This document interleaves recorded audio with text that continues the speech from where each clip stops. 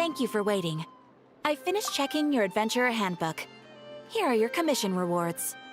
We have no other urgent commissions on the books at present. Thank you for all your hard work lately. Perhaps you two could consider taking a vacation. Amazing! Paimon never thought we'd end up having downtime in Nocturne. Things were pretty hectic when we first got here.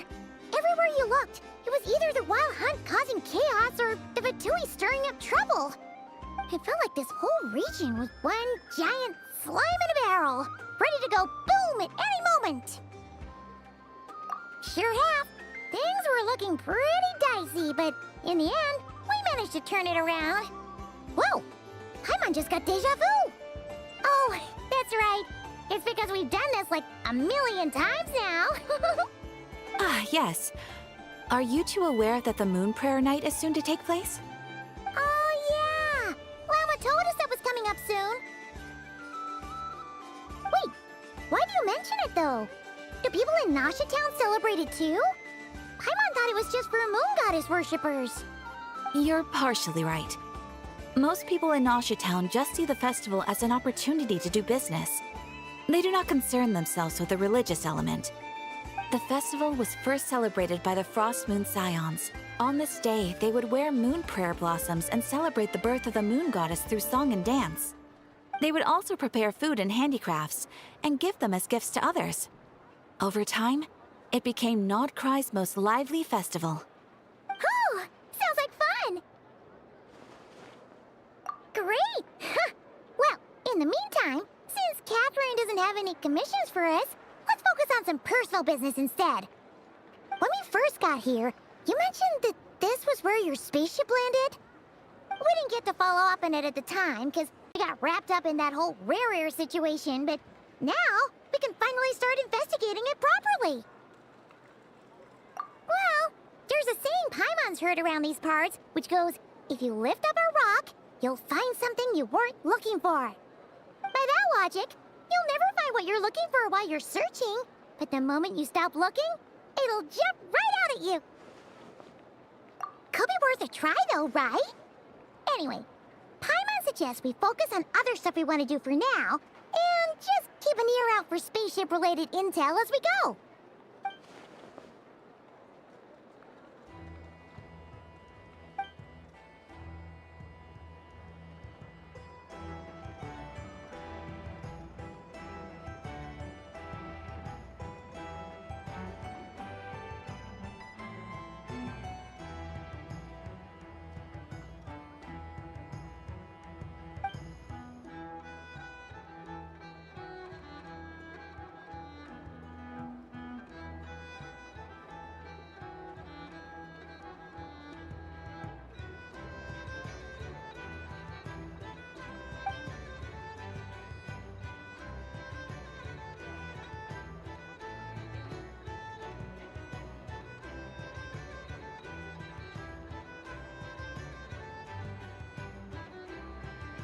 What's wrong?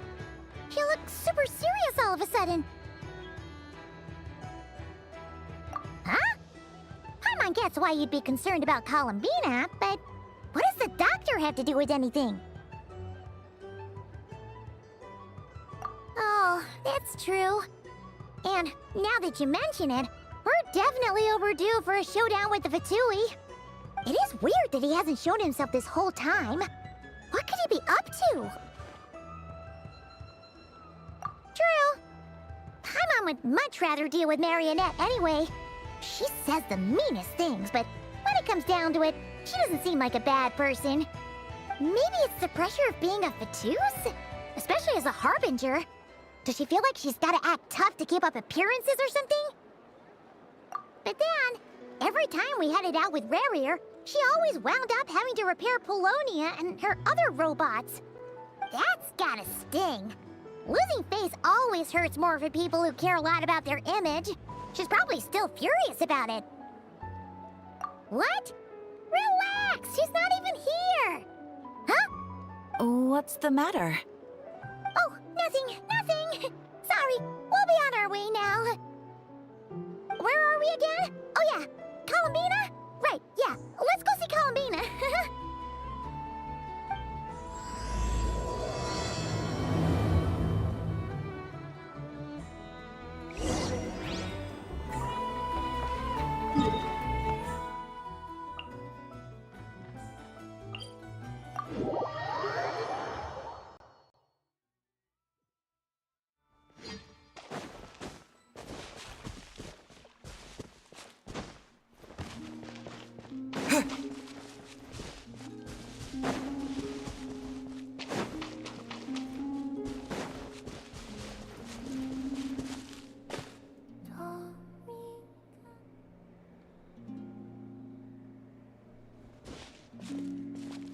She's sitting up! Is me sitting here a rare sight? No, we just thought you'd be resting. Perhaps I would have been, were it not for the sudden arrival of some unexpected guests. Not that I consider it a disturbance. After all, you are the only ones who are free to enter. Would it not be a little unfriendly of me to lie down while we speak? I didn't realize you put so much thought into little things like that.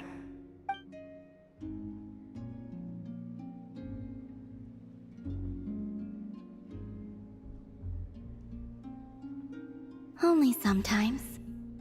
There have been moments lately where I think about you and your companions.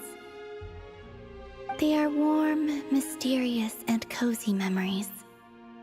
Very few of my past memories are anything like that. They say that travelers return home bearing bags full of souvenirs. But my luggage was empty, and I believed it would stay that way. Return home? So, you're still planning on returning to the moon? Yes. This planet continues to reject me, reminding me that I do not belong here. If I remain in Teyvat, there will come a day that I disintegrate. And I don't mean reduced to dust, or turned into food for the flowers. I mean, I will cease to exist entirely. Alright then. Well, we're sure gonna miss you. But it sounds like we'll have to say goodbye. How do you intend to return? The moon prayer night is soon to arrive. On that day, the moon will be closest to Teyvat. The Kuvaki in this land will reach its peak at that time. I merely need to grasp the tide, and with relatively little effort. Oh, Paimon gets it! It'll work like a slingshot! You make it sound like she's gonna get blasted up to the moon. If I did that, I suspect I would crash into the false sky. I will be using a much gentler approach. But I do like the analogy. It's fun. You see? She gets Paimon's sense of humor. In the blink of an eye, the time has come to part ways. It does feel that way, doesn't it? Time seems to fly fastest when you are enjoying it. I have always thought of myself as a wanderer on this earth, and it has never expressed any desire to keep me here. Yet, just as I plan to depart, it tugs at my arm. Is this a gesture of affection? Or is the world mocking me? Oh. Were you hoping I can answer that? Yes. You are a traveler, so you must have a lot of experience in this area. Then, what I would say is, enjoy the moment. That's right! Don't overthink it! Happiness is happiness and joy is joy! The point is to enjoy it, not analyze it! I see. Then what I would say is, even though I am very tired right now, I am still happy. I can't tell from the tone of your voice. Oh, really? You don't think I sound happy? I'm just kidding.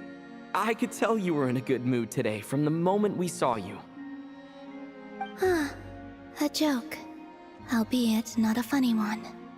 Anyway, I assume you're here about you-know-what. Give me your hand. Actually, it's not that. There's something else we wanted to discuss with you. Oh. Then, do you still want to give me your hand? Or not? Sure.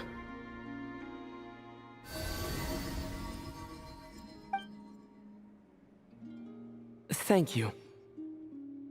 So, I've heard that in the moon prayer nights of the past, people here would hold celebrations in the moon goddess's honor. Since you helped so much in our fight against the Rehir of Solnari, I think you deserve a farewell party before you return home. I haven't asked everyone else for their opinions on this yet, but I'd like to invite you to join the upcoming moon prayer night. I've never joined a moon prayer night before. I'm not sure what I would even do. Oh, don't worry about that. We take care of everything. All you need to do is show up. Of course, there's no need to force it if you're not feeling strong enough. It's just, this kind of felt like a golden opportunity. But they call me Kutar, and the Fatui have an arrest warrant out for me. I shouldn't appear in public right now.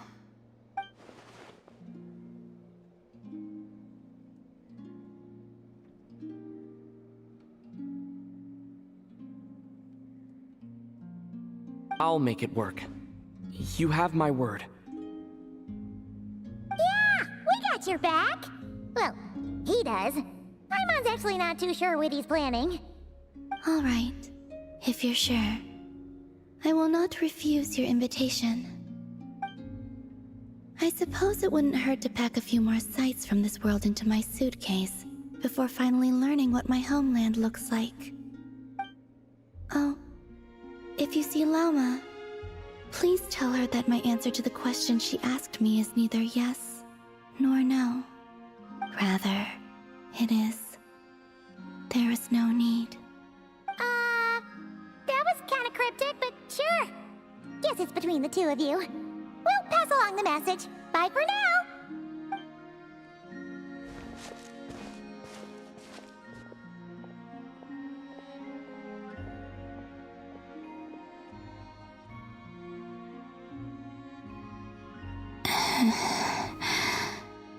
And also, I do not know.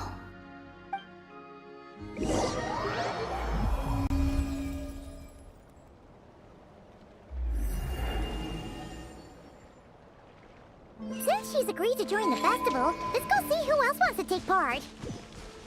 Lauma's gotta be the person most familiar with the Moon Prayer Night. We should start with her. Also, what exactly is your plan to keep her safe? Not sure yet. I'll figure something out. What? Are you serious? And Paimon even gave you her vote of confidence back there. When did you become so sneaky?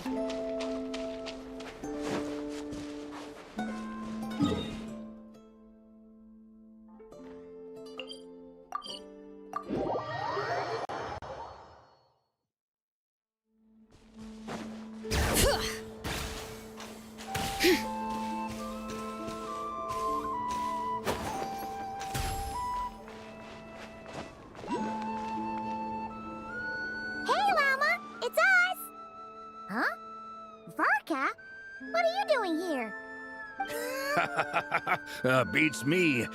I had a bit too much to drink last night, and when I woke up, I was on Hisi Island. Mr. Varka is helping to oversee Nasha Town's preparations for Moon Prayer Night. He is here to go over some details regarding the decorations and custom cloth designs.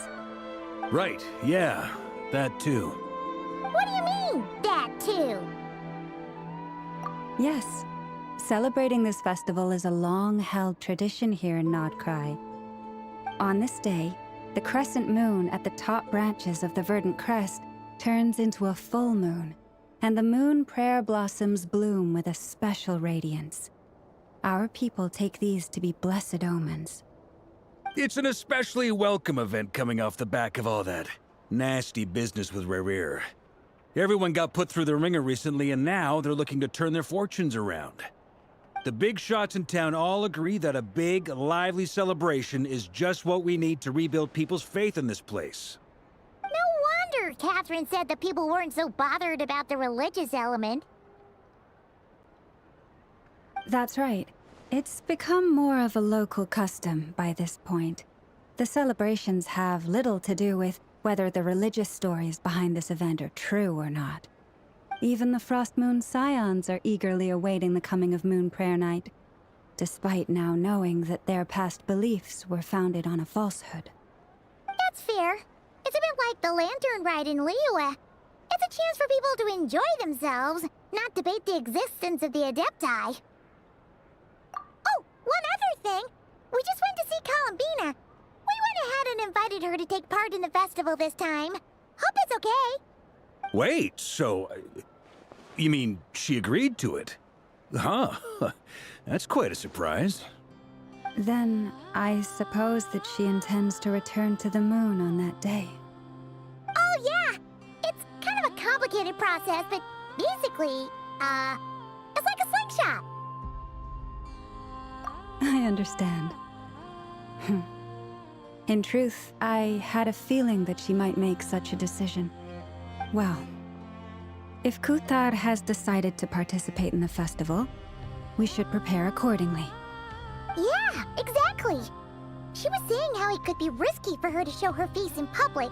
We were wondering if there was any way we could hide her. Unfortunately, the people who carved the statues did an excellent job of capturing her likeness. It will be very challenging to hide a goddess whose face everyone is so familiar with.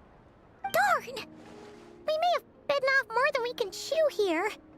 Nah, don't sweat the small stuff. We can handle that. Huh? Are you saying you have a plan? Not as such, no, but the most important thing with a festival is to keep the mood light and your spirits up. You can't go preparing for a festival with those long faces. You'll never convince anyone to enjoy themselves. The Mondstatter spirit is strong with this one. As it happens, I agree with Mr. Varka. Let's start by making our appreciation for Kuthar the beating heart of the festive atmosphere. And who knows? Once we get the ball rolling, perhaps everything will just fall into place. Hey! Did you catch that? Lauma said the thing! Or close enough, at least. I'm looking forward to the Moon Prayer Night already. We have a festival in Mondstadt called Windbloom, and you can always tell which couples are celebrating it for their first time by the smiles on their faces. Big, beaming smiles like their whole face is glowing. And I have a feeling we'll get to see that same smile on the Moon Goddess's face at this festival. Not quite the same, surely.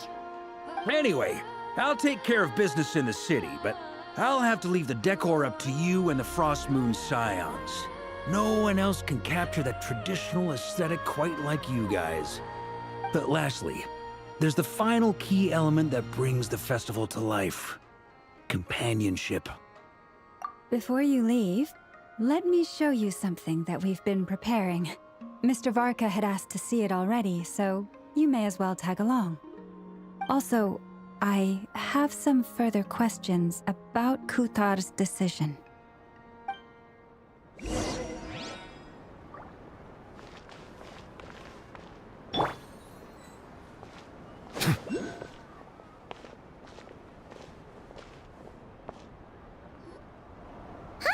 What's this? They sure look like they're having fun. I believe so. Kuhenki seem very skilled at playing drums like these, although I'm not sure where they learned it from. Maybe it's an innate talent? In their eyes, they're probably just playing with toys. Wanatar!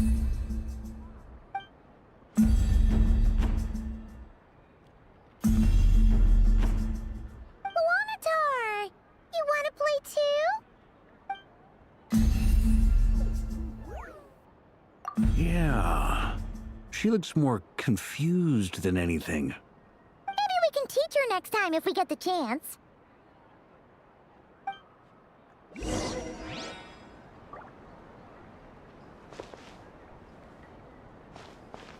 What are these floaty things? Moon veils. We hang them from buildings in the city during the festival. When you look at the sky through them, it creates a lovely misty effect.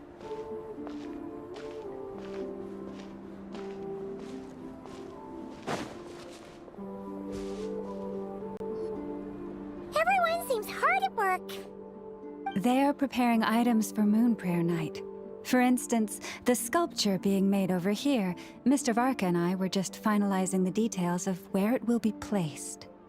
Ah, there she is. I didn't know the finished article would be so large. Not to worry, though. All the necessary arrangements have been made. Just let me know once it's ready, and I'll get some people to ship it over. You have my thanks. And over here, we are preparing a very traditional confection. Oh, look at all these colors! It looks great! Can Paimon try one? Of course. I have a feeling you'll like it a lot. You bet! Sweets and treats are Paimon's favorite! If you included those in the Feast of the Moon, I bet Paimon would have joined the Frost Moon Scions by now. There will also be verdant crests like this present in Nasha Town during the festival. The timing of Moon Prayer Night is not completely set in advance.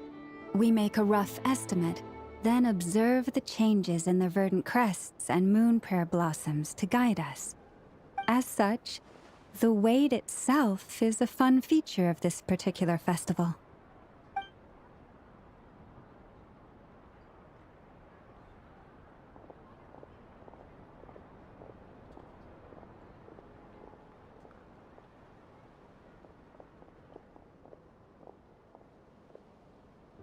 Let's talk here. To tell the truth, I am very surprised to hear that Kutar is willing to participate in the festival. I once asked her if she'd be willing to stay with the Frost Moon Scions. I could introduce her to everyone, and we could be a family to one another. She did not answer, but she has not appeared here since. I took this to mean her answer was no, but if that were the case, she would not have accepted this invitation.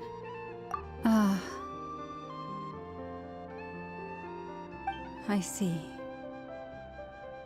Maybe she is right. Maybe the Frost Moon Scions of today no longer need a moon goddess. But my wish was not for her to come here and be worshipped as a deity. I simply wanted to offer her a place to stay. I'm sure she believes that showing herself here might invite Fatui intervention, and as such, she does not wish to cause us trouble. But what really pains me about all this is that this is her birthplace.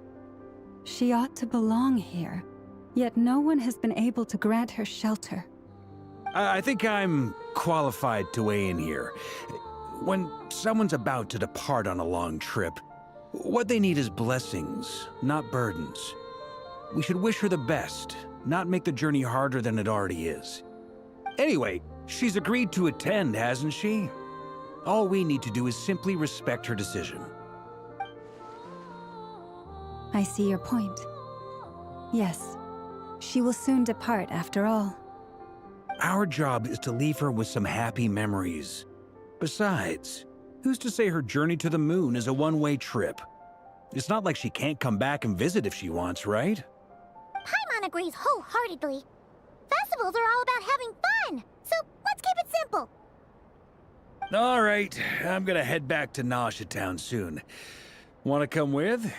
I'm guessing you have some other folks to visit there. Sure thing, let's go! Bye for now, Lauma! Thank you all. Goodbye.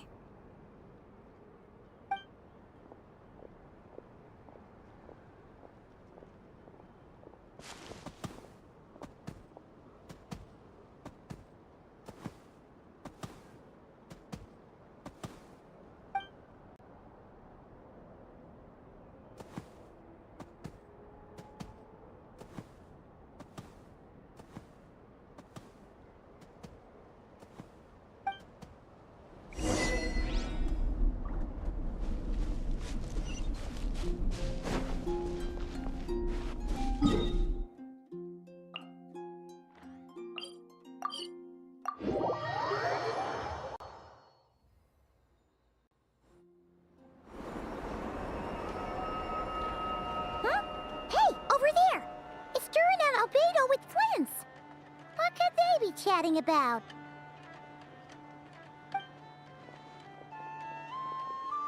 Your guess is as good as mine. Ah, Grand Master, and the Traveler and Paimon. Hello there. It's been a while. Perfect. We have some new volunteers for our investigation. Wait, let me guess. The righteous Lightkeepers are finally ready to hunt down the Abyssal Dragon? Yes, that too. Yeah, right. Oh, wait. Why does everyone keep saying that too? Well, to be precise, the facts match, but not the causality. Wait, so I guessed right? Half right. Don't act so impressed with yourself. Maybe I can explain. We ran into Mr. Flint's north of Nosha Town.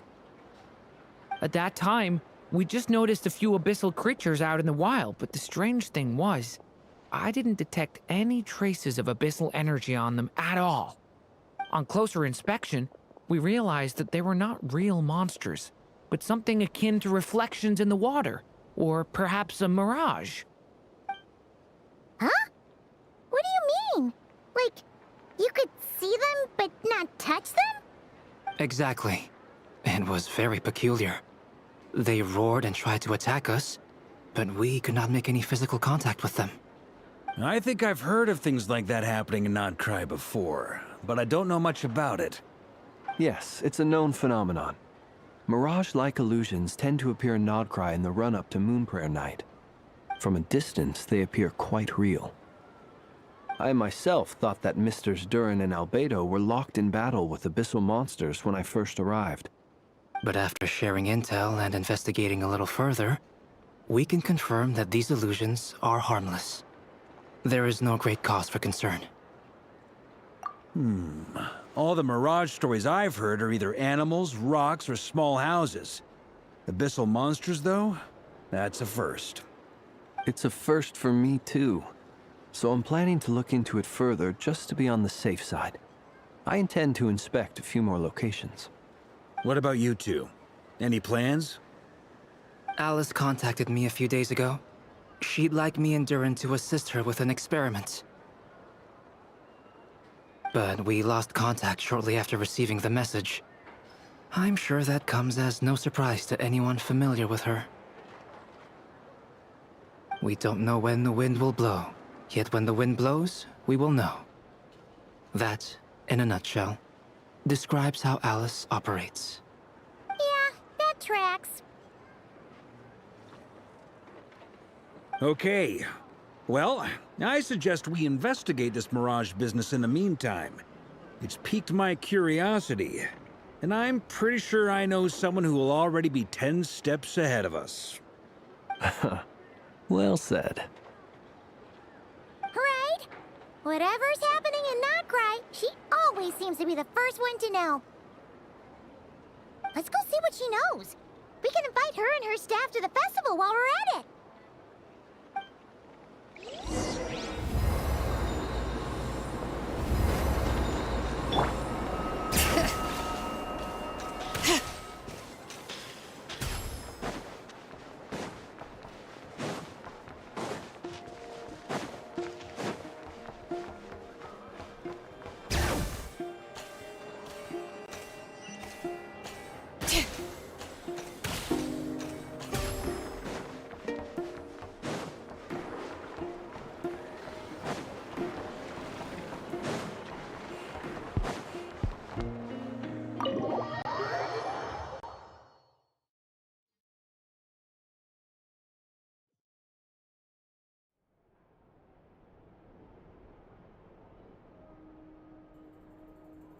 You're right, I have noticed.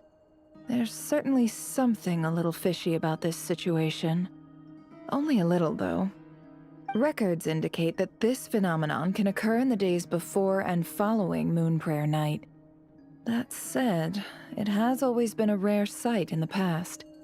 The odds of encountering these phantoms are similar to looking up in the night sky, happening to see a shooting star, and managing to make a wish before it disappears. But this time, either everyone's getting lucky, or they're appearing far more frequently than usual. Yehoda's out gathering intel as we speak. In the meantime, let me check off some points of interest. First, the Abyss. The ones we saw seem to be abyssal monsters. Indeed. But we have identified one location where many more of them have made an appearance. And not just monsters, but human phantoms, too. Given the scale and nature of the phantoms, it's almost as if someone's last memories are coming to life. Or perhaps the memories of multiple people. Oh. So you mean the phantom monsters are hunting down the phantom humans? Exactly. The phantoms can interact with each other, but we have no means of intervening. In addition, some of the human phantoms would seem to be from the very distant past. This is clear both from the clothing they wear and the stories they tell. They claim to be from Hyperborea, a name which I've heard from Lauma before. If this is true, it means they must be from 6,000 years ago. Did Paimon hear that right? 6,000 years? It sounds like this merits further exploration. That'd be a big help. I'll leave it with you, Albedo. My knowledge of ancient history is non-existent. I used to doze off every time the pre-Knights of Favonius era came up in class. It's quite a miracle that you were able to understand these phantoms' speech, given how long ago they lived. I suppose you're right. But I'll leave the archaeologists to ruminate over that conundrum. As an intelligence broker, my sole interest is in the value of the information I gather. Which, in this case, hopefully means earning myself some good favor with our dear Lady Moonchanter. So calculating. Whew, this intel broker logic always catches Paimon by surprise. Sounds to me like we could split the work up. I think the abyssal phenomenon is best left to Albedo, Flint's, and me. Agreed. It coincides with my duty as a lightkeeper. For my part, I'd like to understand the abyss better. Even a little knowledge would go a long way. This is certainly a rare opportunity to study the abyss. But even rarer, perhaps, is the chance to make contact with the ancients. The Curatorium will take the lead on investigating the Hyperboreans. We put in the work to learn what we know so far. It seems only fair that we get some quantity of exclusive intel. That just leaves our trusty team of 2 unassigned. Since you became an honorary knight, of course. This was part of my grand plan all along. Ha ha ha! Oh yeah, by the way, we managed to convince Columbina to come to the Moon Prayer Night celebrations. Would you and Yehoda like to join too? She agreed to that? Huh. Quite an achievement. Never underestimate the traveler, I guess. I'd be happy to join. No point shutting myself inside when the streets are all decked out. I doubt any clients will be visiting during the festival in any case. And Yehoda loves a party, so I'm sure she'll jump at the opportunity. No, no, no, no, no, no, no, no, no, no! Way to contradict me in front of... Wait, no, that's not what I have bad news, boss. So many people. All right, everyone inside, quick!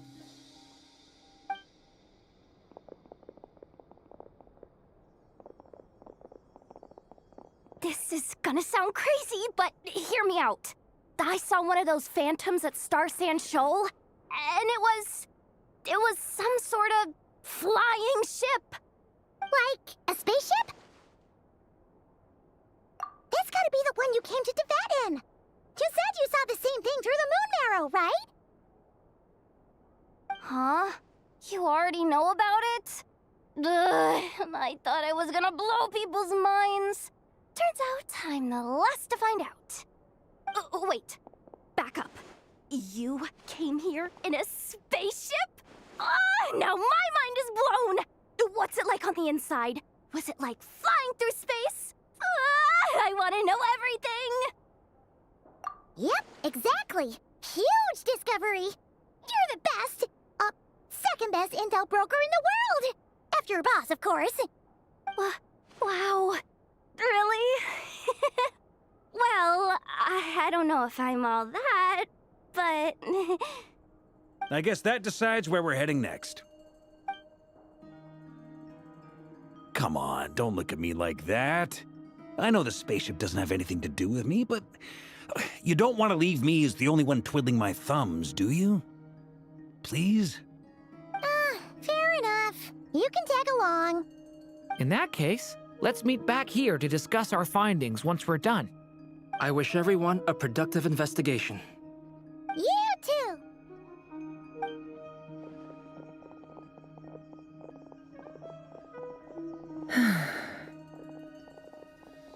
What's up, boss?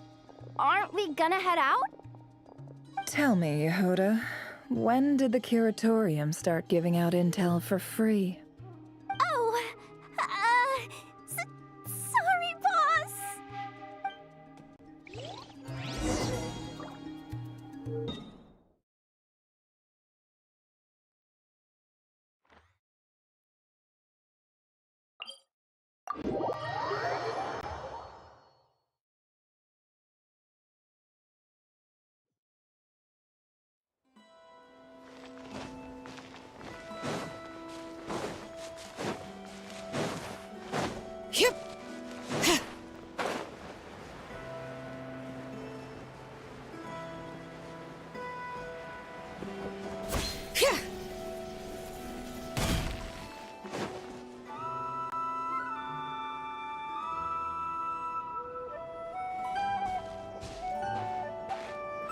Well, what do you know? Yehuda was right on the money. This Phantom really is your spaceship. But that's so weird. Why would it show up here? Is it some kind of projection? Or a ghost? Like, maybe it no longer exists, but somehow it left an afterimage? Ah, you're already here. Miss Lauma, what a surprise. I thought you were busy with festival preparations. I was, until one of our people informed me that a strange sight had appeared at Starsand Shoal. No one's ever seen something quite like this before. I thought I should see it for myself. Same here. Oh, so we heard that these things appear around the festival period. Any idea why that is? Unfortunately not. We have very limited information about them, since they can't be interacted with. And no human phantoms have ever made an appearance before now.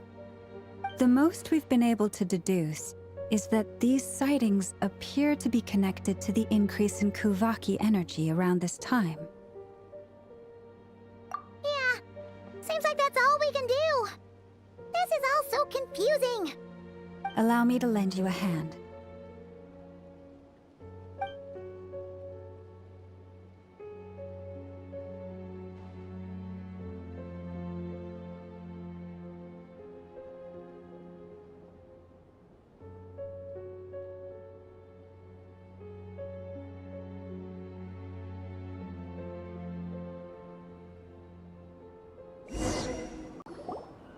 Everyone, our friend here should be able to provide us with some information.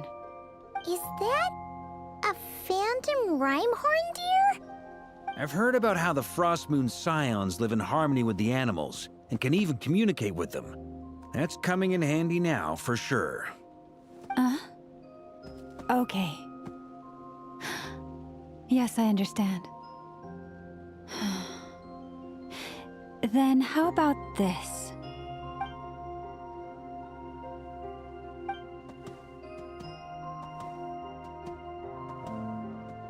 Oh, it's leaving. It appears to share our curiosity about this giant spaceship, so I asked it if it wouldn't mind investigating along with some friends. In return, I told it about some nearby spots where the wild fruit grows abundantly. We may live in a different era from these phantoms, but I trust that the terrain, climate, and ecology here are more resistant to the effects of time than some things are. Let's give them a moment and hope for the best.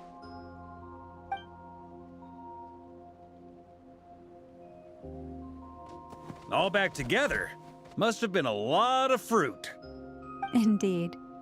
Now let me ask them some questions.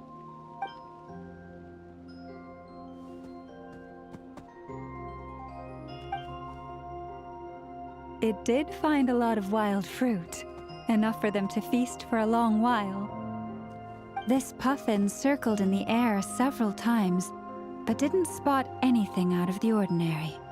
Certainly nothing to do with the spaceship. Huh. Well, it definitely makes sense to get a bird's eye view. Indeed. Other than that, I was also thinking that the world these phantoms see is also different from ours. Oh, I get what you mean. The wild fruit exists in both times and spaces, but there might also be things that only exist in that space-time, which we can't see. Good point. Great thinking, Lauma. Blunthorn rhinos can use kuvaki to shift great rocks, but this one says it couldn't get that ship to budge by even an inch. The sniffer mole tried too, but despite being a skilled digger, it could not get through. They say that the spaceship looks robust and undamaged. It seems completely impervious to any and all attacks. Whatever lies within is well defended from harm. So, just like us humans, there was nothing they could do about this spaceship either. Yes, still, they deserve our thanks. We are grateful for all your efforts, dear friends. Now go, and enjoy your feast. I've noticed some other human phantoms gathered nearby. Come on, let's go talk to them.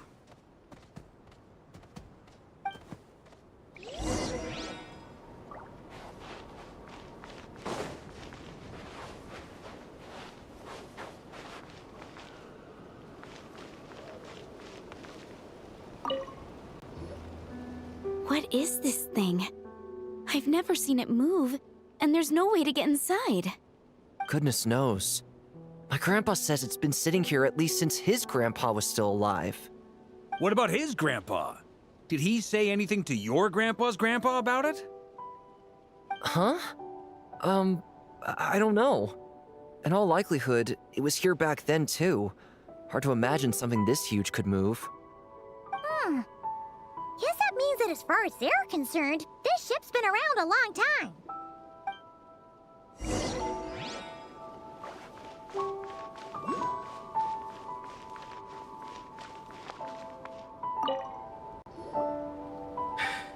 Come on, brothers.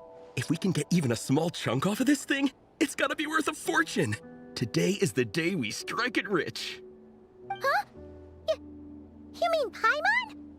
Yes, brother, I shall join you. Let's make our fortune. We should go with them. What the? This thing is crazy tough. I can't even scratch it. What's it made of? Sorry, brother. Looks like we'll have to seek our fortunes elsewhere.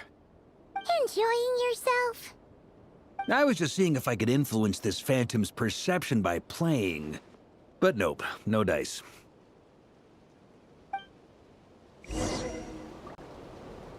I'm sure we're all starting to build up an idea of what's going on here now that we've spoken to some of the people. These phantoms are reenacting real historical events in Nodcry. It's almost like we're in some kind of interactive stage play. We can talk to the actors, but the plot is fixed, and we can't influence it. It makes sense. History is set in stone. The objective facts of the past cannot be changed. Paimon totally thought you were just goofing around earlier. But actually, you were doing some serious investigating. Of course I was. Anyway, at this point, I think we're forced to conclude that although the Phantom spaceship is right there in front of us, we aren't going to learn much about it from these people.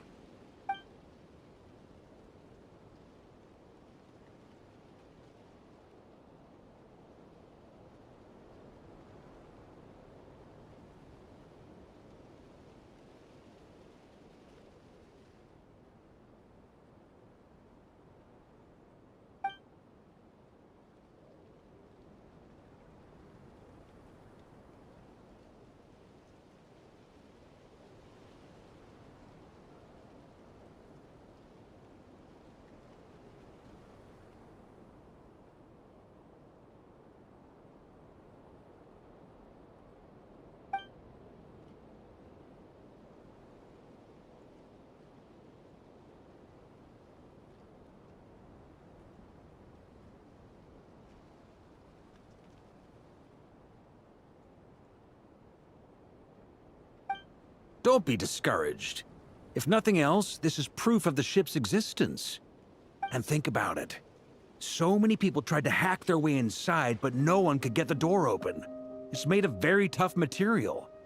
To me, that says that we'll either find the ship itself or the story behind it. It's just a matter of time. Huh. Every now and then, when Varka gets serious, he actually does seem like Grandmaster material for once. I wonder how the others are doing. Let's head back for now. Sounds good. Also, drinks are on me if Team Knights of Favonius is the first to finish. Wait, we have a team name now? Am I in Team Knights of Favonius as well? You're very welcome to join. We've even got a cathedral ready for you. Isn't that technically blasphemy? You wouldn't dare make a joke like that if Barbados was in earshot. Nah, I'm sure Barbados doesn't mind a little harmless blasphemy once in a while.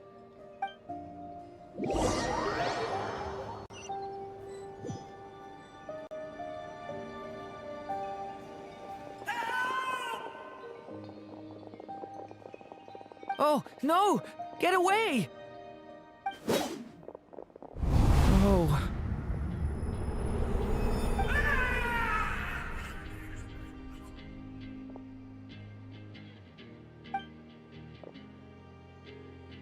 I know it's hard to stomach, Mr. Duran. But as I'm sure you've noticed, there is nothing we can do to intervene in that which unfolds before us. But we have to at least try. And try you have. But are you aware of how many unsuccessful attempts you've made now? I wasn't keeping count. I'm afraid this is the 39th failure so far. Or the 5th if we're only counting this particular victim. There are no indications that these phantoms may be altered in any way. You seem to have calmed down a little. I'll make us a fire. You should rest and have some water. Feeling any better now, Mr. Duran? May I ask a few questions? Be my guest. What exactly are we witnessing here? What happened to those people? My guess would be that we are seeing Nodcry during the Conrian Cataclysm. Would that be accurate? Conria. That is correct. As you know, once the Abyss senses even the tiniest crack, it floods in and spreads like wildfire. There was a time in the distant past when it permeated all of Nodcry, causing immeasurable harm. The people paid a terrible price to heal this land. Then, 500 years ago, the whole of Teyvat suffered an abyssal disaster. Once more, Nodcry was dealt a devastating blow. I see. In the face of the abyssal onslaught, all were like grains of sand tossed around by a tidal wave. Be they human, fae, or god. The moment you witnessed is but one drop in a whole ocean of catastrophe. All right. I guess that answers my second question, too. I wanted to know why there's nothing I could do to help them, and that's because what we are seeing is history. That would be my guess as well. As I understand it, history and fate are not all that dissimilar. The latter may be unseen to us, but both are immutable. Yes.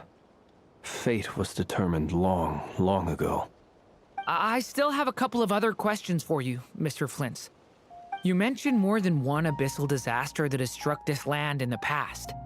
How can you be sure that what we're seeing is from the Conrian incident? And also, how are you able to stay so calm when you're talking about these events? From everything I know about you, you're not cold or ruthless, and you're not indifferent to the suffering of others.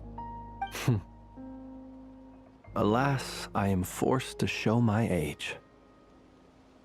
I must be 600 or 700 years old by human measure. Wait, so you... One is not easily moved by history when one has witnessed the truth firsthand. I'm sorry. You needn't apologize. Your passion is a good thing to have. Treasure it, because someday you may find it in terribly short supply. Now, at the risk of offending you, I have a question in return. Your curiosity toward the Abyss, is it born from hatred or because you sense its call? I only ask because I kept a fragment of Rarir's body in my lantern for a short time. Specifically, his heart. So I know what a burden it can be to carry the Abyss with you. And I hear its power growling from somewhere within you. In my eyes, your mere existence is a miracle. My honest answer is... I don't know. I don't think I have the confidence to say for certain. What I will say is the Abyss is not the only issue that haunts me. Even before I became who I am today, the question dogged me constantly. Should I even exist at all? My doubts remain unresolved. But when we fought Rarir, something became a little clearer to me. Sometimes it is the darkness within us that allows us to achieve the impossible. I certainly got the sense from your 39 attempts that you were trying to achieve the impossible. It sounds like you've resolved to see the truth for yourself.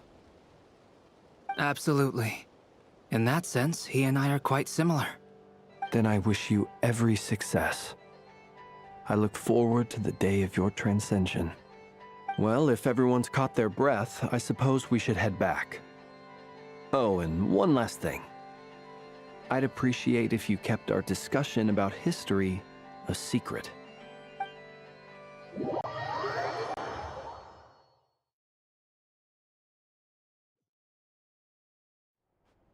Incredibly, our separate investigations led us all to the same conclusion.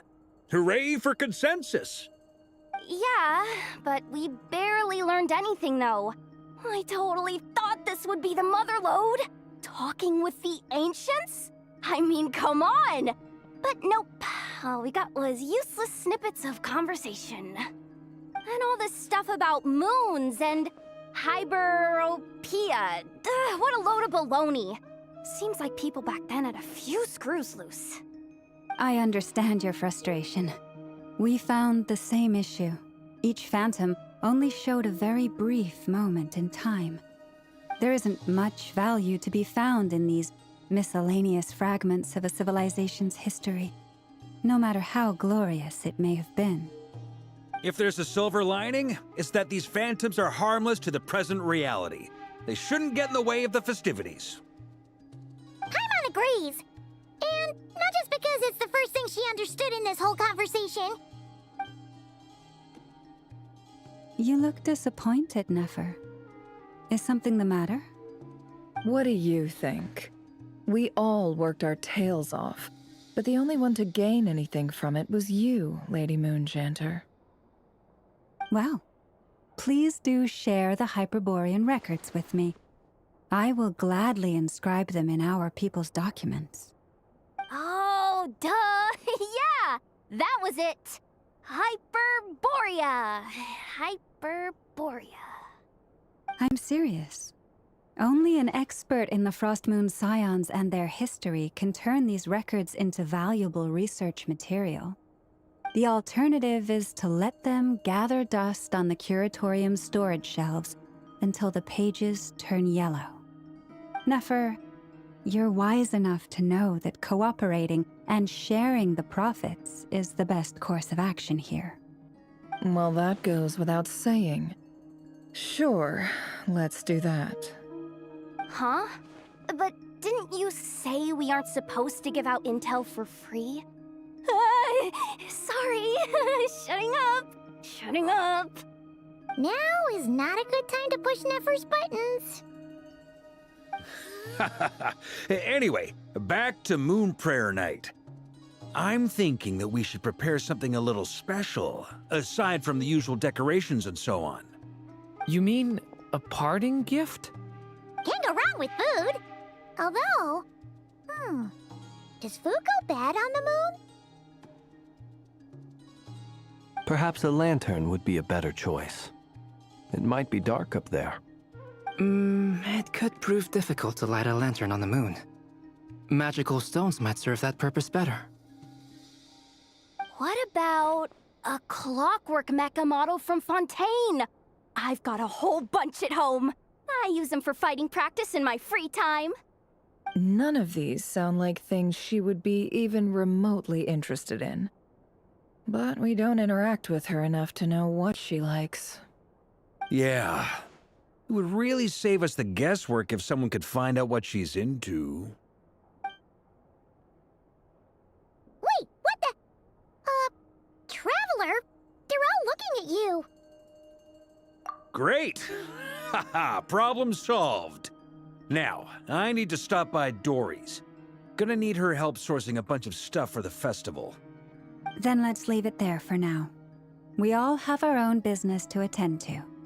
Traveler, if you find out what Kutar likes, let us know right away.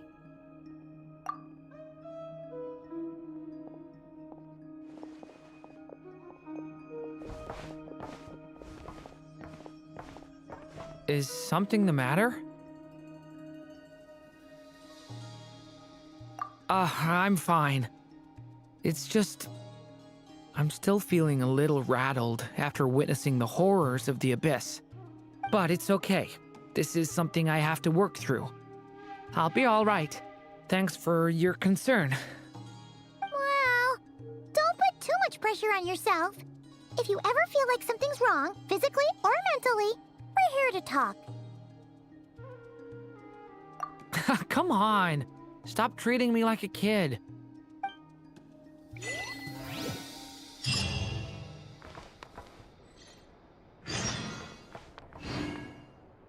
Which is why we need a lantern guaranteed to work on the moon. Yes, I have a few ideas, but the lantern itself is the easy part. The real issue is how little we know about the lunar environment. Wait, you two are serious about this? Let's just say I'm intrigued by these shining magical stones that Mr. Albedo has mentioned.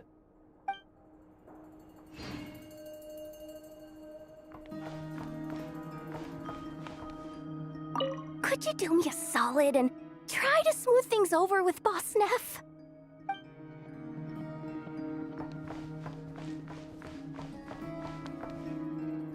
Miss Lauma, would you accompany me into town? I think it'd be best if you saw the Frost Moon Scion's decorations for yourself. Very well. Let's go.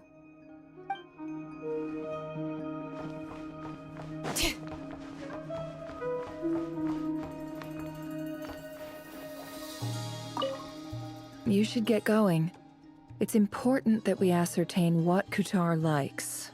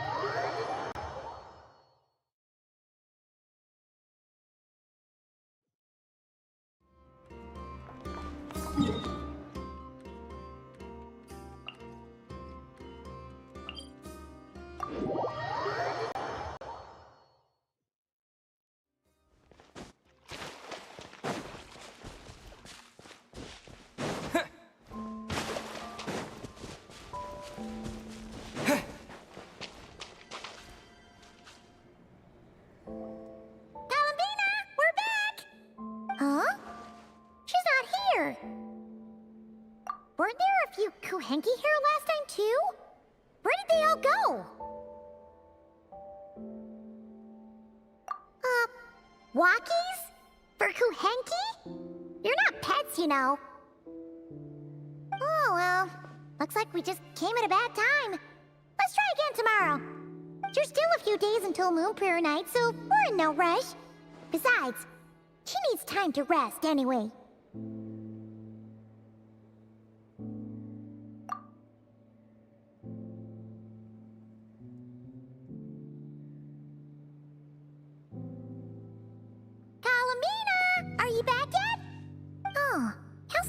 strange. Looks like she still isn't here. Right? It's not like her to spend so much time outside. Especially since she's worried about attracting unwanted attention. What about Luonatar?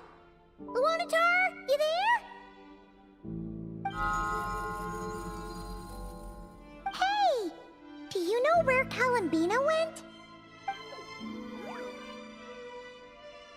Sorry, didn't understand.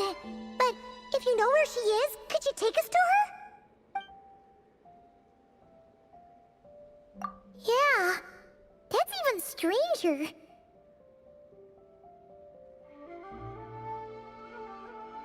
What about him?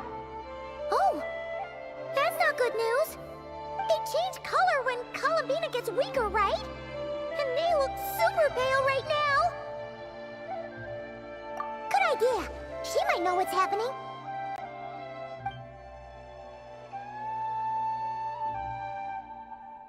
Lauma! Ah, it's you. How is Kutar? Is she okay? No, she hasn't. I came here to check on her after I noticed the flowers had changed color. Based on past precedent, she must be very weak right now. Even getting up to walk would be a struggle. It seems unlikely that she wandered off outside. Not to mention that she doesn't do that at the best of times either. So yeah, this is super weird. No. Very few people are in the know about Kutar's whereabouts. And if anyone suspicious had visited, they'd have left some sort of evidence. Come on, let's go to Nasha Town. If anyone has seen her, someone there will know about it. It's Notcry's information hub after all. Makes sense. Let's go!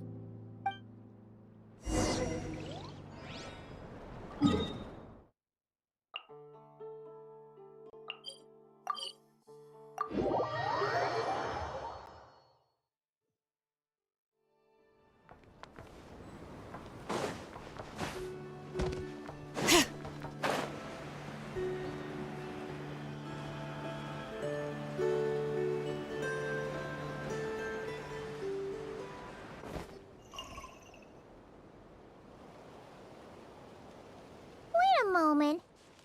Is it just Paimon, or is this stall kind of suspicious? It's never been here before, right? No, I don't recognize it. Alas, your free and easy adventure time is over. Now, prepare to face the final boss of Nocturne. Whoa! Where'd that voice come from? Not sure, but it's definitely hostile. No, no, no, not that way. The final boss is right here. The sniffer mole? That's the final boss? Surely not. Also...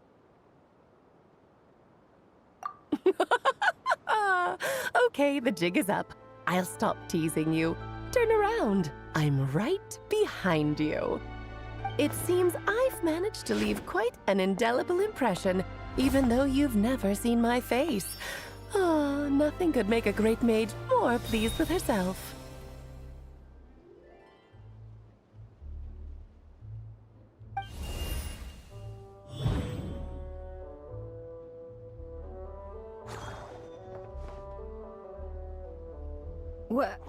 What is going on? I've heard that all the big shots in Teyvat have long, wordy titles that stun people speechless when they make their entrance. Unfortunately, none of them are affiliated with the Hexen Circle, and we ourselves keep a very low profile. The notorious name-dropping doesn't quite work for us. Still, I, for one, think I'm really quite amazing. So that didn't stop me from coming up with a title anyway. Alice! It's really you this time? Not a lantern or a Dodoko, but Alice in the flesh? Oh, that's right. So, what do you think? How does it feel to finally meet me? You look like... Oh, That's the first thing you thought. A little surprising, but that actually makes me very happy. Because that means that when Klee grows up, she'll be just as stunningly beautiful as her mother. So she's a friend of yours? Kind of. This is actually the first time we've seen her in person. I see. Madam Mage, that was, quite a powerful entrance. I certainly won't be forgetting it anytime soon. It's okay, Lauma, don't force it. Paimon will do the honors. This is Alice from the Hexen Circle. She's a friend of ours, and of Arcus, too. That's right. She's a good person, just kinda unpredictable. Well, what is the human heart if not unpredictable? If we could not do as we please, how would we differ from machines? I am Lauma, Moon Chanter of the Frost Moon Scions. It is a pleasure to meet you. Oh, I know. Before you got here, I spent a good, 15 minutes getting up to speed on Nodcry's present situation. In other words, I've read the whole in the last episode part, so we can skip the pleasantries. Fair enough. Well, Miss Alice, I can already tell that you have quite a unique personality. He'll get used to it. Paimon sure is. So anyway, what are you doing in Nodcry, Alice? Oh, I thought I told you already. This time, I'm the final boss. And what a formidable foe I shall be. Powerful, confident, decisive, and good luck finding my weak spot. You will never succeed. Oh, drat! My one weakness, and you found it in an instant. Fate has been dealt a devastating blow. Thus falls the great Dodo King. Why are you playing along with this nonsense? For funsies, of course. What's wrong, Paimon? Are you disappointed in me? Am I a gigantic letdown? No, it's just... You seem like a busy lady. And this is the one time you've shown up in person. Paimon figured it would be for something more high stakes than just goofing around. You're quite right. I'm here in Nodcry because something big happened. Something big enough it caught the attention of the Hexen Circle. It concerns the 3 moons, Tevat's borders, and of course, the moon goddess you are currently searching for. Kind of. Why don't we discuss this over a pot of tea? My main reason for coming on this trip to Tevat was, of course, to have some fun. But I do technically have a job to do as well, namely, maintaining the stability of Tevat's borders. I'll skip over the complicated parts, but to sum it up, abyssal energies are all that lie beyond Tevat's border. We'd find ourselves in a real pickle if they ever made it through. And the phantoms you've been seeing are a sign that the border has been disturbed. No wonder they tend to show up around Moon Prayer Night. Is it because the real moon is now so close to us that its power can cross the border? In part, but only a negligible amount passes through. Just enough to influence the verdant crests and so on. And as you've noticed, there has been an unprecedented number of phantoms appearing this year.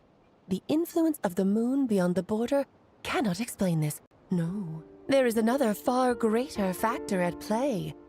The trilunar syzygy. A trilunar syzygy? Eons ago, before the heavenly principles came to Tevat, it was the then 3 moon goddesses who controlled the laws of this world. Oh, that's exactly it! The 3 goddesses split these powers amongst themselves, promising never to consolidate them into one singular body. This was meant to keep the world stable. But, fast-forwarding to the present, the eternal moon's marrow is with you, while the iridescent moon's marrow, which should never have appeared in this world, has been retrieved. Add that to the presence of a moon goddess in the flesh and... the power of all 3 moons is gathered here in Nodcry. There hasn't been an event like this since the War of Funerary Flame. And it's having a noticeable effect on Tevat's borders. Because I wish to give my darling daughter a peaceful, sunny environment to grow up in. Is that a good enough reason? Kinda sounds like you're dodging the question, but it does make sense. Well, that's one reason anyway, and the most important one. The others are a little complicated to explain. For instance, cleaning up after dearest Miss R. Albedo could tell you more about that if you're curious, but right now, I have a more important question to ask you. Why are you collecting the moon marrows? I see. Nicole told me about that legend once. Nicole? You mean Mage Anne? Oh, so you remember. Yes, of course. That was a story about fate, her area of expertise. But back to the story of our dear moon goddess. I'm afraid her intended method of returning to the moon is unlikely to work anymore. What does that mean? She may be missing, but she hasn't gone anywhere. She has disappeared.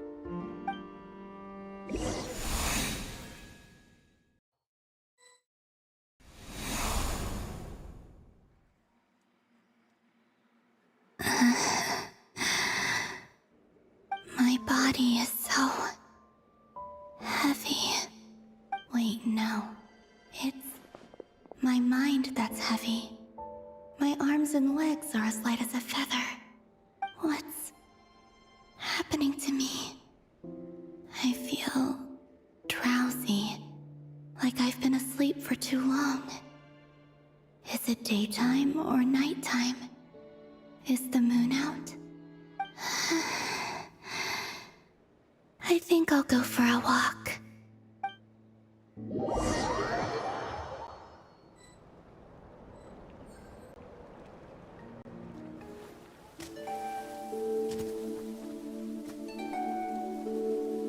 Are you out for a walk too?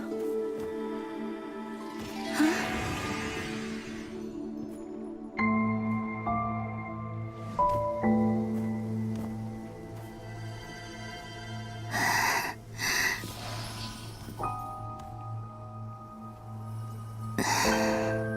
The day has come at last.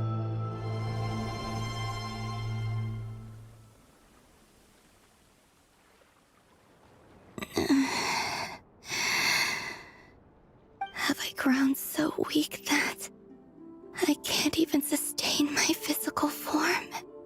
But Moon Prayer Night is nearly here. I was so close to returning home. Death is near. Is this how it ends for me? Will I return to the moon after I disappear? Or... I don't want it to end like this. So far, at least, I still exist. Even if not physically, I can still feel. But as my power wanes, I'm sure that too will fade. I suppose I might take one final look at this world. The world where I was born.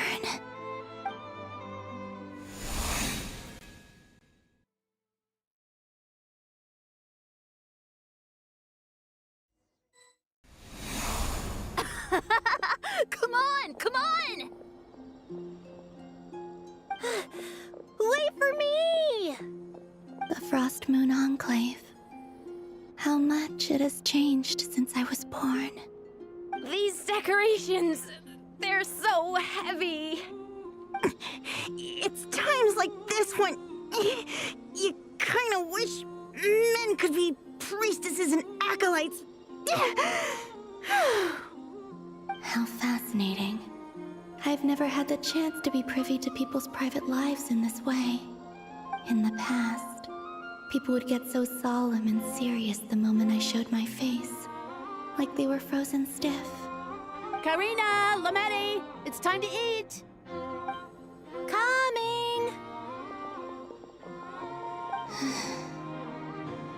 I want to watch them a little longer.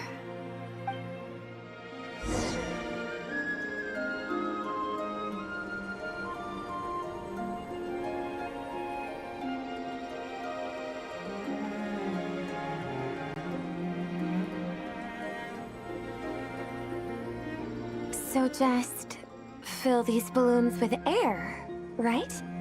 Yep. Try a couple now to test things out. The rest can wait till Moon Prayer Night. Think fast. Rita! Teasing an acolyte of the Frost Moon Scions? Surely that's a punishable offense. Take this!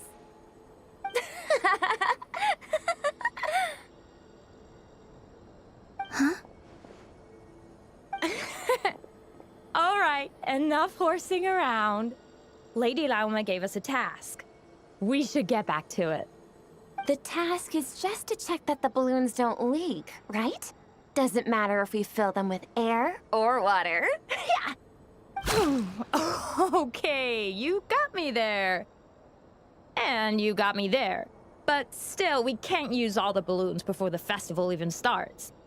We won't use all of them. And as long as Lady Lauma's trusted acolyte doesn't snitch, this can stay as a little secret between friends. A couple more can't do any harm, right? Oh, you menace. Then, think fast! Is pumping a balloon full of water really so much fun?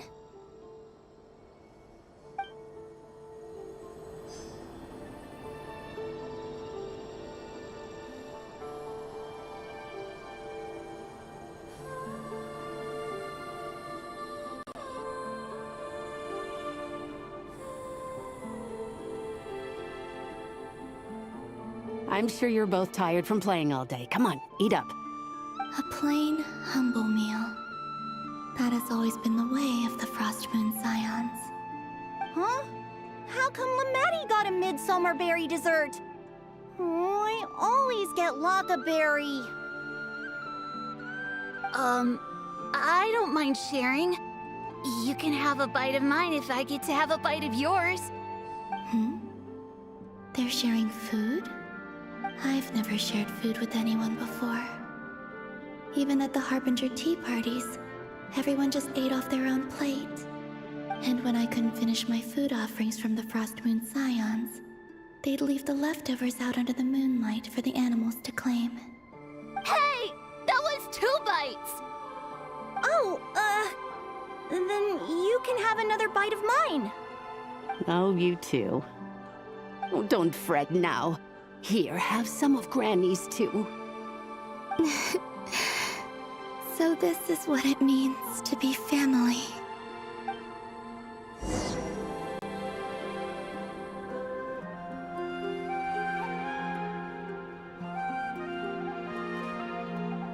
I'm seeing so much that I'd never usually get to see. They'd never act like this when I was around. It's nice, being able to just watch people in peace in these final moments. What a rare opportunity. I think I'll go take a look around Nasha Town, too. Maybe the Traveler will be there.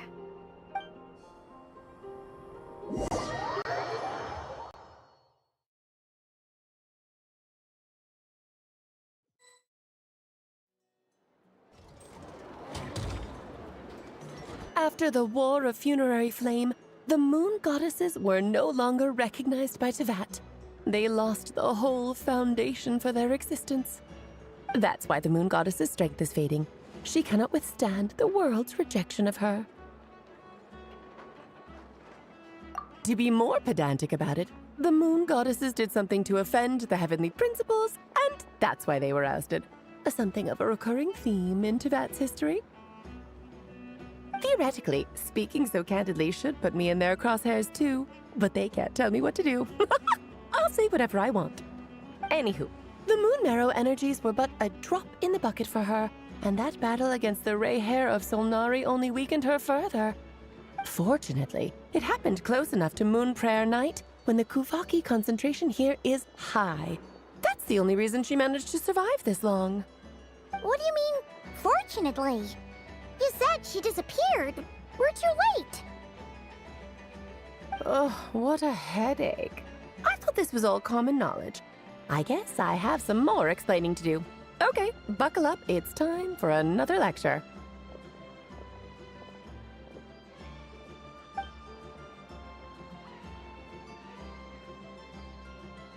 Now, I said earlier that the moon goddesses lost the foundation for their existence.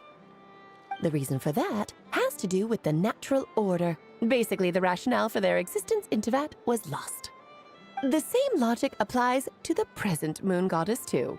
Consider her existence so far.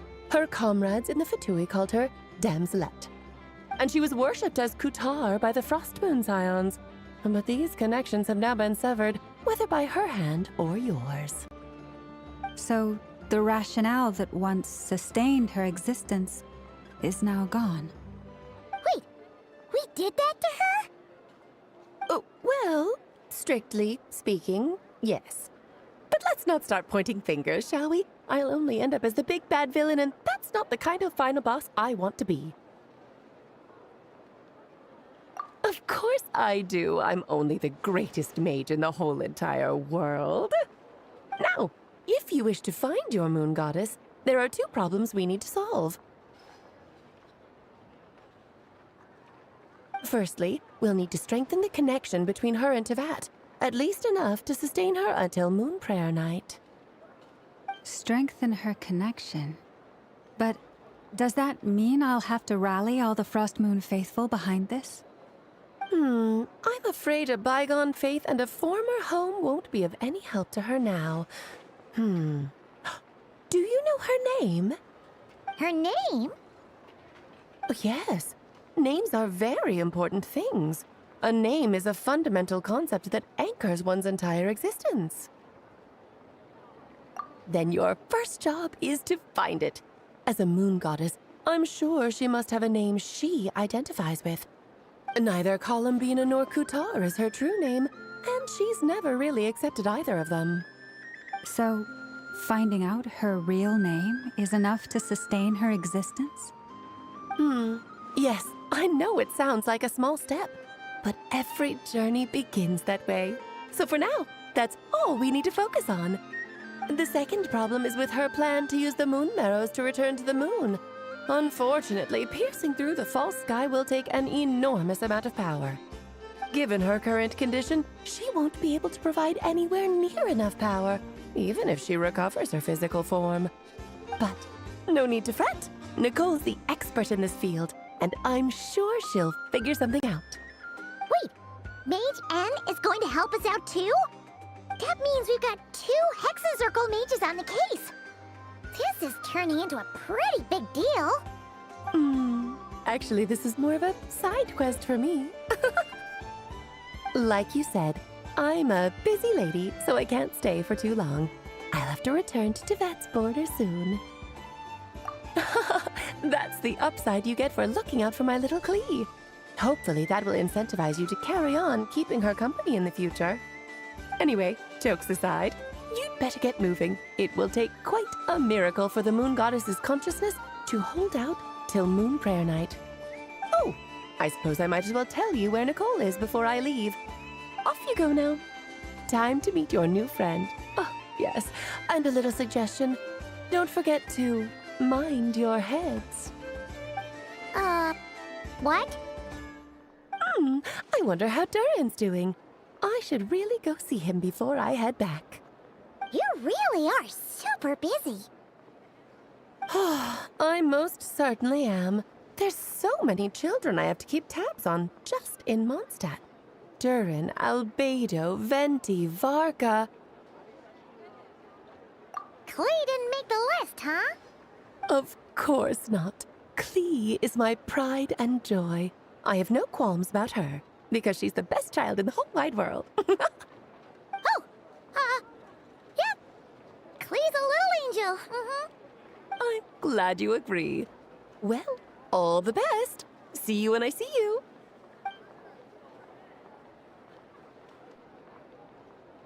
She left in a hurry. Yeah, she didn't pack up her stall. Should we handle it for her? I must say, I'm now very curious about her daughter. Klee, wasn't it? What's she like? That's a long story. Come on, we'll fill you in as we go.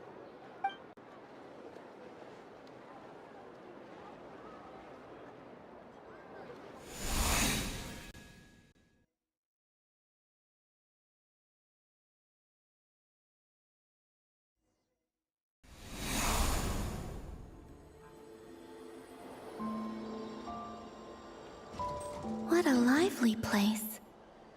I've never experienced Nasha Town like this before. Hey, you old geezer! Your hammer's rusted through! Who are you calling old geezer? Are they quarreling? I'm looking right at him! You've really gone downhill since giving your daughter free rein in the workshop. Can you even swing a hammer anymore? It shouldn't take you days just to fix a single chair! You might as well use that hammer to massage my back for all the good it's doing. Don't run your mouth, or you'll get a back massage that'll put you in bed for the rest of your life. Look, the materials haven't arrived yet, all right? You know how busy it gets in the days before Moon Prayer Night.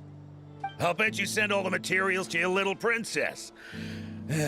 Blood's always thicker than water, huh?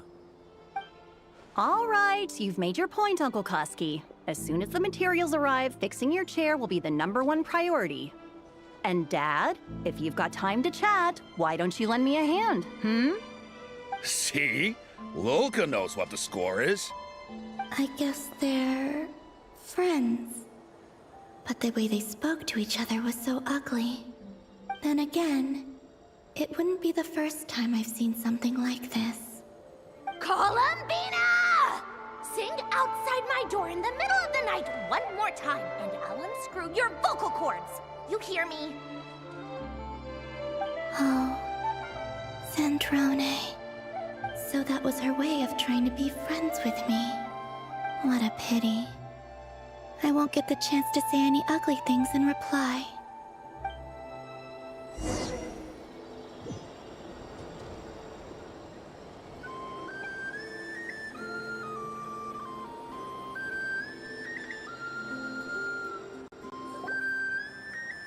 Hey, have you decided what to give her for Moon Prayer Night? I sure have. She's gonna get the surprise of her life when she's least expecting it. Then I'll whip out the ring and pop the question. The surprise of her life. What a fun turn of phrase. Cool, I get the picture. You can spare me the gushy details. Ooh, looks like we have a customer. Hello there, ma'am. Would you like some Moon Prayer Night candy? Huh? Is he talking to me? Can he see me? Here you go.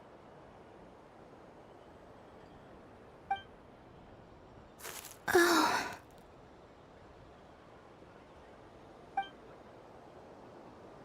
Come back anytime. Right. Now, where were we? I don't know why, but I still held out hope.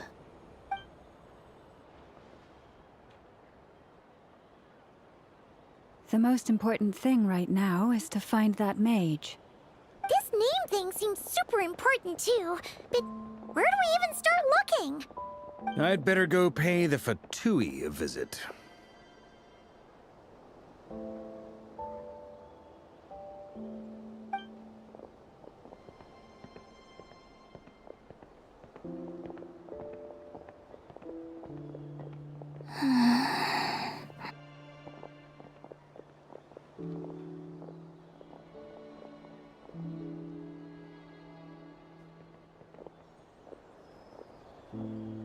Columbina?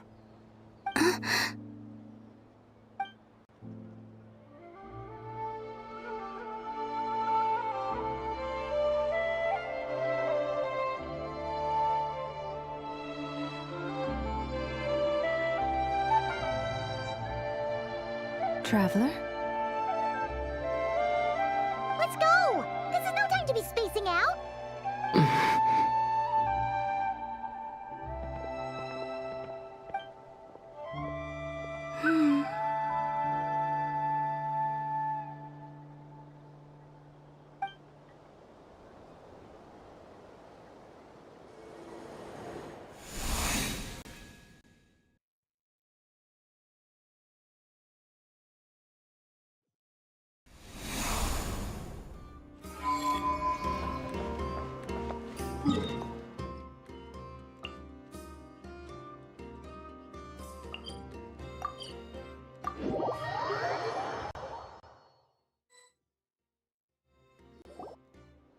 Where are they going? They mentioned a mage and... a name? So, Mr. Varka, are you acquainted with this Nicole? Or should I call her Mage N? Ah, not really. We've never met, though she has come up in conversation. From what I've gathered, Alice kinda took Nicole under her wing. Taught her how to speak in a more ladylike fashion, that kind of thing. Huh. Hard to imagine Alice as an etiquette coach.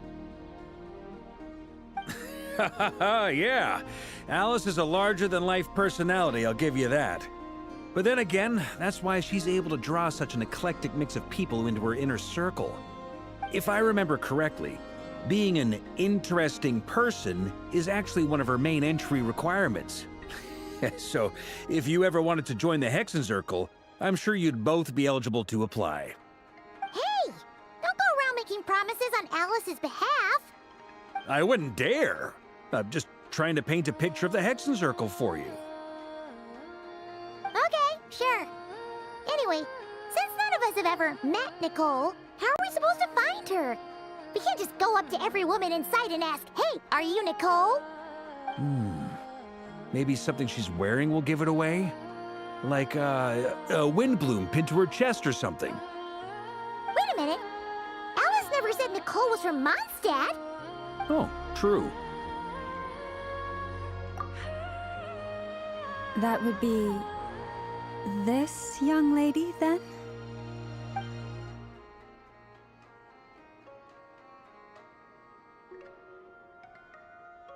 Hey there! Sorry to disturb you, but... are you Miss Nicole? Varka, Knight of Boreas of the Knights of Favonius. Alice might have mentioned me before. Mm-mm. Ah! Have we got the wrong person? Sorry. Well, this is awkward. When I shook my head, I meant, no, Alice hasn't mentioned you before. Huh? Where is this voice coming from? My apologies. For certain reasons, I am unable to speak. This is the only way I can communicate with you. It might take some getting used to, but I hope you can understand. Hey, it's fine. I'm more shocked by the fact that Alice never speaks about me. I mean, As for you two, we have crossed paths twice before, but it is nonetheless a pleasure to finally meet you. It's really you! Thanks for all your guidance in the past! You're quite welcome. This time, things are different. We have reached the unwritten pages of the story. You might say that we stand at the crossroads of fate.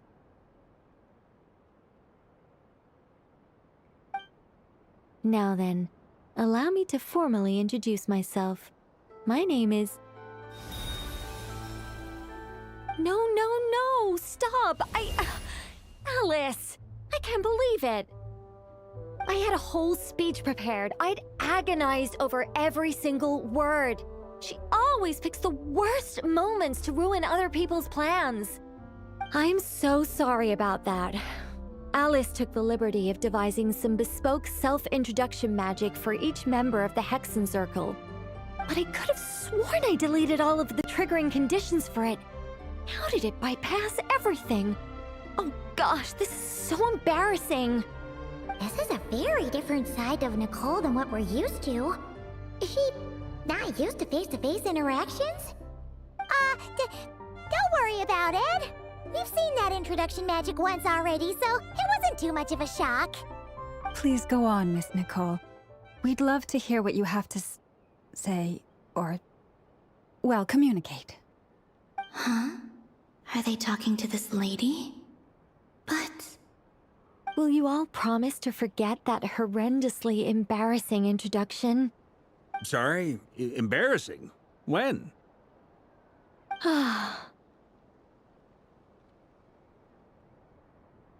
Yes, my name is Nicole, and I am one of a very few angels who have retained both their preferred form and their power. The Traveler and Paimon should be no strangers to this concept. There is another of our kind in Natlan. They call her the Lord of the Night. All right! Paimon remembers her. Yes. Well, I have retained more of my power than she. It's because I don't have a long-term duty to fulfill. To be more specific, no. We'll be here all day if I get into the specifics. Moving on. If I'm not mistaken, you are here because you wish to learn how one might reach the moon beyond the sky. That's right. Is that something you can give us any guidance on? Yes, I do know a way. It began with the Hyperboreans, who lived after the War of Funerary Flame. Blank looks. Maybe I should start with the background of the war. Or maybe not. It shouldn't be an issue. I'll fill in the gaps for you when we have more time. Anyway, after that war ended, the three moons retreated to beyond the false sky. The Hyperboreans were humans I once aided. They accepted the civilization and creations bestowed upon them by the angels. But despite accepting many blessings of the angels, many among them still held on to their faith in the moons. They were reluctant to accept the new order, even after the War of Funerary Flame. They sought to contact the moon goddesses beyond the sky and receive their guidance.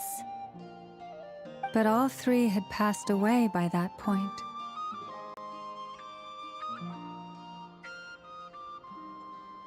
This mage has a unique method of communicating.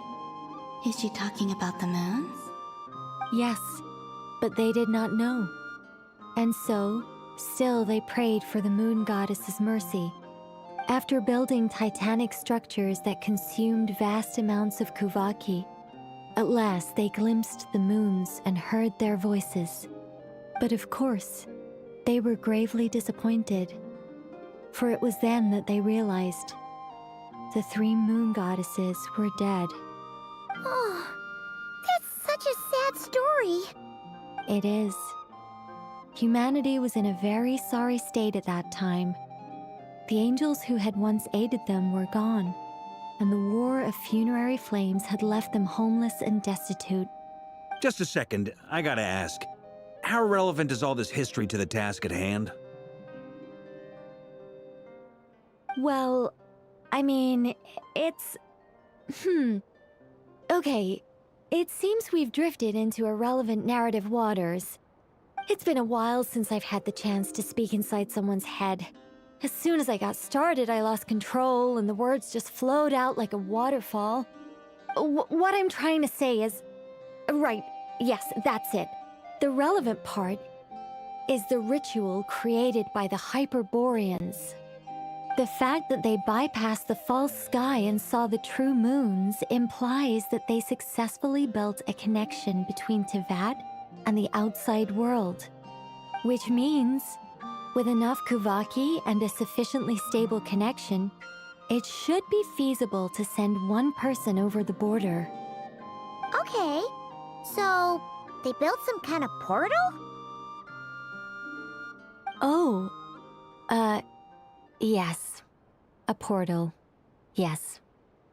Is something wrong? You sound disappointed. I just didn't expect you to summarize it so well. It turns out I could have said all that in one word, if only I'd managed to think of it. No, please, it's fine. This is invaluable knowledge. I'll be sure to record and preserve everything in writing. Oh, really? Well, in that case, I suppose I could backtrack and add some more detail. I did gloss over a few things so far. Whoa, whoa, whoa, time out. Let's summarize what we've got first. The Hyperboreans were the last ones to use this method, right? So we somehow need to find whatever structure they built and make sure there's enough Kuvaki to power it up. Luckily, we have the moon marrow of both the eternal and iridescent moons, so we're all good for Kuvaki. Which means the key issue we need to focus on is finding the place. Am I right so far? Yes. Although I expect the structure is long gone by now. That said, what if we could take advantage of the phantoms to travel back to a time when it still existed? Well, travel back isn't quite accurate. It's more like we'd be creating a handshake between 2 points in space-time. We wouldn't even have to pick a time when it still existed. It could just be a time when it still appeared in phantom form via projection, or we could project our own phantoms, fold them together, and... You look lost. Was that too hard to follow? Yeah, things got a little, technical there. Paimon's brain is reaching capacity. All right. Let me think about how to put this more simply. Okay, got it. Over the next few days, I'll search for phantoms that we can use. Once I find one that meets the criteria, I'll let you know and we'll regroup. By completing certain rituals, specific individuals will be able to enter the phantom and make it to the Hyperborean structure. If everything checks out and it looks feasible, we'll just need to wait for Moon Prayer Night, and we can send the Moon Goddess back home. I'm really skimping on the detail here. Is this making any sense at all? I think so. For now, we'll just wait to hear from you. Yes. Basically, yes. Great. Counting on you. In the meantime, we'll focus on finding the Moon Goddess's name. My name? Are they looking for a way to stop me from disappearing? Excuse me, Miss... Go on, Miss Nicole. This conversation was a little all over the place. I didn't catch your name. I am Lauma, of the Frost Moon Scions. Ah, I did wonder. I noticed that you listened very intently when I spoke about Hyperborea and the moon's history. If you'd be interested, I'd love to visit you this evening and go through it again in greater detail. Also, if you were serious about making a record, it would be too risky to simply write down the raw details as is. I would suggest some tweaks. Maybe rewrite the stories as fairy tales or fables, perhaps even prayers. Anyway, we can cross that bridge when we come to it. So, see you later then? Oh, and no need to prepare anything. Just a cup of tea will do. See ya! She seems friendly. It's just... It's so nice to find someone who's actually willing to listen. I've been dying for a chance to finally go through all this systematically from start to finish. Any longer and I'd probably start forgetting it. Now Paimon gets why Alice told us to mind our heads. Ha ha ha ha! What did I tell you? A lot of quirky people in Alice's orbit. Now then, the next order of business is... where do we start looking for the Moon Goddess's name? Maybe the rest of what Nicole has to say might give us some clues. Once I've heard her out, I'll summarize the salient points and share them with you all. I'm also inclined to review our other documents. Yes, our faith was first established by our Hyperborean ancestors, but many of the more factually accurate records are from after Kutar's birth. Sounds like we're gonna follow Columbina's journey through Devat, huh? In that case, we'll start by heading to the Frostmoon Enclave. Sounds like a plan. Take this with you. I'll see about getting in touch with the Fatui. It'll probably just be Arlecchino and Sandroni again. They're the only ones who would want to help. Thank you, Mr. Varka. Don't mention it. Honestly, I'm more comfortable dealing with the Fatui than prying into the details of a young lady's childhood. Catch you later. I should follow them, just in case there's some way that I can help.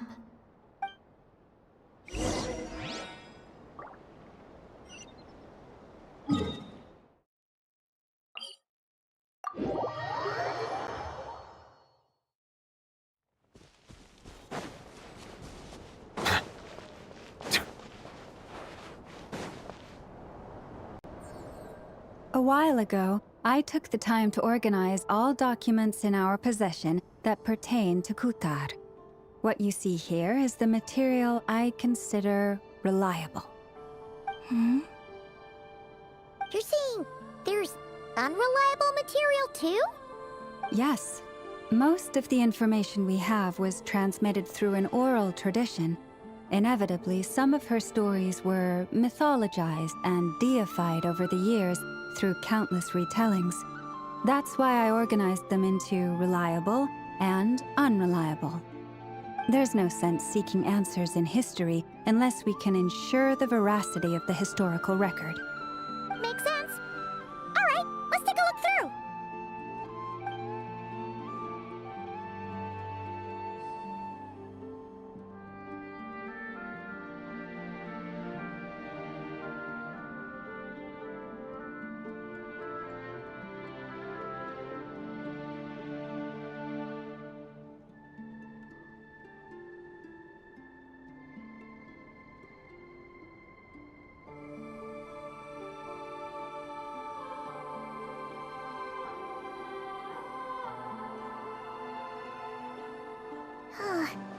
Almost all these records refer to Kutar instead of Columbina. Although neither of those is her real name. Paimon's not sure what point she's trying to make. What we can gather from these records is that the Frostmoon Scions worshipped her as a god, placing impossible expectations upon her. I cannot fault them for their earnest faith, but for all their devotion, worshipping her day in, day out changed nothing. I imagine that none of it resonated with Columbina. It wouldn't surprise me if, even back then, she had already begun to reject the name Kutar and everything it represented. Lauma speaks the truth. When I heard them call upon Kutar with hope and expectation in their voices, they may as well have been calling upon somebody else.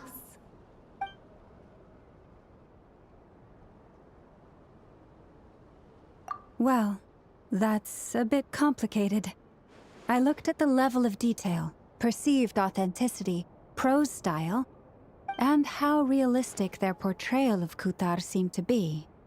Amongst the Frostmoon Scions of today, only I know of her existence, and I alone have spoken to her face to face. As such, I know that there are certain things she simply would never do.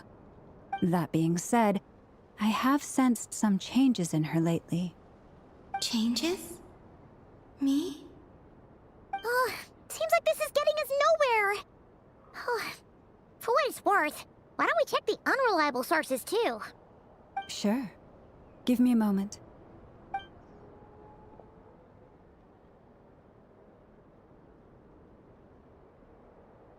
Exerting but a fraction of her divine might, Kutar sheared a great mass from the snow-capped mountain and cast it into the sea, upon whose surface shone the mirror image of the moon.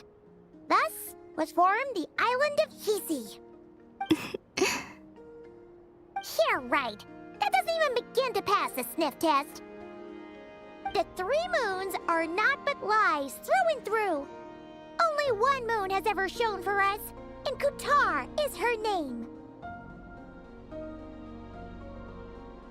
The vast majority of ancient texts are filled with fanciful tales like these. I trust you understand my criteria a little better now. Kutar did not speak, merely gazing into the distance in silence. And where her gaze landed, this was her prophecy. Clearly, whoever wrote this text never even met Kutar. Otherwise, they'd know that her eyes are always closed. What about you, Traveler? What are you reading? Come on, let Paimon see. The child wished to build a wooden nest with which to shield a fledgling bird from the cold. But being so young and lacking in strength, the child could not snap the branches from the trees. Kutar was passing by. Upon seeing the child, she summoned forth the Kuhenki, who built a beautiful nest for the child. I remember that. Not knowing the meaning of Kutar's divine intervention, the child dared not to respond, and thus ran home to call their parents. But Kutar was gone. The Moon Chanter declared the event a miracle and took the nest as a relic, placing it on high for all to see. The child was named as one favored by the goddess and was greatly respected amongst the people. Yet, no further miracles were bestowed, and this matter was forgotten in but a few years. Huh. Any thoughts after reading that? Yeah. Columbina probably just wanted to join the kid in making nests. Ah. I'd originally considered this a fabrication, because Kutar did not perform any similar actions in subsequent records. But now that I think about it, it does seem like something Columbina would do. It's just that... She didn't know how other people would interpret her actions. She was probably worried about making things difficult for people. And so, she gradually stopped joining in. Yes. Oh, that's so sad.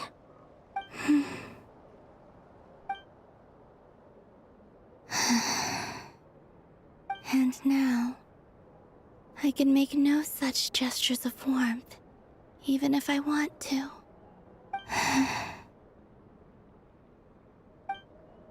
Still no name. That's a bit of a shame. But we...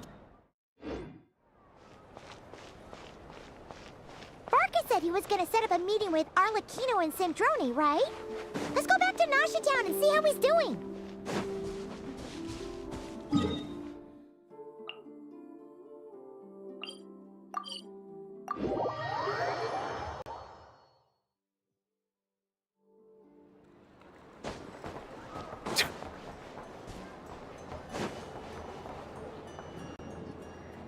Let's see. There's Varka. Oh, and it's Durin and Albedo too. Yeah, this is pretty much the same place we bumped into each other last time. I convinced them to stick around a little longer. We were all waiting on people, so I figured having a little company would help pass the time. Ah, so you've been waiting for us? Does this mean that you've already arranged things with the Fatui? Sure does. Now you're back, we can go meet up with them together. How'd your investigation at the Frost Moon Enclave go? Well, we didn't find out Columbina's true name. But apart from that, it went pretty well. Aha, just as well that I didn't tag along then. I'm sure our moon goddess wouldn't want every man and his dog knowing all about her private life. Still, desperate times, desperate measures, I guess. Someone had to do it. So, Varka was waiting on us, but what about you two? Are you waiting for Alice? Oh, no. We already met with her. We discussed that experiment I mentioned to you last time. Oh, and she also handed me this communication device.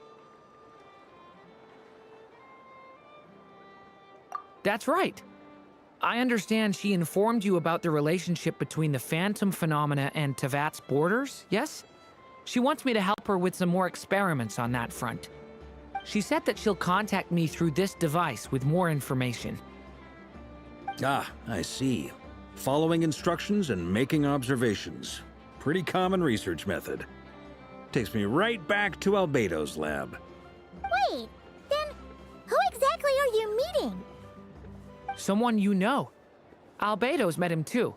But I don't think Miss Lauma or the Grand Master have been introduced.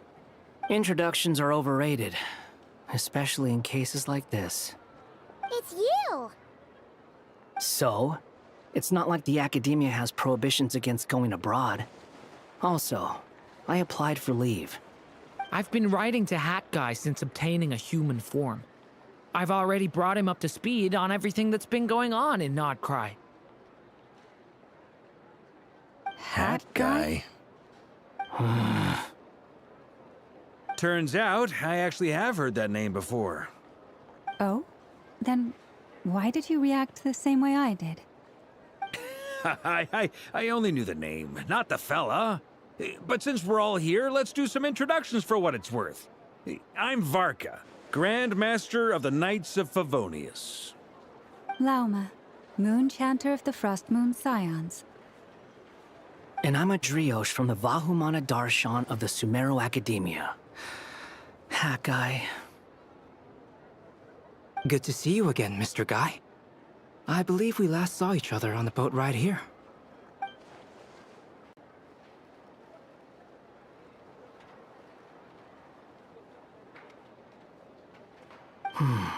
Mind you, the only reason I came here is because there's someone I want to look into.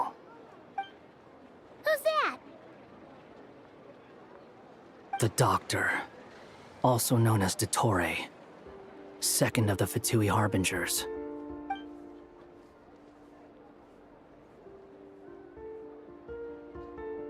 From the tone of your voice, it sounds like there's bad blood between you. I was reviewing our archives and noticed that a lot of information about him was missing. Left a bad taste in my mouth. That's all there is to it. Dottore, or Zondique, as he was then known, once studied at the Academia, but he got kicked out before he could graduate.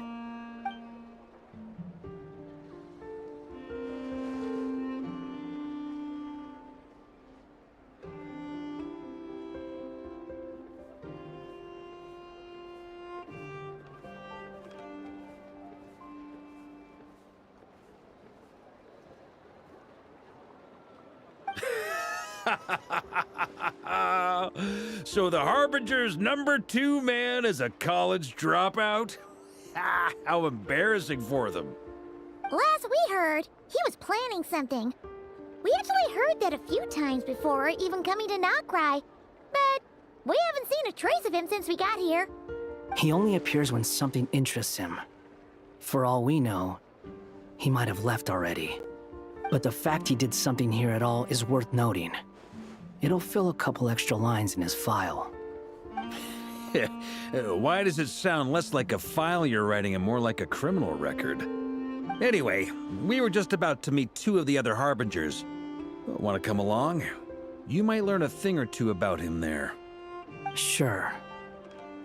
Even though they're Harbingers, well, they're old acquaintances of ours, so, you know, when you talk to them, try to be... I got it. The Frost Moon Scion's relations with the Fatui remain tense. Forgive me if I do not attend. In that case, we'll continue assisting Miss Alice with her experiments. Good stuff. Everyone's having a fruitful time. All right, we better get going. I'll lead the way.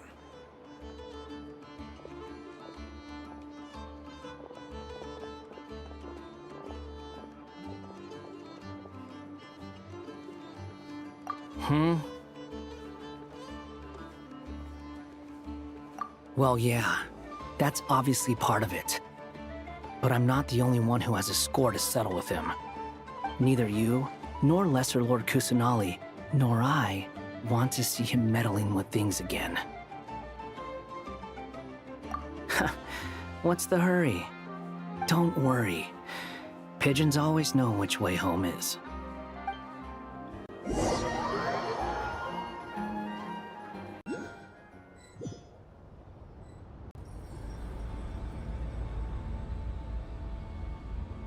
You made it. Who is this? A scholar from Sumeru. They call him Hat Guy. He's an old friend of the Travelers. Wait, this is the academia representative you wrote about? He doesn't exactly look the part. I believe this will prove my identity. You'll notice it bears the seal of the Sanctuary of Surasthana. Well, what do you know? So it does. All right then. My mistake. It's fine. I expected as much. What? So as I mentioned in my letter, the Academia's got its eyes on Dottore. But this matter remains top secret. Apart from those assisting in the investigation, the fewer people who know, the better. If anyone asks, I'm here in Nocturne to pursue my personal academic interests. Gotta say, Barca, you did pretty well to keep all this under wraps for so long. Sounds like you got in touch with the academia about this way back. Haha, you flatter me. Where do I even start? Remember that time we fought Rerir at Star Sand Shoal? He sure let me have it then, didn't he? I'll bet Dottore had that all sketched out, with me as his convenient little pawn. He could not care less about us if he tried, but hey! The feeling's mutual. Does Dottore really strike you as the sort who values his relationships with his colleagues? Fair point. Definitely not. Which is why I always keep my guard up whenever he starts making suspicious moves. To that extent, our motivations align. On top of which, I consider you trustworthy people. Now, back on topic. In the wake of the Reikir of Solnari episode, Sandrone and I grew suspicious about Dottore's complete inaction during the entire affair. So we tried to find out what he'd been up to, but unfortunately to no avail. He never lets anyone in on his plans. The more he cares about something, the more secretive he gets.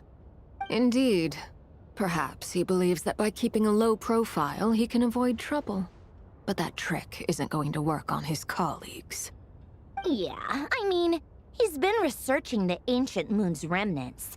And he's been trying to get his paws on the moon marrows. Only an idiot would believe he doesn't have something more planned. With this in mind, I returned to Snezhnaya and relayed my thoughts to Her Majesty the Tsaritsa, entreating her to have him recalled. That's pretty direct.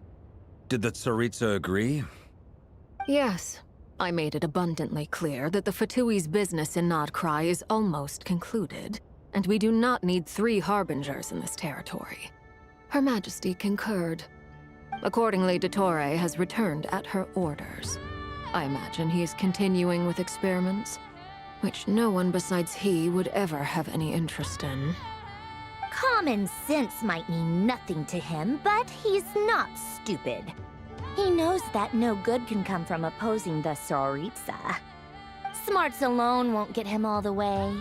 He needs the Rooster's resources and Regrator's Mora, both of which the Tsaritsa can strip from him by waggling a finger. But doesn't he have a track record of publicly following orders while going against them in private? He probably has it down to a fine art by now. Wouldn't put it past him. We worked together on a research project once. Only briefly, but it was enough to show me that we're fundamentally different people. He has no interest in doing things methodically, stage by stage. His thoughts jump all over the place, and the moment his curiosity is satisfied, or he gets the results he wants, he disappears. The only similarity we share is that, once we set our minds on doing something, we will see it done, whatever it takes. Well, we definitely saw some of that in your battle with Rerir. You got so competitive. Ugh, do not remind me. Then I believe we all concur. Dottore will not simply give up. Fantastic. turning into a whole day of unpleasant memories. Ugh. Are you talking about the moon marrow stuff? He also strikes me as the kind of person to disregard experimental regulations, ruin all the equipment, and go way over budget. Then leave the first person he can find to deal with the fallout. Exactly! This one time, he was running some high-temperature experiment and the substance exploded. But does he care? No! He orders his subordinates to open the device so he can observe the results, which causes the gas inside to leak out. That gas was poisonous! If I hadn't been there, who knows how many people might have died? And after all that, he left while I was still cleaning up after his mess. What a waste of time, he said. Waste of time? The nerve! He wasted my time! You've been bottling that up for a while, huh? Hat guy, I must say, you seem awfully familiar with internal Fatui affairs. Especially when it comes to Dottore. Thank you, Lady Harbingers, for providing such valuable information. I have no other questions for now, so I'll be on my way. Wait, what? You're just gonna leave? You're welcome to join if you want. Ugh. Just when Paimon thought he'd finally mellowed out. He makes quite the impression. I'll say. I've met tons of headstrong people, but not many of them would join me in bad-mouthing Dottore. Anyway, back to the main agenda. Barca, you said that Columbina has gone missing? Or rather, disappeared. Yeah. We're working on building a connection between her and this world. The simplest method is to find out her real name. I've actually asked her that question before, but she said she didn't know. Considering our relationship, I doubt she was lying to me. As far as I recall, she was never dispatched by Her Majesty to claim a gnosis or anything like that. The Tsaritsa's plans had long contained a place specifically for her. I always thought that was weird. What could she do that the rest of us couldn't? Knowing what we do now, it's probably something related to Kavaki, right? More than likely. When she first arrived, Columbina would often go to Her Majesty and ask when she could start the task assigned to her. But Her Majesty always gave the same reply. The time has not yet come. So she spent her days in Snezhnaya doing basically nothing. The Tsaritsa has summoned a beautiful blind maiden to be a harbinger, giving her the third seat by virtue only of her enchanting voice. It was a dumb and stupid rumor, but the reality of the situation made it hard to refute. And what happened after that? I imagine she stopped caring.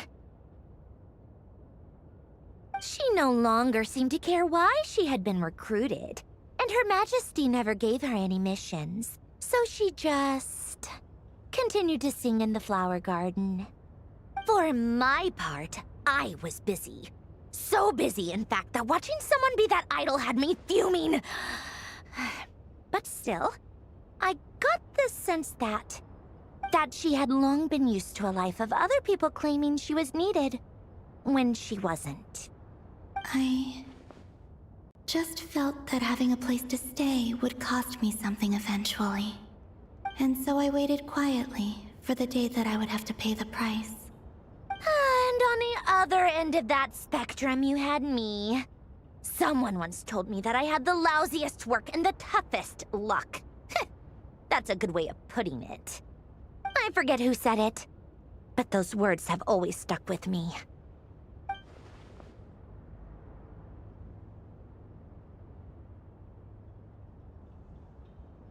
But you've done your job exceptionally well all this time. Because at heart, you are a conscientious person. What is it? something come to mind?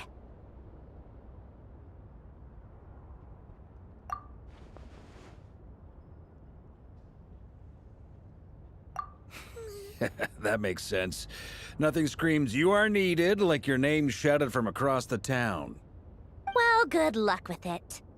But if you ask me, Columbina is still the most shoutable name. I'm just so used to it now, after all the arguments we've had. I can't be bothered trying to remember another name for her. Nor I. Sandrone. Harlequino.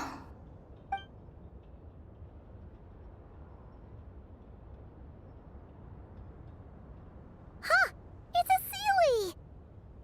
Does that mean Nicole has news for us? Ladies, I thank you for your hospitality.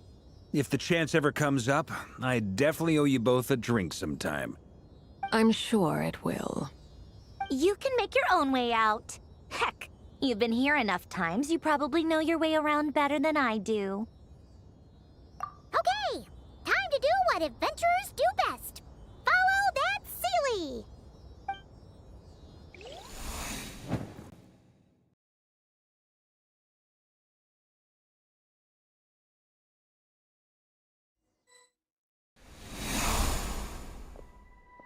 Here you are.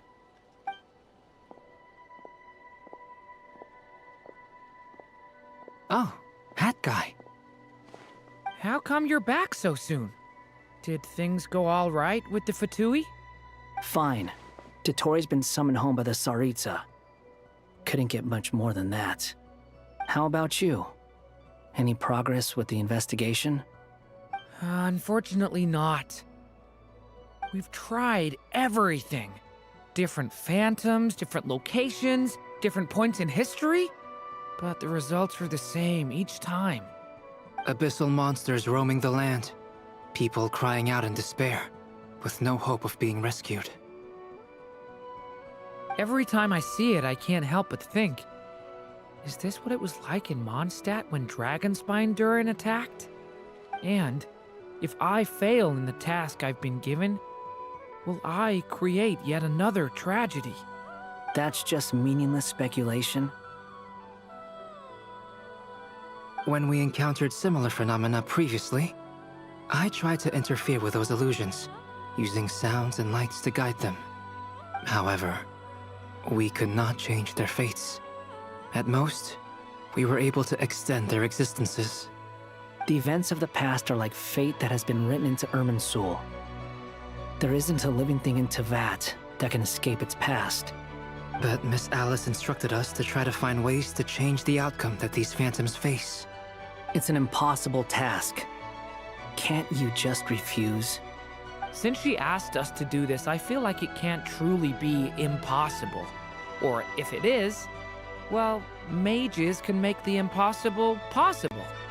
I could not have been born as Durin otherwise. But you also said that your past 39 attempts were fruitless. That's true. But you're still going. Yes. After this many futile attempts, surely you realize that you're not doing this because you still believe what some mage told you. It's because you want her hypothesis to come true. It's something you wish for deep inside. So, think for yourself about what you want to do. As long as you don't believe it's futile, it isn't. Yeah. Previous experience indicates that we cannot touch the phantoms, which limits the effectiveness of our interventions. If we want to clear this hurdle, we need to break this rule somehow. Same thought here. Following the same rules means repeating the same failures. Reducing ourselves to mere playthings of fate. So you mean we need to figure out a way to make contact with them despite knowing that we can't? Yes, and I suspect that's something only you are capable of. Everything in Teyvat is logged in Irminsul, but the withering that once occurred in Sumeru was a sign that the Great World Tree was being corrupted. This corruption allowed things that should not have existed in Teyvat to appear. This is tantamount to rewriting reality to an extent. You're saying abyssal power might be able to affect those phantoms? No one's ever tried it before. If you're gonna try it, it'll take courage. And you have to be confident that you can control it. Is anyone there? Has anyone seen my daughter? She's missing. I have to find her. I hear someone inside. Spargana? Are you in there?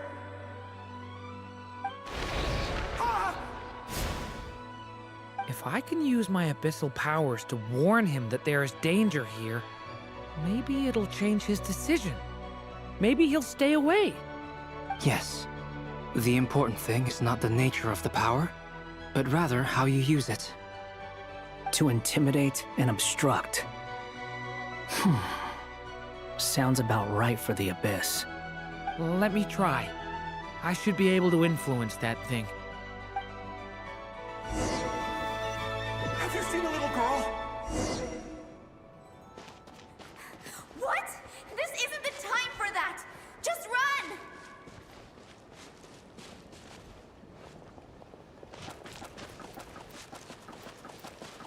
I hear someone inside. Spargana? Are you in there?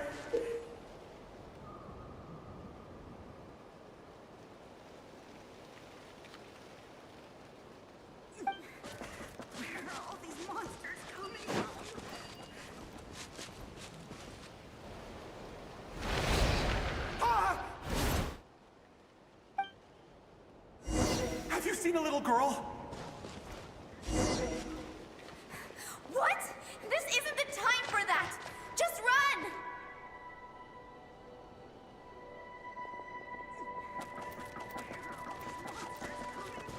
I hear someone inside. Spargana? Are you in there? What is this? Looks dangerous. I should get out of here.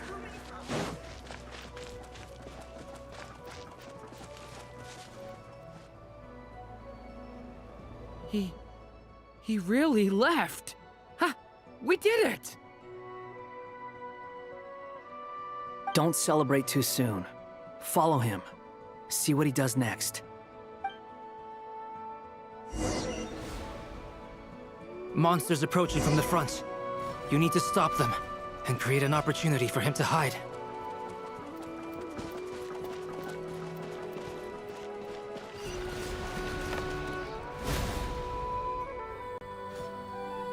Help me!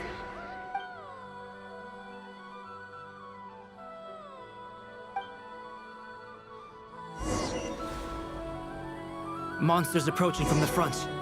You need to stop them and create an opportunity for him to hide.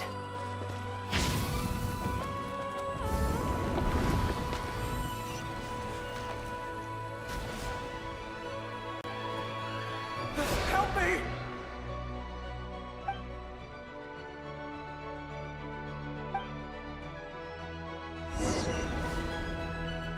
Monsters approaching from the front. You need to stop them and create an opportunity for him to hide.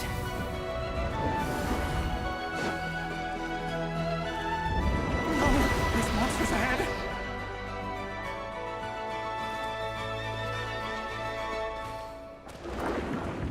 Wait, is that the barrier I saw earlier? Why is it appearing now? It's as if someone's controlling it.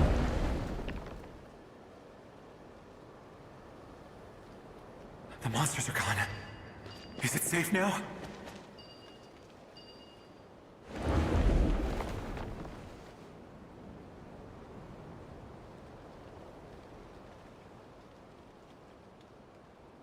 The barrier's gone too. How odd. Anyway, I guess I'll keep going. Quickly, let's keep up.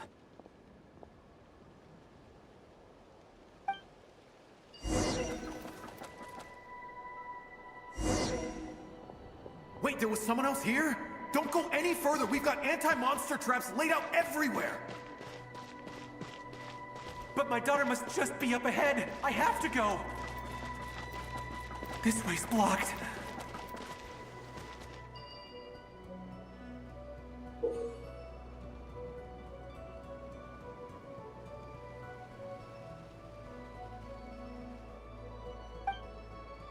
We might be able to use the explosives over there, but we need to take care not to hurt him. I'll use the barrier to keep him at a safe distance. This barrier seems to be helping me somehow. Hey! Hey! Wake up! Oh, no good. Gotta keep moving ahead.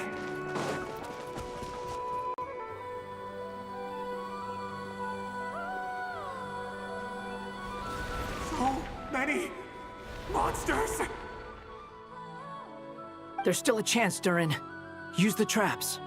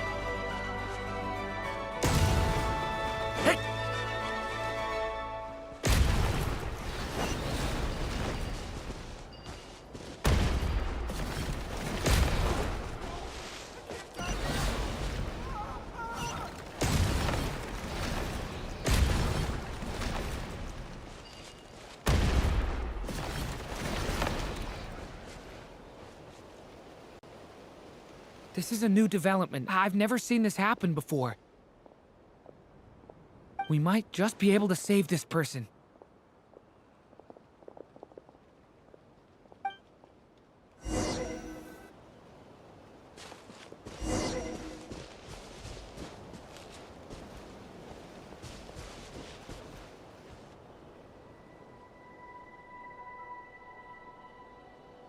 Hello there.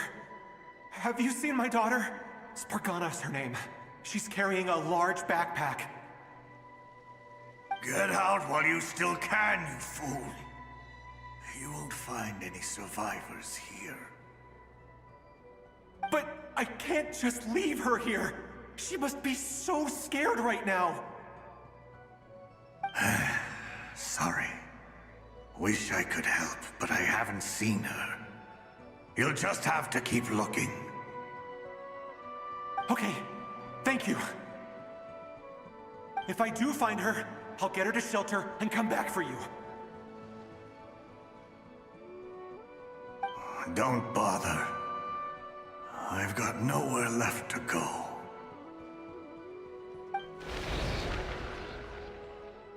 What's that noise? Monster!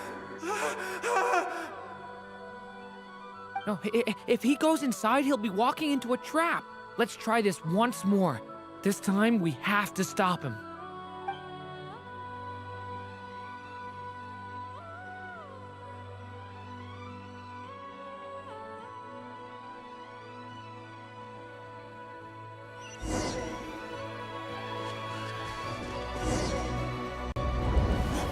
Why?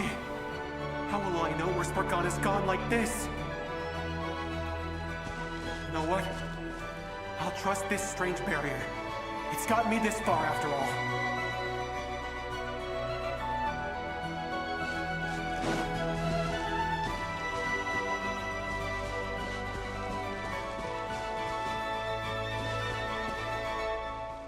Spargana, are you there?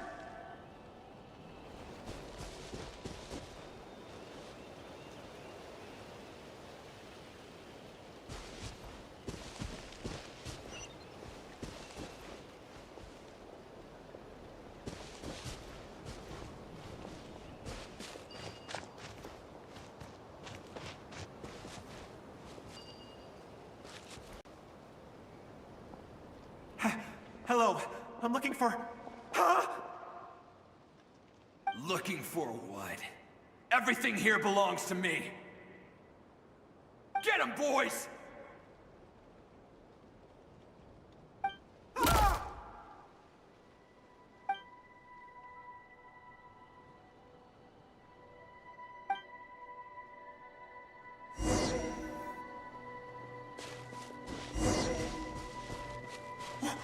Why? How will I know where Spargana's gone like this? You know what? I'll trust this strange barrier. It's gotten me this far after all.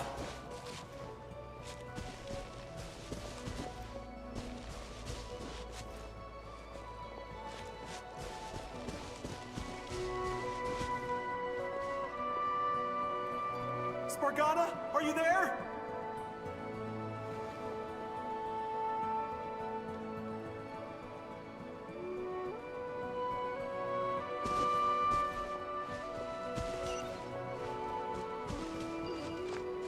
What? What's this? Hey! Let us out!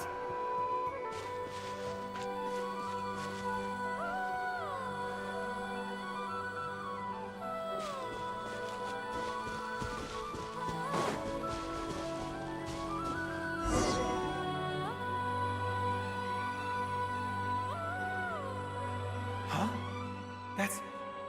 That looks like one of my daughter's books! Thank you. Thank you.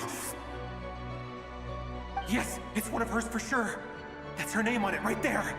She left her backpack here.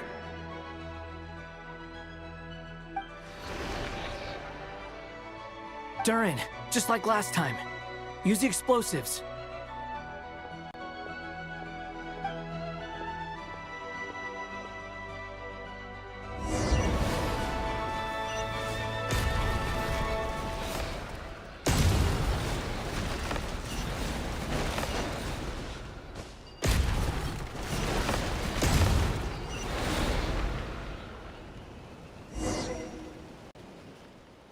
It won't work. There's not enough left. If he makes it in, he'll die. But then, this clue could be the key to him finding his daughter. It might not be the only one. Better he misses that clue then loses his life. I guess so.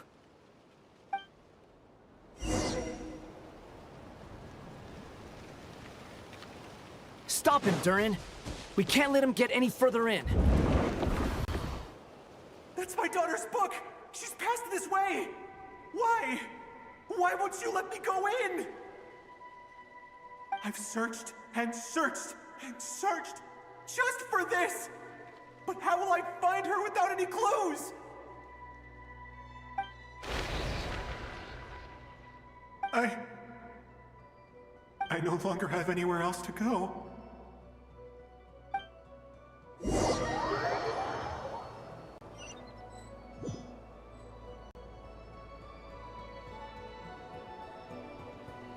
I'm sorry. I'm so sorry. He refuses to go anywhere else. Whether he opens this door or not, all that awaits him now is death. We couldn't change his fate. Albedo? Hat guy? Let's try one more time. I don't know how we're gonna do this, but I don't want to give up either.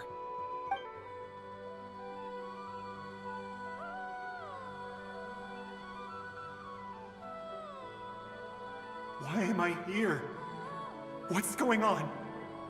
All these scenes running through my head. Where are they from? Huh? What's going on? His reactions have changed. How many times have I... What's happening to me?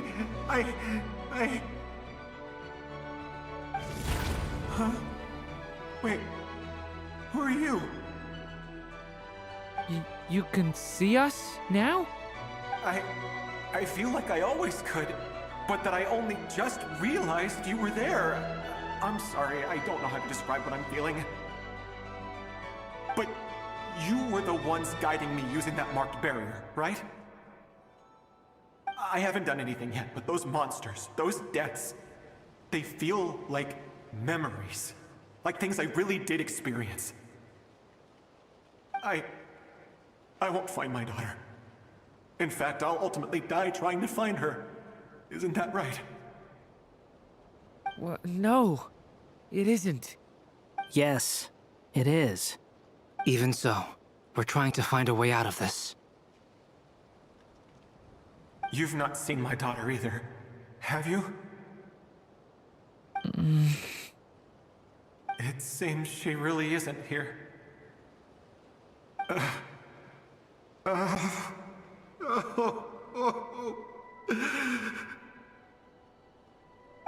I'm sorry we couldn't help you.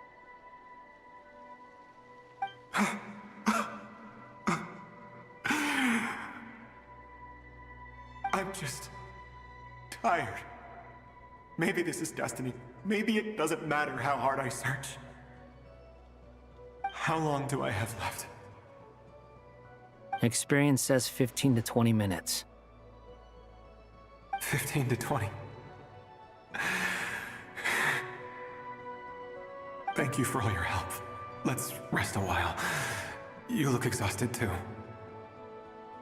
Now's not the time for you to start pitying us. It's not pity. I'm just realizing that I've only got 10 or so minutes left. You know?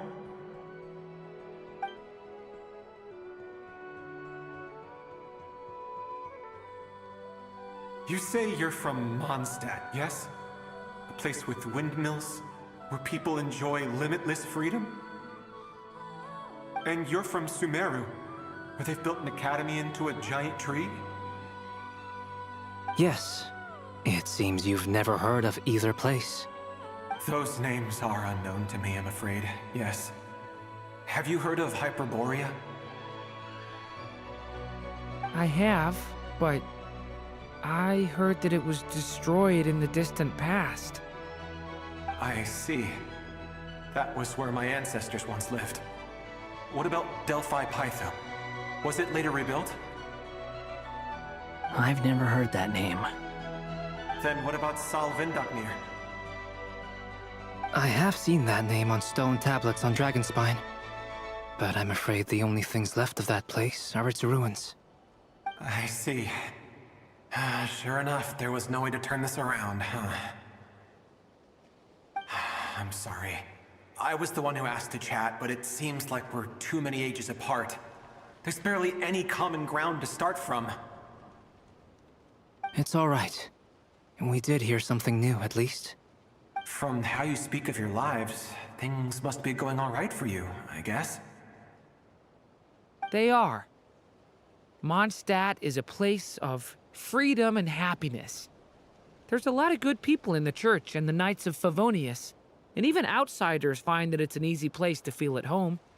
We have festivals a few times a year. Everyone gets together to drink, sing, and be merry. Sumeru is a lot more uptight. Not really the kind of place where you can relax. It's a nation fraught with problems wherever you look. But if all you want in life is to seek knowledge, I guess it's pretty much paradise. That's wonderful. In other words, after this all-devouring black tide passed, humanity did not merely avoid extinction, but rose to build prosperous civilizations anew. I mean, I can see you all right now. That must mean the future isn't a total mess, right? That's true. Well, time's almost up. Let's part ways, I think. Might be best if you don't waste too much time on me. The chances are slim, I know, but I'd like to spend these last few minutes looking for Spargana. If things work out, I'd love to tell her about what I've heard. May we meet again. Well, or not, most probably. In that case, may your wishes come true.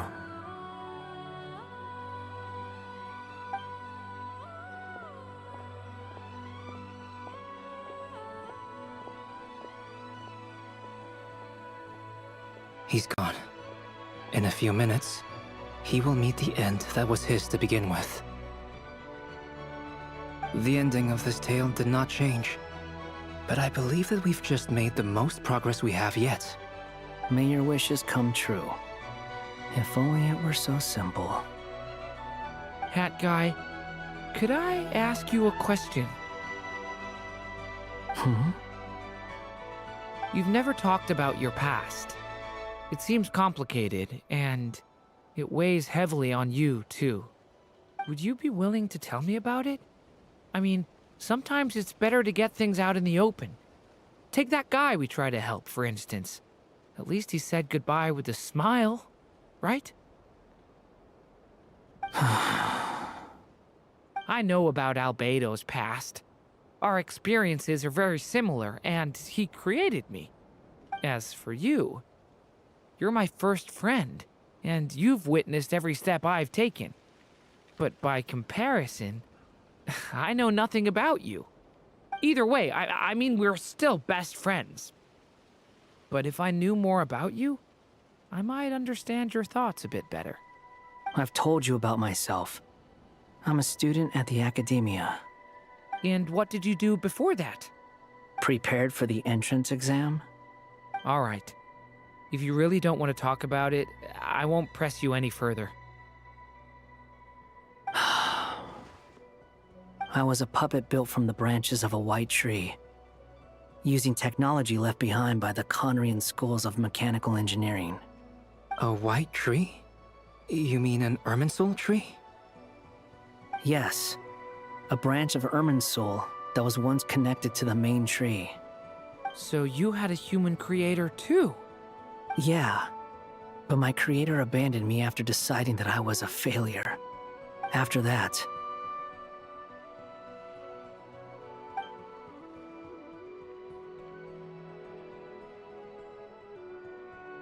Durin, resisting the influence of the Abyss, suppressing the urge to destroy, trying to do the right thing.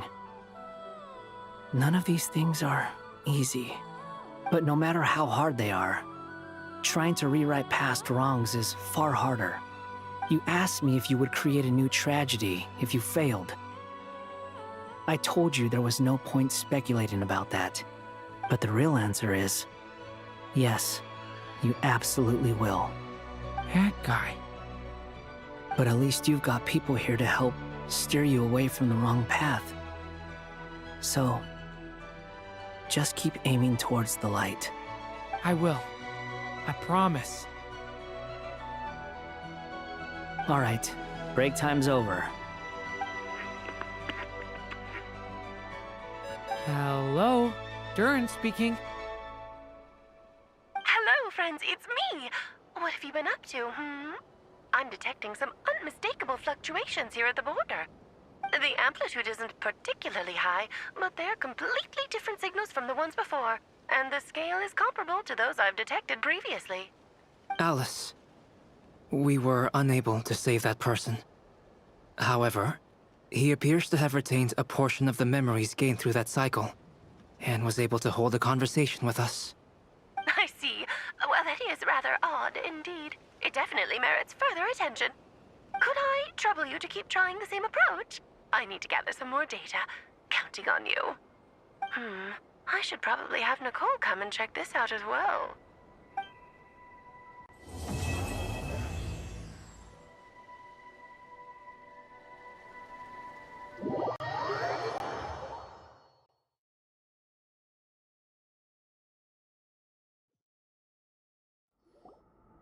There you are. I was worried you might stop to collect treasure chests opened by the Seelie along the way. It would have taken you so much longer to get here. Another conversation I cannot hear. I am delighted to see that you understand what takes priority, and that your adventurer's instinct has not swayed your resolve. Really, I must applaud you for it. You should know. Paimon's head. Okay, I'll try and keep it short. My senses are telling me that this is where we shall find the entrance to the ruins. Oh, cool! Well, what are we waiting for? Let's open it up and see! Patience. This was a sanctuary of great importance to the Hyperboreans. A special process is required to open the gate. Oh! Like the place that housed the Eternal Moon's Marrow? Okay, so what's the plan? Need us to do anything? And just the short version, if you can. Ah. Alright then. I was planning to start with some background on the invention of these techniques. Are you sure you don't want to hear it? It's quite informative. Remember what you were saying about priorities? Fine. Simply put, we need 3 human representatives to successfully undergo a process of Kuvaki resonance. Think of it as a test from the 3 moon goddesses to see if the entrants are qualified, with the most recognizable qualification being Kuvaki. Pretty sure Lauma would ace that test. Oh, wait. But we need 3 people. I also have no doubt that the Moon Chanter would be qualified. But we would need 2 other people with the same constitution.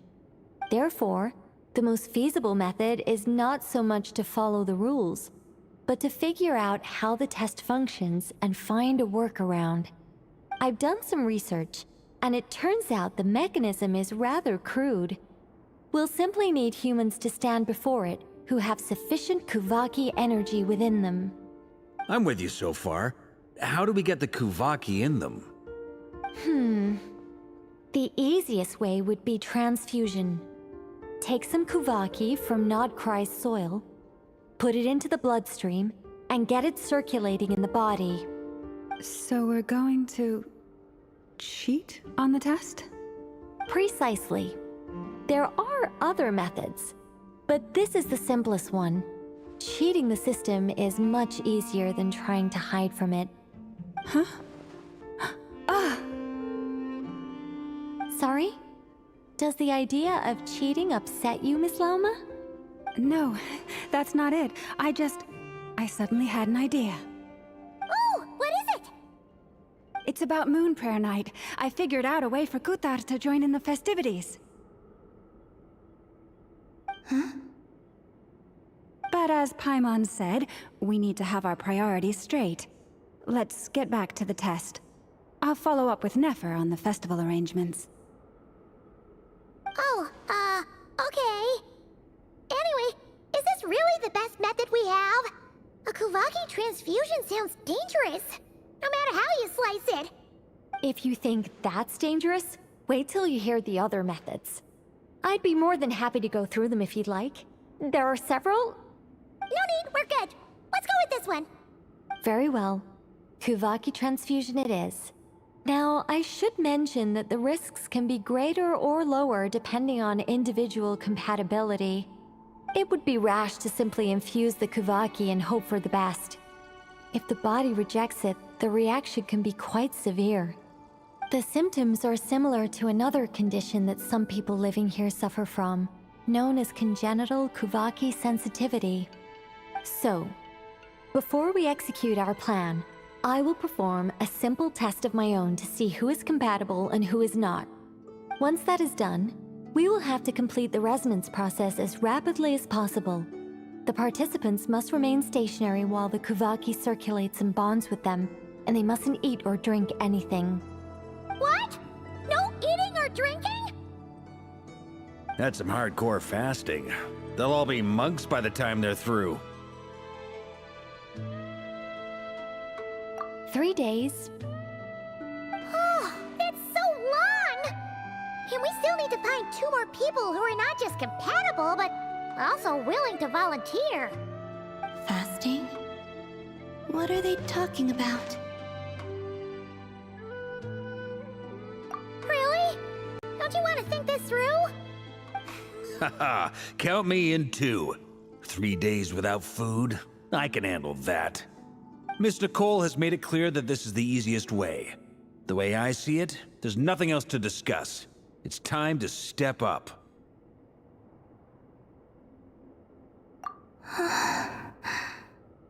Yeah, you're right. In that case, Paimon volunteers to be Captain of Logistics. She'll keep the fires lit and grab some spare clothes to keep you comfortable.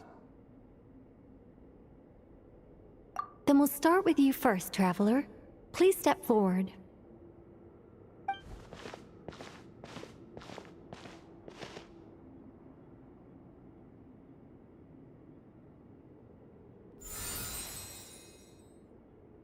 How's it going? Do you feel anything? How about now?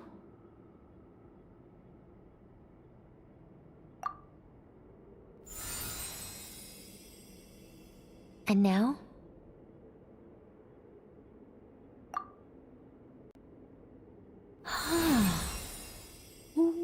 What about now? You guys, it's not a competition, you know. All right, I'm officially impressed. Even as a descender, you can withstand far more than I imagined. It's like I summoned a giant stone titan to arm wrestle you, and your arm hasn't even moved an inch. In my last attempt, I infused 5 times the amount of Kuvaki required. Yes, safe to say, compatibility won't be an issue for you. You're eligible to join. You're next, Mr. Varka. Sure, here goes nothing. All right, I'll start where we left off. 5 times the required Kuvaki dose. Whoa, whoa, whoa, hey, wait a minute. How's it going? Ooh, no, not great. I kind of want to puke. Feels like I've been drinking too much. A few bottles of wine and a big stein of Dark Horse. With some hard liquor from Liyue mixed in. You think this is funny? I just lost to a young lady in an arm wrestling contest. I'm never gonna live that down. My apologies. I'll lower the concentration and try again. Oh. How's it going now? I'm not as dizzy as last time, but I can still feel it pulsing around. In that case, you wouldn't be an ideal choice, Mr. Varka. Let's try someone else. Okay, let's go ask some of our other friends then.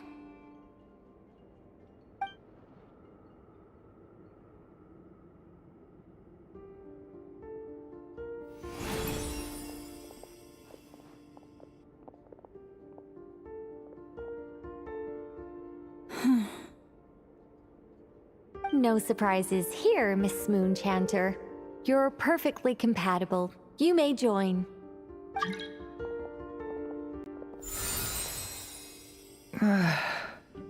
I'm getting a slight headache. Shame. You were so close. Whoa! I'm itching all over! Allergic reaction. We can't have that. Huh? Well, are you gonna start a what? The Hexen Circle is an organization that cares for and protects children. We will not have them do dangerous things. Not even tests.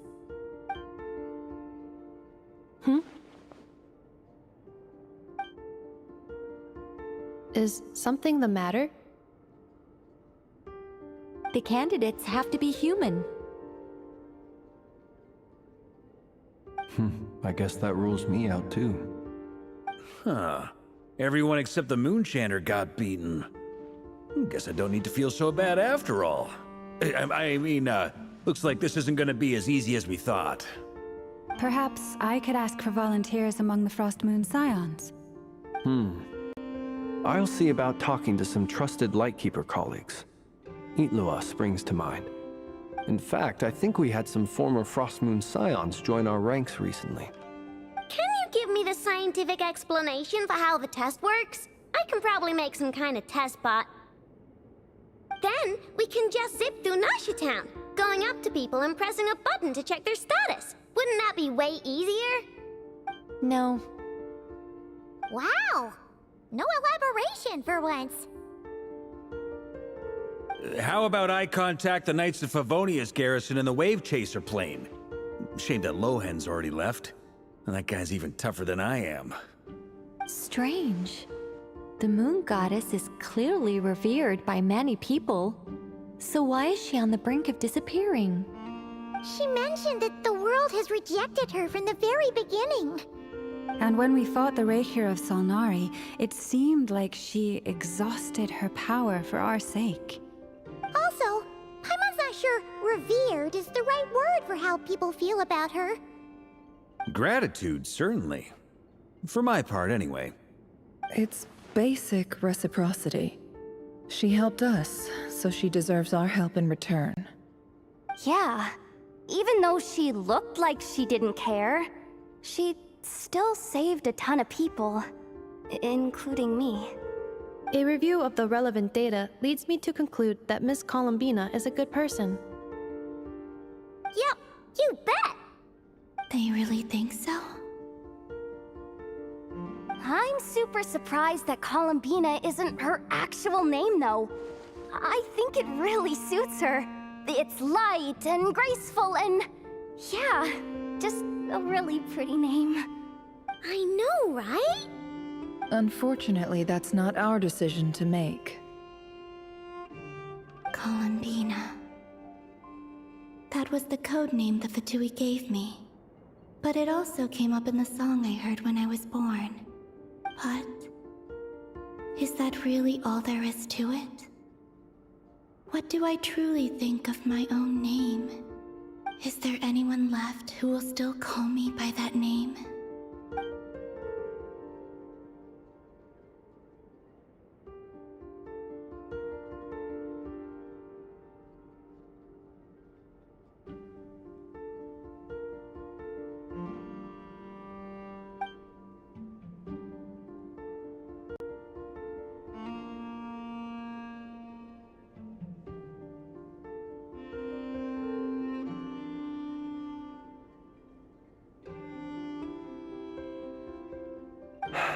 Moon Prayer Night is getting closer by the day. We're running out of time. We need to look for other candidates. Then allow me to try. Huh? What are you doing here? You contacted your friends via the Adventurers Guild. Sandrone has been keeping an eye out for something like that, so she informed me. Since I have the ability to accommodate a moon marrow, I should prove to be a suitable candidate. Arlecchino. When can we begin? I see. We can begin right away.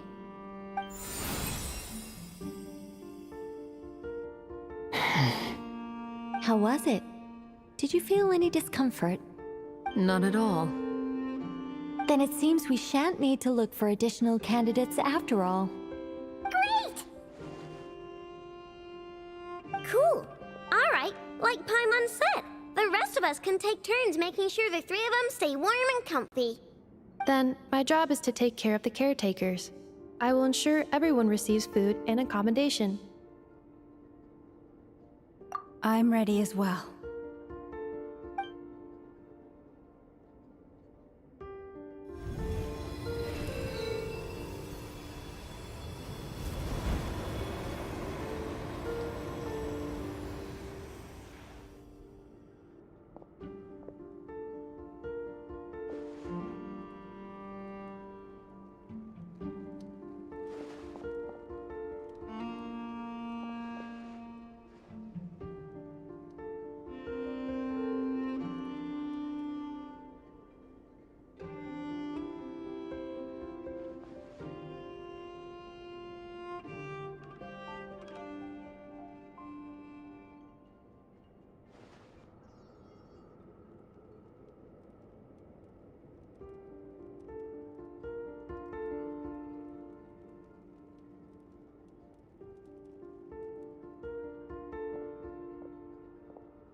The work is done. The sacred scroll shut. The stars grow dim, the people silent. The white sun sets, the silver moon rises. O path to the temple, appear now before us.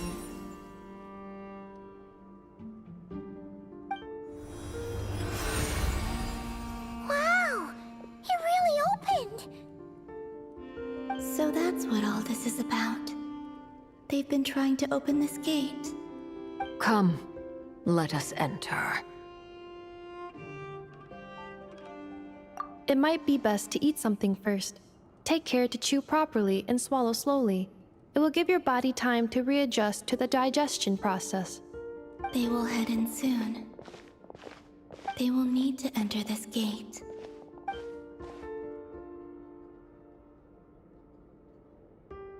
Huh? I cannot pass through. Is it because I have no physical body? It has been 3 days. My strength has all but completely faded. Can I really hold on until Moon Prayer Night?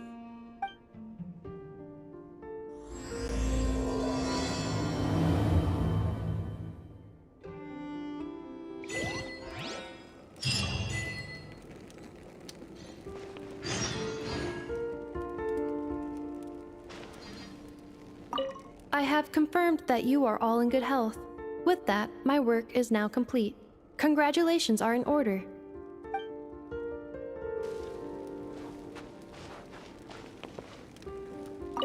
It's good to know you're all well. Puts me at ease.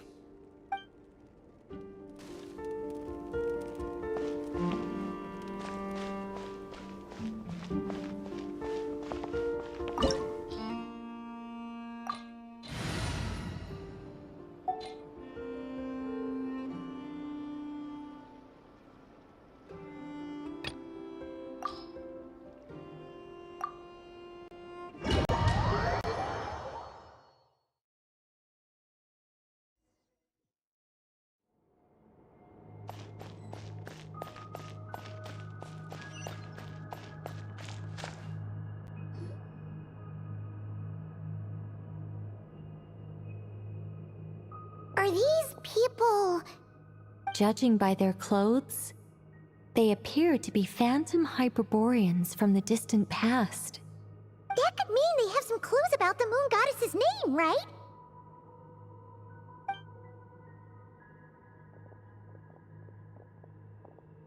Hey there! Could you tell us what the moon goddess's name is? Sorry. That's probably a weird question, huh? How do we explain this? The moons are long gone, and their goddesses are dead. their names no longer mean anything. When a new moon goddess is born, we will surely know her name. We have used every last resource at our disposal. All that remains is to wait, patiently and quietly.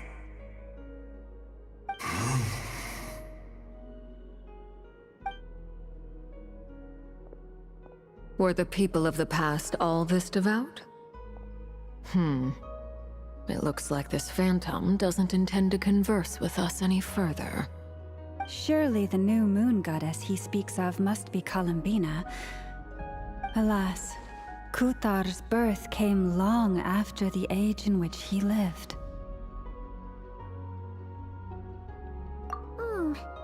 But, maybe if we find a phantom from a more recent age, they might know Columbina's real name. True. Keep an eye out. We should be able to tell which era they're from by the clothes they wear. Yeah, you've been pretty talkative this whole time. What changed? Oh, nothing.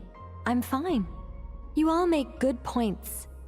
When the Hyperboreans speak of moon goddesses, they mean the three from truly ancient times. I can't imagine they would know anything about our current moon goddess. There once was a time when the moon goddesses blessed them greatly and protected them from harm. So, when the war between the gods and dragons plunged the world into chaos, it seems they looked once more to the moons for help, praying for a new goddess to be born. Yeah, that checks out. Let's continue on. Who knows what else we may discover?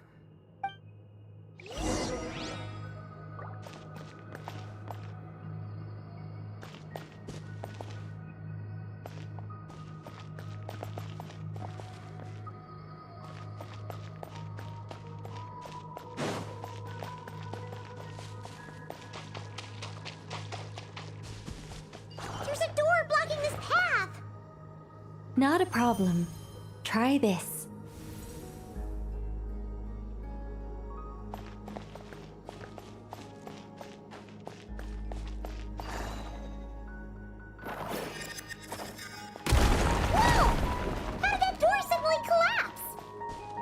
This device was maintaining the door's integrity. Remove the core, and the device stops working. Is this our destination? Impressive. More precisely, this is a device that will help us reach our destination. Let's go. We still have a long distance to cover.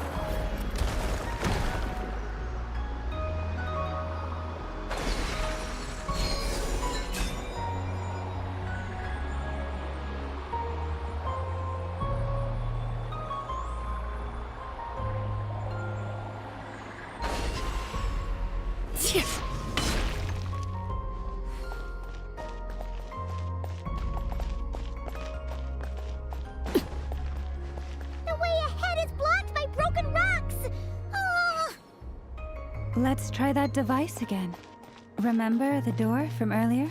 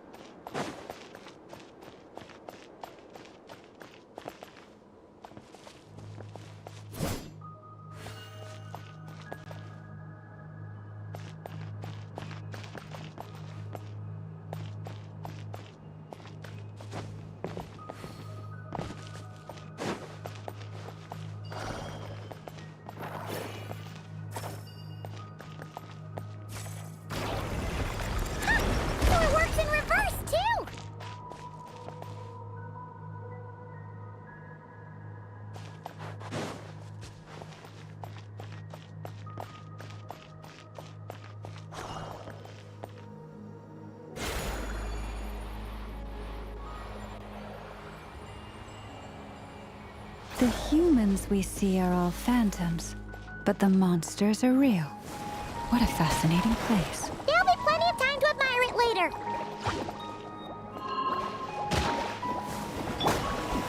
Solidify! Let's light it up! Overruled!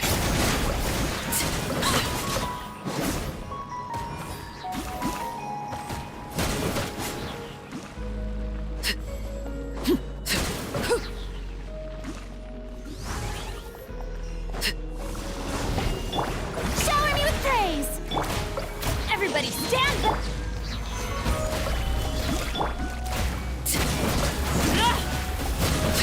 Transfixed!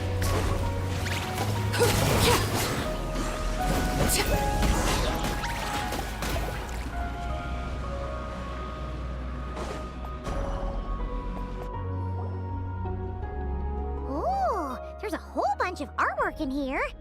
Seems pretty old. Nicole, this is probably your area of expertise. What do all these paintings mean? Let me see. To understand these murals requires some knowledge of the history surrounding the War of Funerary Flame. I shared a little of this with Lauma before. Yes. I think I follow. The dispute between the Moon Sisters, the transformation by Nibelung. Oh no, it's no trouble. I'd be delighted to share the tale again. Alright then. Tevat's 3 moons and their goddesses were brought into being by the will of Nibelung, the then ruler of Tevat. But when the heavenly principles came, they changed the world completely, down to its very foundations. The moon goddesses were nowhere near strong enough to challenge this entity. But the heavenly principles did not view them as heretical entities that had to be removed. Essentially, the 3 moons existed to keep this planet alive and operational, which did not directly conflict with the heavenly principles' aims. Nevertheless, the inherent precariousness of this arrangement would soon be revealed. Nibelung returned, yes.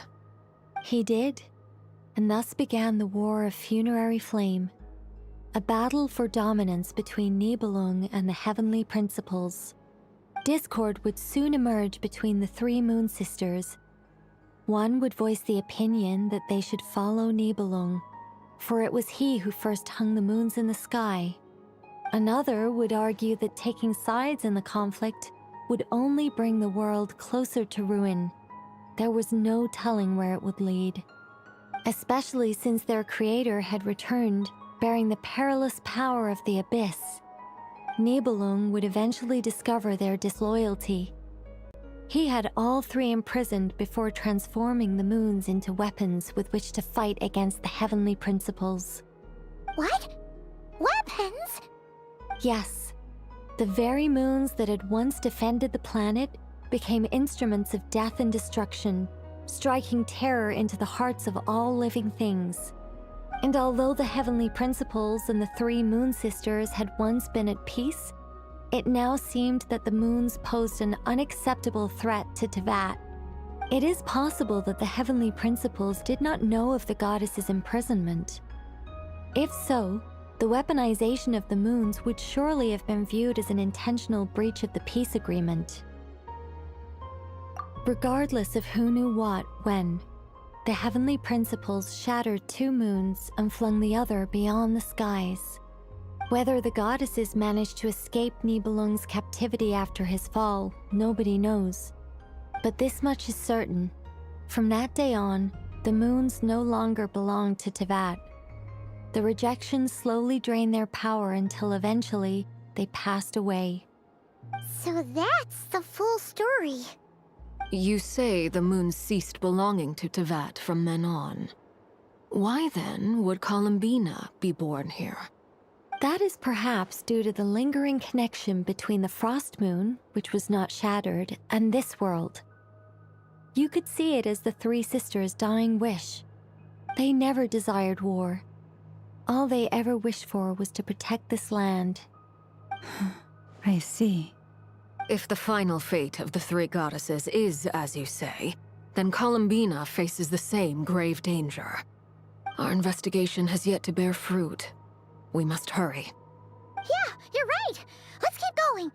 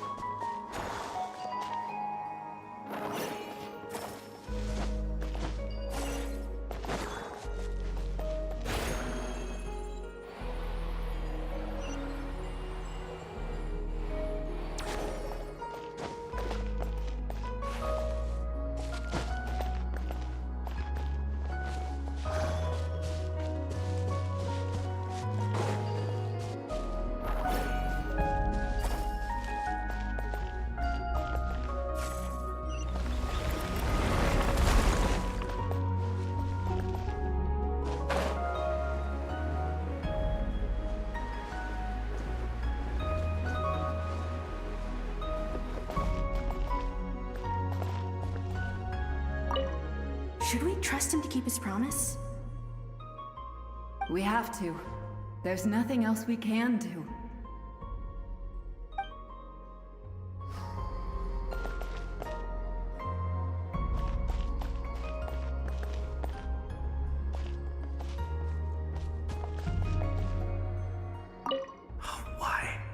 Why do the creators of this world no longer show mercy upon their people?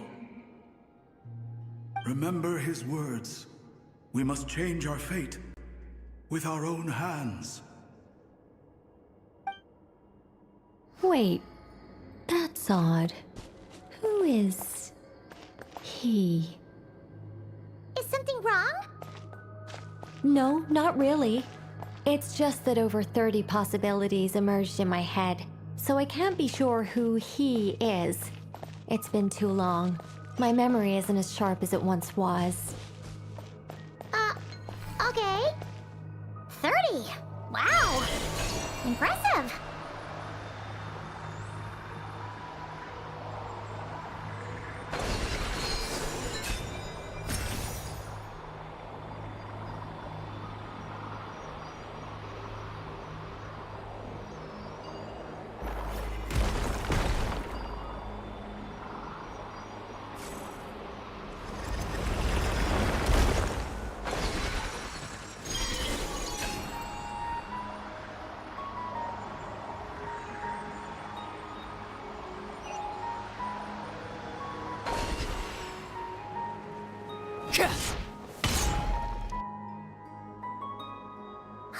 We're finally here. Guessing we'll need to activate this thing? Indeed. I was a little worried about that at first, but as we got closer, I sensed that the Kuvaki within it flows unimpeded. It should be functioning normally. The only issue is how to activate it. It's looking a little worse for wear. What about the cores from some of the other devices we've seen? Can we repair it using those? In all likelihood, yes. I imagine that would have been the Hyperborean's backup plan. Let's look for some cores.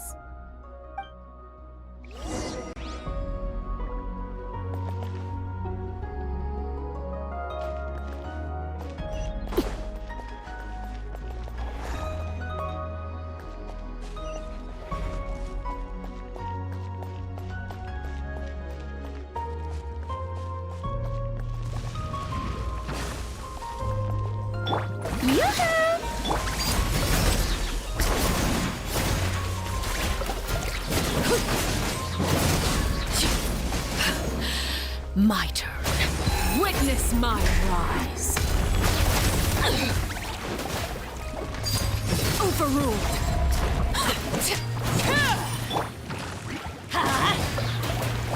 I'm going in!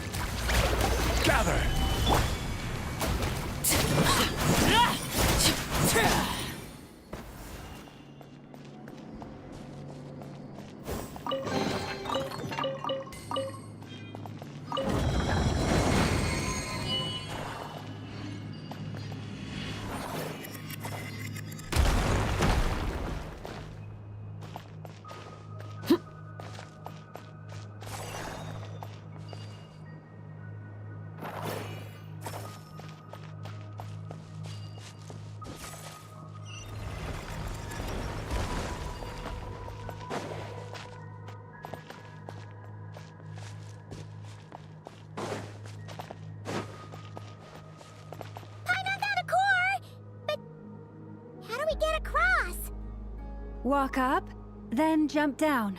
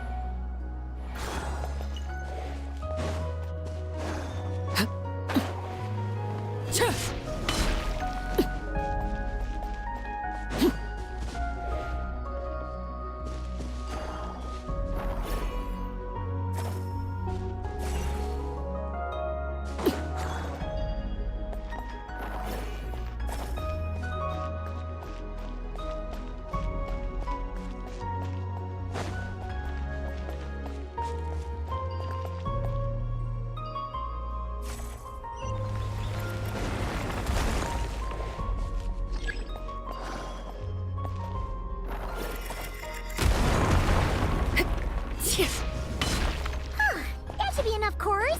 Let's head back.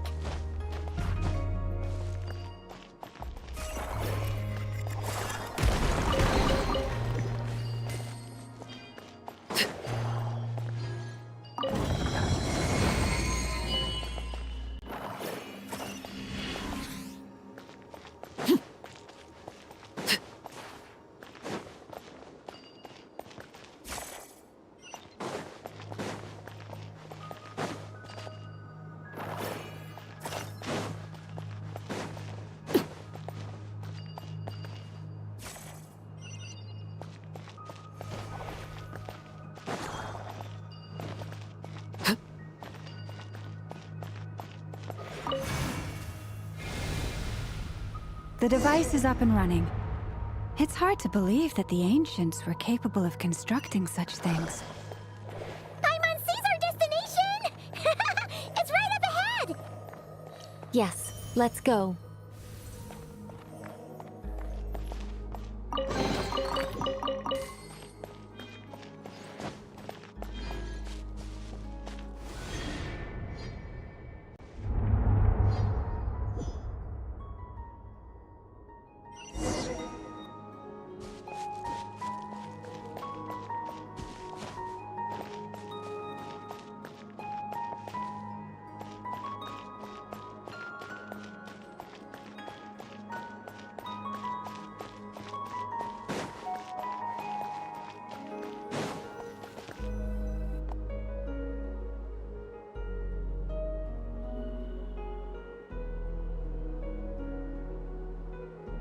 This is where the people of Hyperborea communicated with the moons.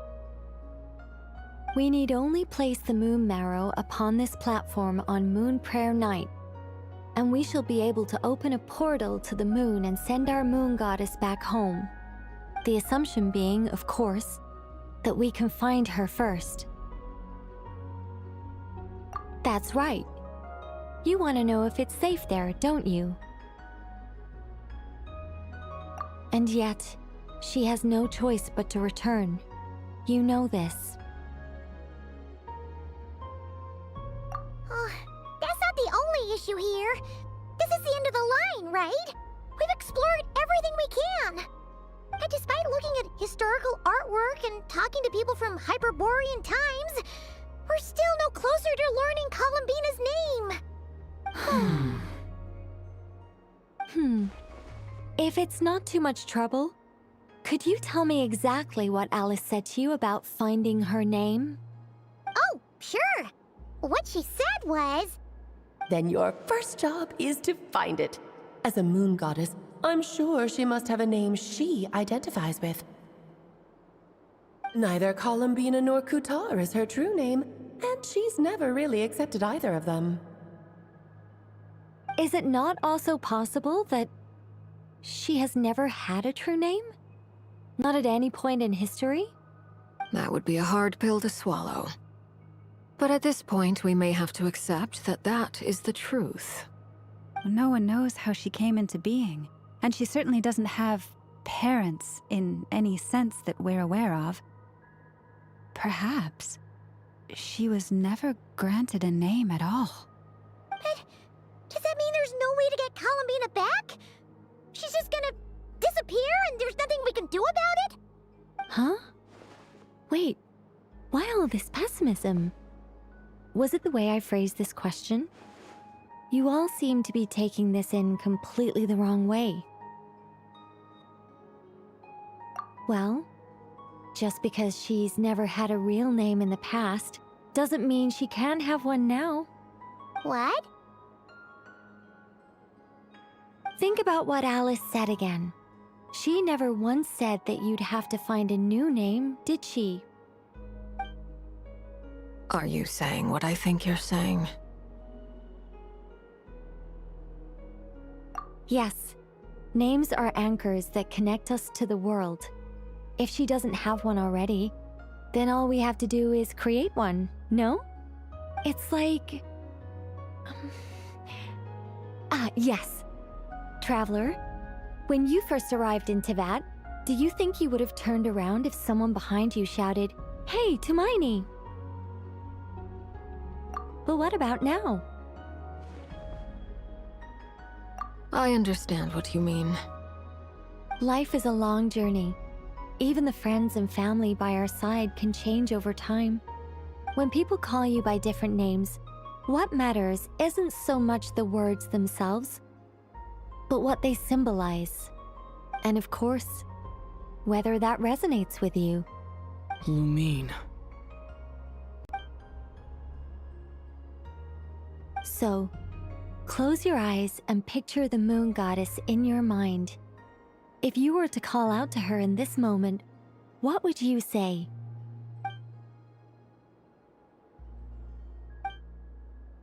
Columbina. Columbina. Paimon would call her Columbina too. Well, she has long forsaken everything that Kuthar represents. I think from now on I should call her Columbina too. Well, it sounds to me like you found your answer. Are you sure? Is it really that simple? We haven't found her this whole time, and not for lack of trying. For a journey like this, the process is every bit as important as the outcome. Had you not searched far and wide, rejecting every other answer you were offered? How could you have come to an answer you felt was finally correct? Oh, it all makes sense now. This has Alice's fingerprints all over it. Are you suggesting that Mage knew from the start that Columbina never had a real name to begin with? I can't say for sure. But I can definitely imagine her chuckling in satisfaction somewhere right now, saying, "Ah, what fun." Lauma! Your antlers! You should hurry. The festive moon has begun to rise. Do not worry, for when you called the name Columbina just now, I could sense that the power within was enough to summon back the moon goddess. The power within what? The name? Yes. So, the thing is... What's wrong now? This is so annoying. I really, really, really want to explain how that whole thing works. Starting from the founding principles of Teyvat and... Oh, I could talk about this for hours. But... Deep breaths, Nicole. Deep breaths. You're an angel. A sober, sensible, solemn angel who has her priorities straight. Okay then. Sorry for asking. Clearly a bad call on Paimon's part. Anyway, you all need to hurry. Last thing, remember how it felt when you called out that name. Then it is agreed. By the name Columbina, We shall find her. Then we'll throw her the best Moon Night party ever! And at last, we will send her home.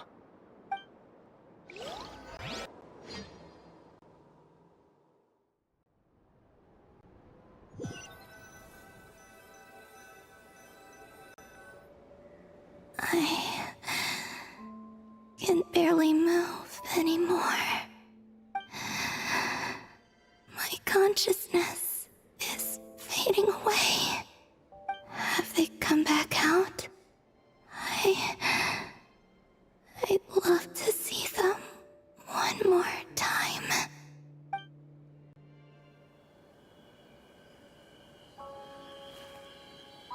They didn't make it.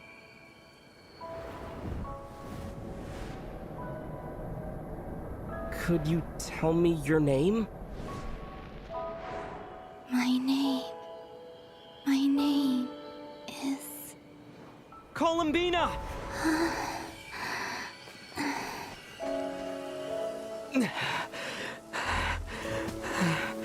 Columbina! Are you here?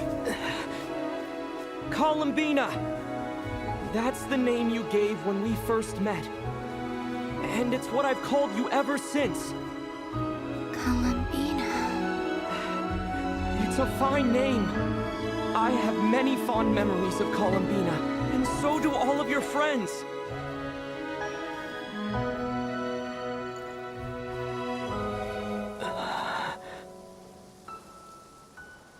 If you like this name...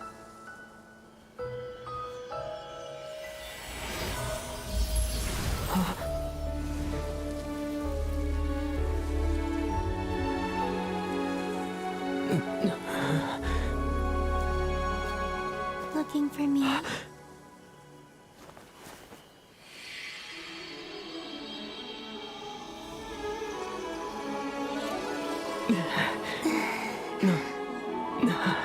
like it.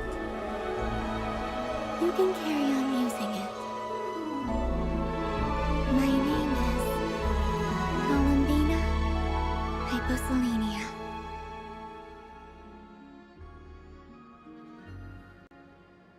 Columbina Hyposelenia. That's a wonderful name. I never thought that Columbina would become my real name. But after I met you and my other friends, the things that this name stood for slowly began to change. It went from being a Fatui code name to something my friends call me.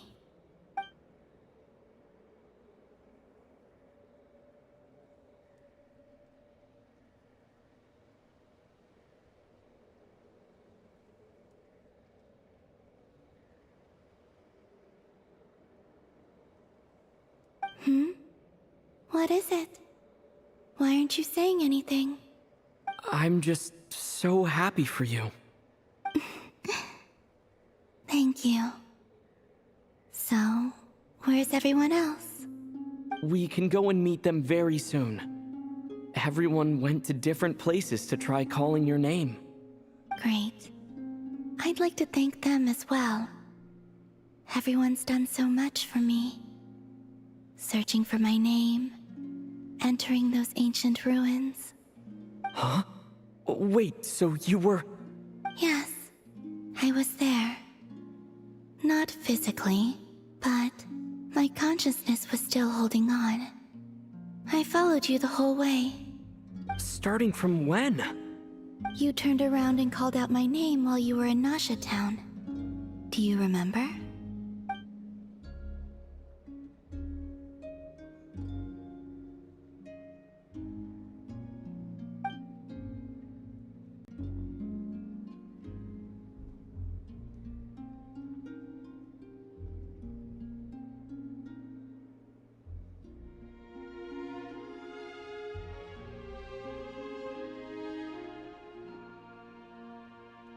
Let's go. We don't want to keep them waiting. Sure. In that case, come with me. But... Hmm? Before that... Could you call my name One more time? Sure. Come with me, columbina hyposelenia.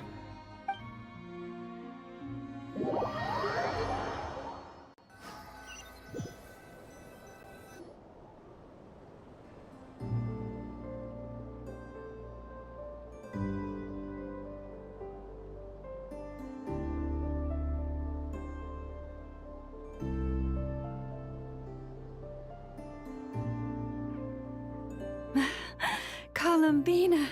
Oh, this truly is wonderful. Lauma, I can't breathe. Ha ha! Just in time for Moon Prayer Night. It's good to have you back, Miss Columbina. Yeah, we were worried sick. Thank you, my friends. With your help, I now have a name that belongs to me. Columbina hyposelenia. Where's the second half from? You added it yourself? That's right. It means... born beneath the moon. Yes. And by extension, it can also mean born beneath this world. A fine name. Now, as much as it pains me to interrupt this beautiful reunion, I feel obliged to remind you that the Moon Prayer Night celebrations in Nasha Town have already begun. Don't you want to enjoy the festivities? There's so much to see and do. And some of the ambient lighting and entertainments were sponsored by the kind souls in the Hexenzirkel. Nicole? Why have you turned into Dodoko? So you're Miss Nicole. Thank you for helping us, and for helping me find my name. It's nice to finally hear your voice. You're quite welcome. Guiding lost people to hidden treasure is what we Seelie do. And if you ask me, spiritual treasures are far more precious than material ones. Chests are all well and good, but this was what it's all about. Ah, so satisfying. Anyway, I had to go help Alice. It seems like she ran into some trouble. That's why I couldn't be here in person. But don't worry, we're with you in spirit. We'll be celebrating right along with you. Keep an eye out for the Hexenzirkel's festive stalls in Nasha Town. I think you'll like what we came up with. Alice said she even managed to rope B in this time. The Frost Moon Scions have also prepared various attractions. I believe Aino, Ineffa, and their crew are setting things up as we speak. On that note, Nefer, about that request I made. It's all in hand. Yehoda is on site to ensure that everything goes off without a hitch. Wonderful. In that case, Traveler? Huh? Come on, Columbina. It's time to celebrate the best Moon Prayer Night ever.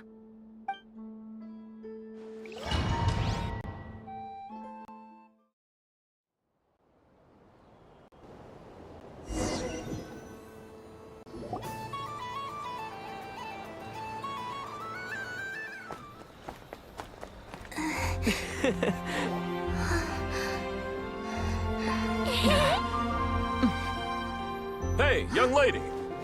Would you like some Moon Prayer Night candy? Happy Moon Prayer Night. Oh, yeah. I almost forgot to say. Welcome home, Moon Goddess.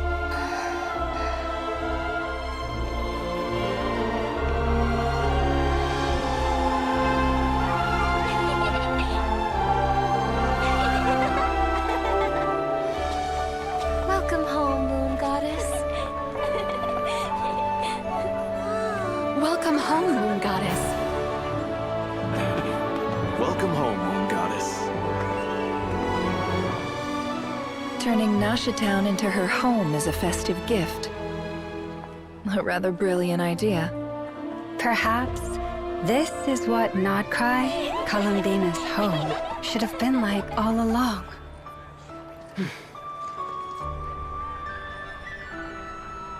Thank you for the gift. I like it a lot.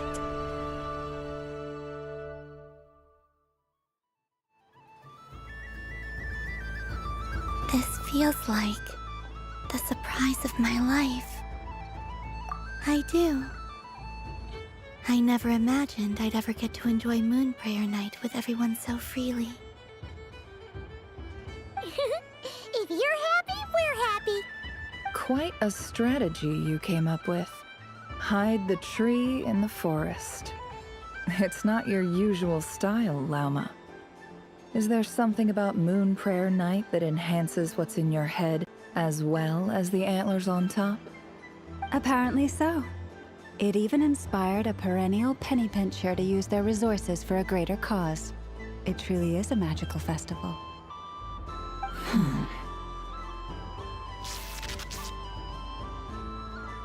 I see it now. This bickering is actually a sign of a strong relationship. Huh? What's everyone doing here? Oh, Miss Columbina, you're back. Yes, I'm fine now. Thanks for your concern. How's your progress with Alice's assignment? Very well indeed. I've never heard her sound so excited. Not like this. This time her excitement seems more serious. Seems like she's had a major breakthrough. She said she'll contact us once she knows more. In the meantime, we're free to relax and have some fun. Enjoy the time off while it lasts. I have a feeling that our next task won't be so simple.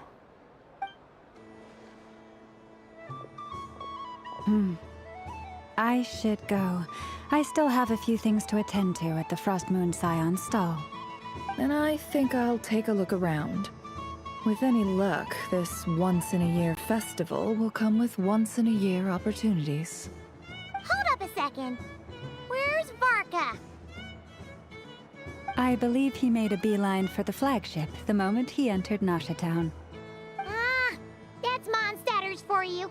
They know what they want when festivals roll around. Goodbye for now, Columbina. I hope you have a wonderful night. I will.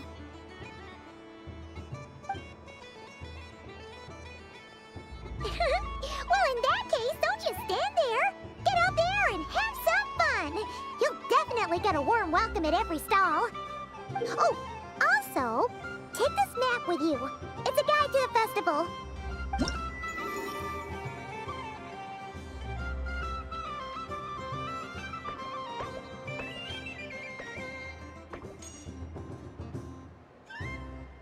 The Frost Moon Scion stall is over here. Lauma's invited a whole bunch of cute animals to celebrate too. Over there is the Hexen section. Alice seemed more excited than anyone about this festival, so she insisted on making it a grand affair. Oh, and then there's the Nasha Town local specialties, including... Actually, forget that. Better if you go check them out for yourself. Thank you. It looks like a lot of fun. You're not coming with me? We'll be around. But don't you want to browse by yourself for a bit first?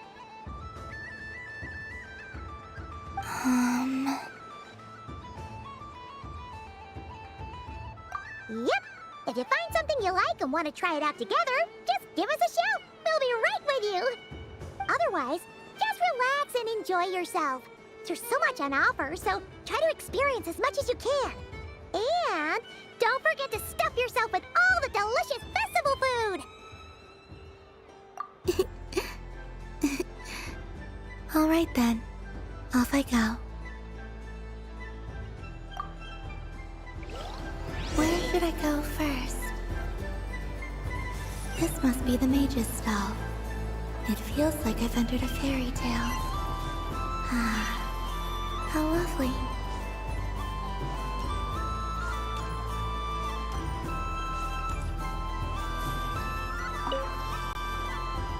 A soft and furry creature that bounces and jumps.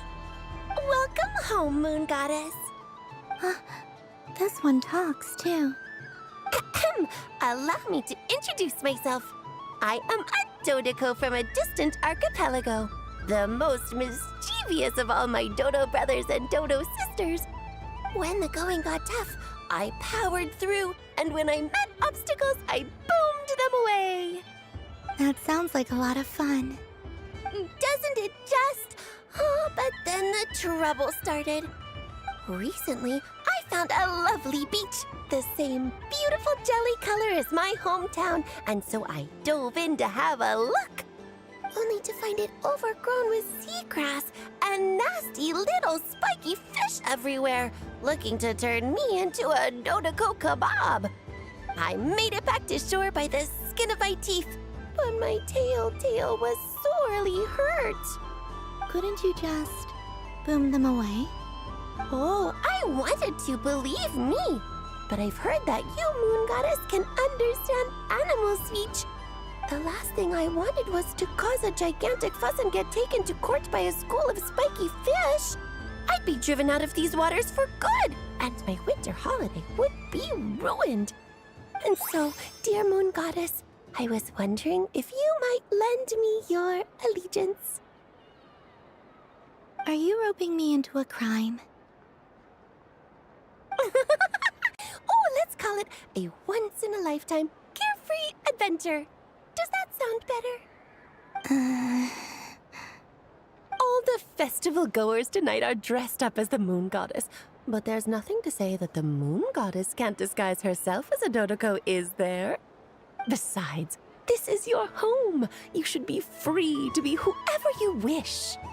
I'm afraid I'm not well acquainted with Dodokos, Madam Mage. Oh, that's quite all right.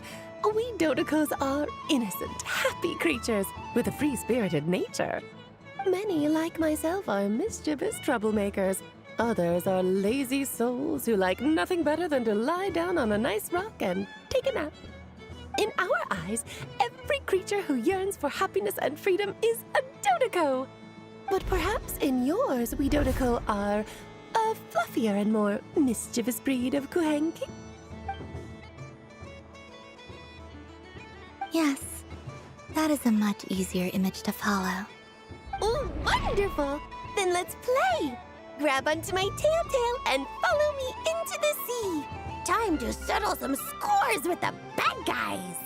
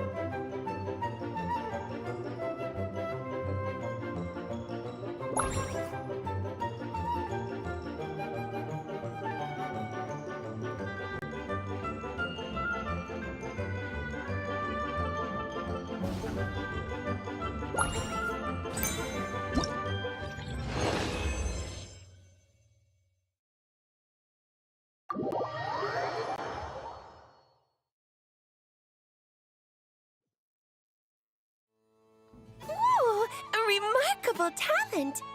So, what do you make of it? The use of Jumpy Dumpties doesn't come as naturally to me as Kuvaki, but their unpredictability makes it fun. I think they call this novelty? Indeed! And how did it feel blowing those pesky nuisances away? Not bad. Any guilt? What do you mean? Oh, wonderful. Lovely answers to all 3 questions. You've passed the safety test.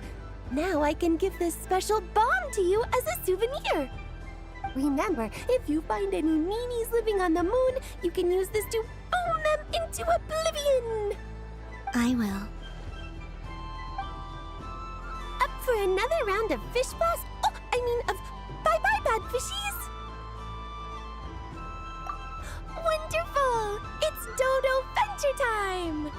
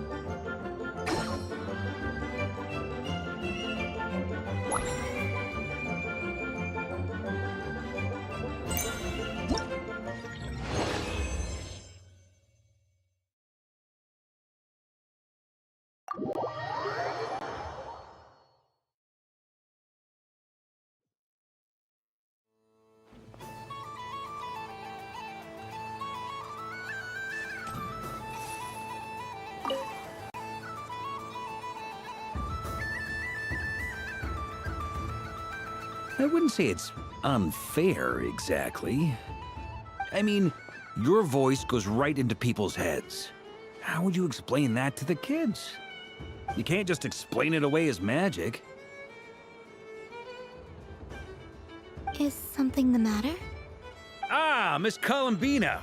No, nothing you need to worry yourself about. Ah, impeccable timing. Stick around for a second, Miss Columbina. I need your input on something.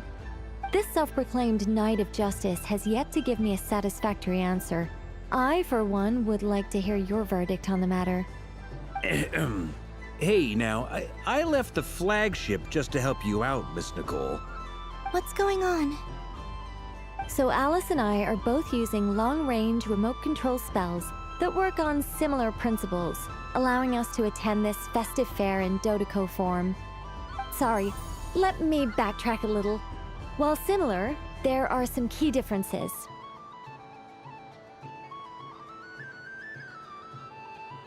Alice, being a great mage, wanted her Dodoco to reflect something of her own charm and mystique. So she adjusted the way its tail moves when it spins around. An entirely gratuitous move, in my opinion. I hardly see how anyone is going to notice that. If anything, I'd say that anyone who stares intently enough at a Dodoco's tail to notice such a small detail is someone we ought to be highly concerned about. I only say this to emphasize that my question has nothing to do with tails. Now that we're clear on that, why is Alice's Dodiko permitted to interact directly with the children celebrating Moon Prayer Night, while mine is not? Your voice speaks directly into people's minds. See? Exactly what I said.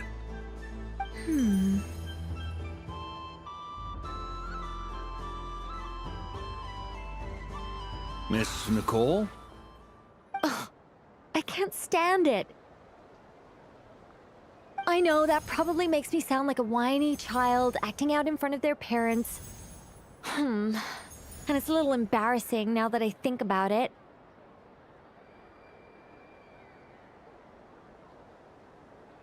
But hey, I said it now, I can't take it back.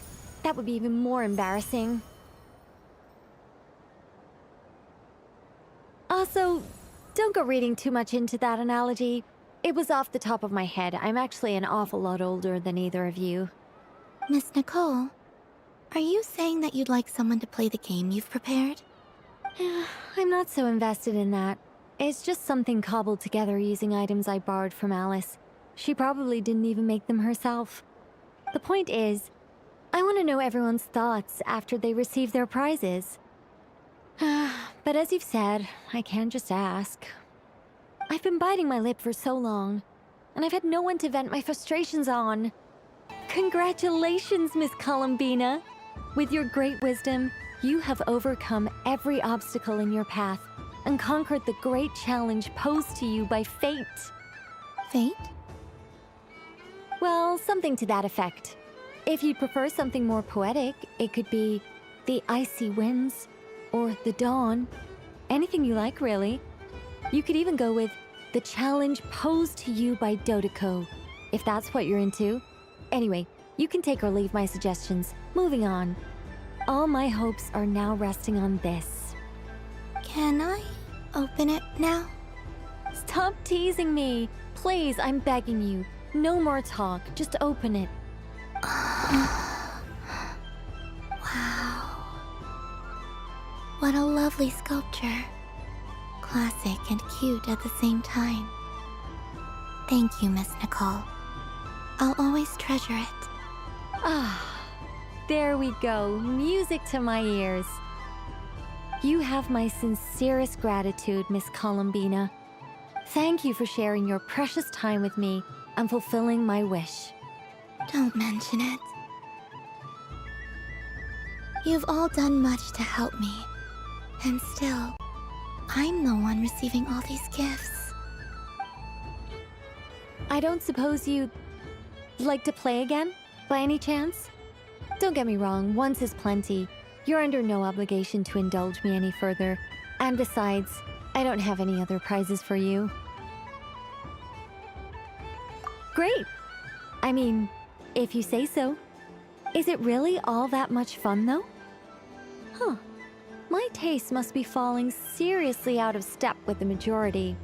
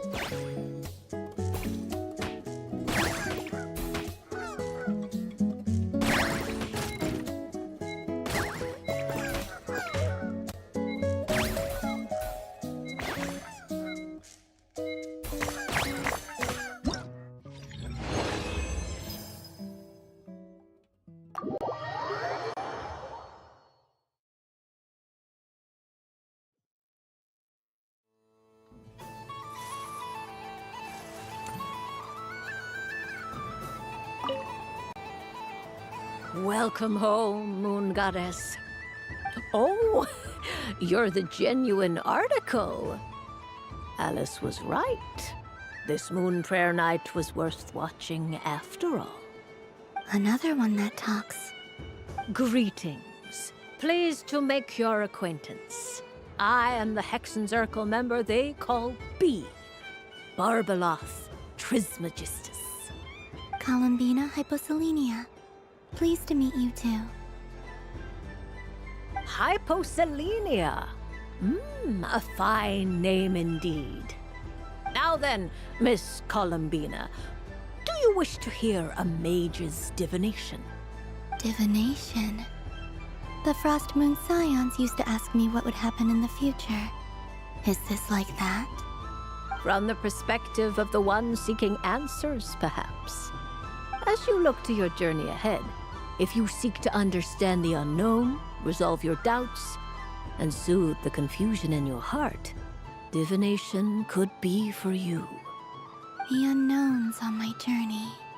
Of course, if one wishes to peer into fate, then hydromancy is the more precise option. But that is a complex affair, and to relegate that majestic art to the status of a festive amusement would seem somewhat uncouth.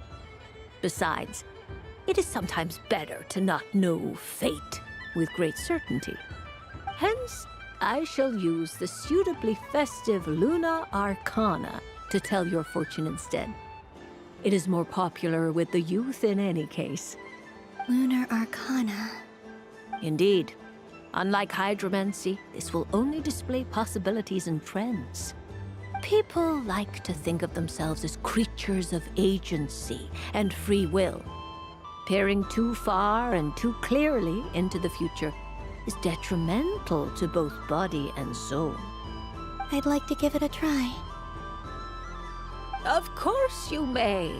Come then, take a seat, Miss Columbina. Before we begin, are there any specific questions you would like to ask? Let's stick to general possibilities and trends, like you suggested. Ah, very well. Then I shall use the basic Lunar Arcana deck.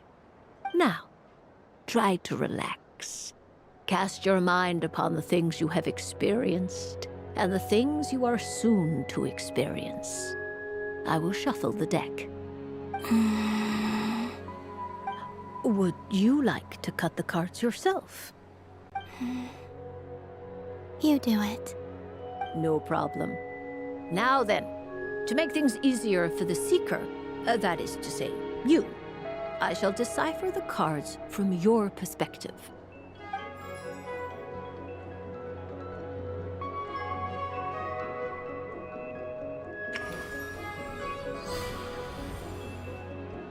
Please, draw the first Lunar Arcana. This represents destiny and is the foundation for the divination as a whole. Now, draw your second card. This will stand for the past, the sum of all your experiences that have come before. And now the third Arcana. This is the present, your interpretation of the current moment.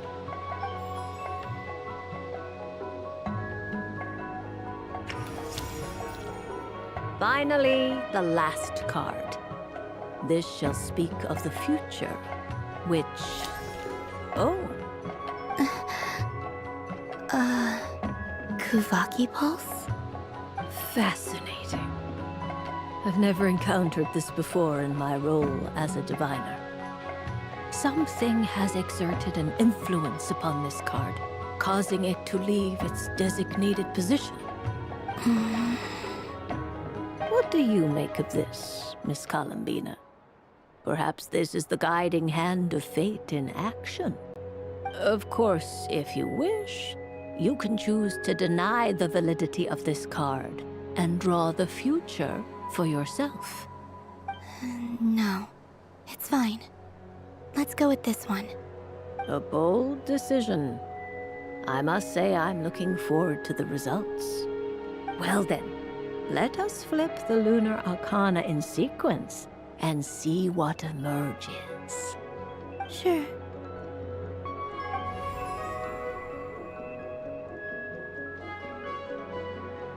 First, destiny.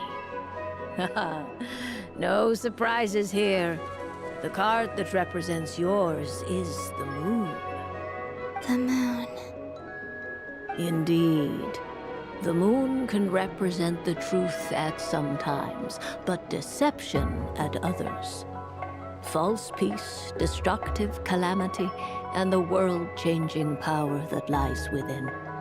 When the moon is placed on the destiny tile, it indicates that your destiny is not what it may appear on the surface. Instead, it may yet have a hidden side. It symbolizes a journey through the fog, fraught with uncertainty and deception, where one must face inner challenges head-on. I don't understand.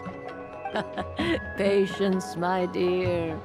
This is but the first card, which serves as a basis for the interpretations that follow. Our divination will only grow clearer from here on out. Now then, flip the second card, the one that speaks for the past.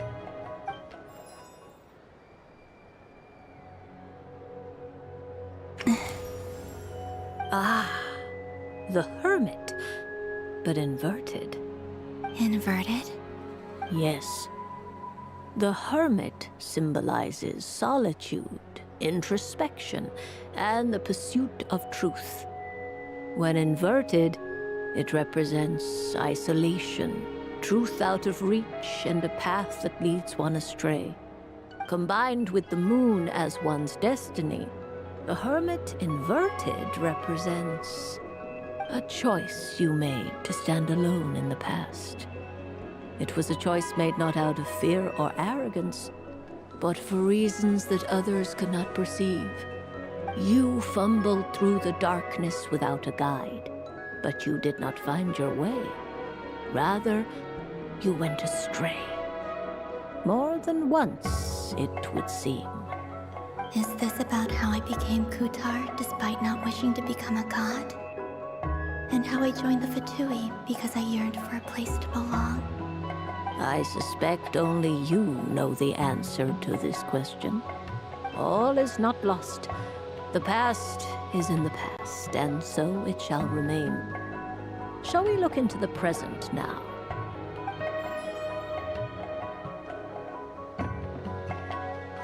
Oh my. The Lovers. One of the most interesting Luna Arcana. What does this one mean? This means that you have had an unprecedented emotional experience. The joy of finding your soul becoming intertwined with that of another. A precious and wonderful thing indeed. It's true. I've made a lot of friends recently, and they are very good to me. I like them a lot. That sounds lovely. I am most delighted for you.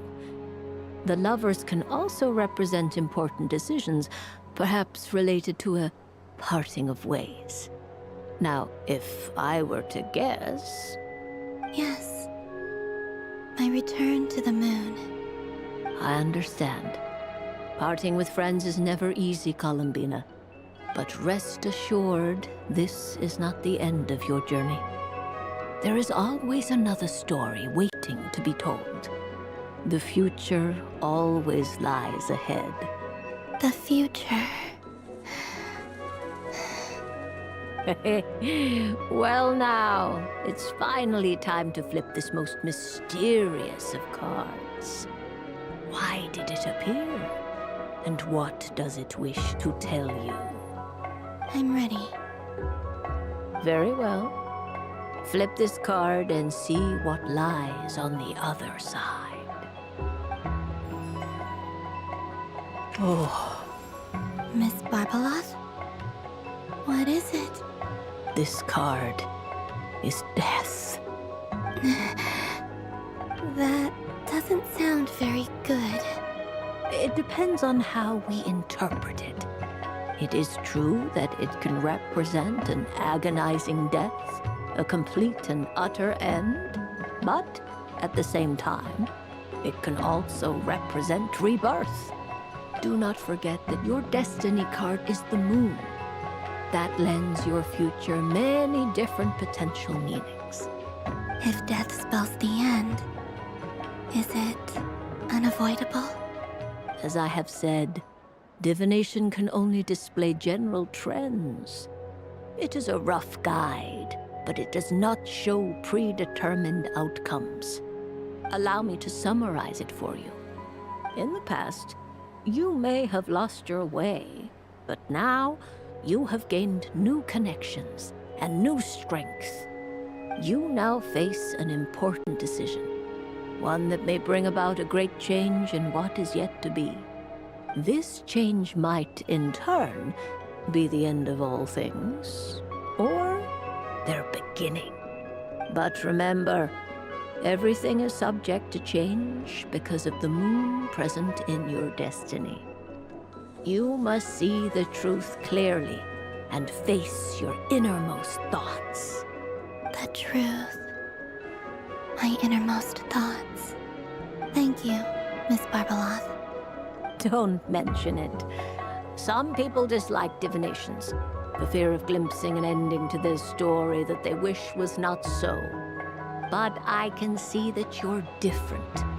The result of this divination will not sway your decision. This is a rare quality, and one that diviners always hope to see in the seeker.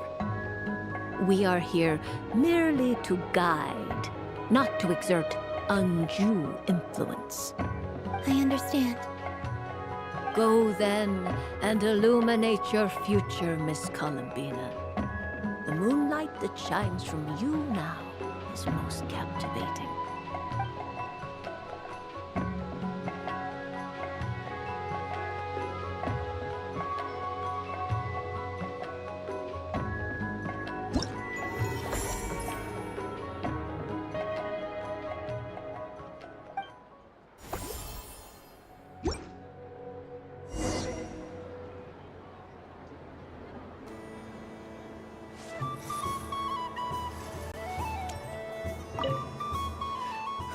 It'd be rude to just leave without saying anything.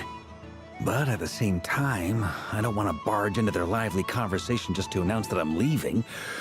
I guess I'll just wait a little longer. Huh? Albedo?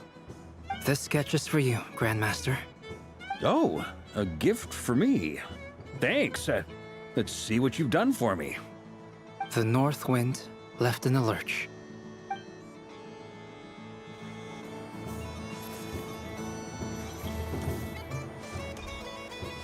What's this?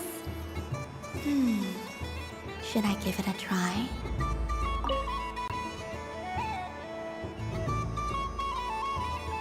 Come on, Citrus. One more round. Just one more. But my neck... oof. It's acting up again. You should take a break. Health comes first. Yeah, don't push yourself. We'll find someone else. Hey, don't look at me. I'm the referee. What are we gonna do then? Do you need any help? Yes, we do. We need one more player for our game. All right. Could you teach me how to play? It's really simple. You just throw the dice and move by that number of tiles. First one to reach the finish line wins. Rolling a hamster means you move one tile. A paper frog is 2 tiles, and a flying squirrel is 3 tiles. 'Cause they go the fastest. Okay, I get it. So, we're all set? In that case, please take your places and let the game begin!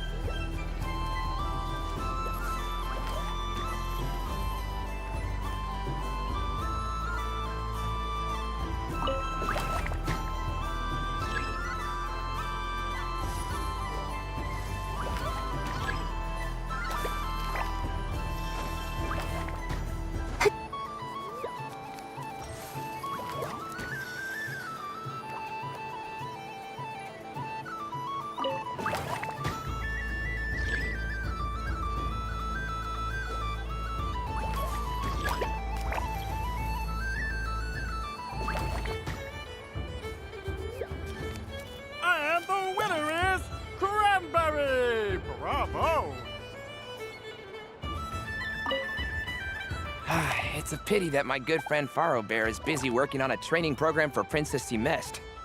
If he could have been here, the victory might have been his.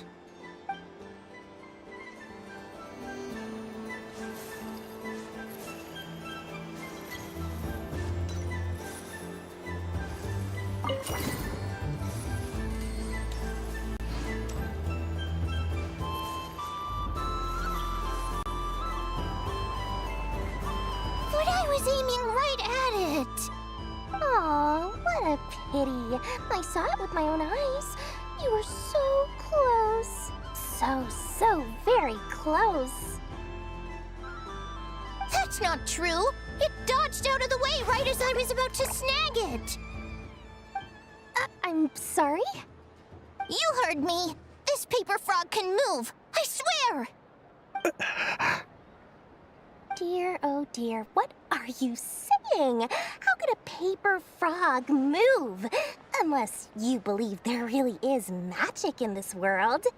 But even if I, the mere humble merchant that I am, knew such magic, surely I would not use it on a paper frog. I'd sooner give Mora legs, so it could walk right into my purse. My dear, dear customer, why not have one more try? This time I'll give you 12% off, a very generous discount for one of my most regular customers. Just think about how much experience you have under your belt now. You're sure to win the next one. Darn, I used up all my coins. I'll be right back. Just gonna fetch some more from my house. Take your time, but don't take too long. This event is Moon Prayer Night only. Miss it, and you'll have to wait a whole year before I'm back. Next customer, please. Welcome.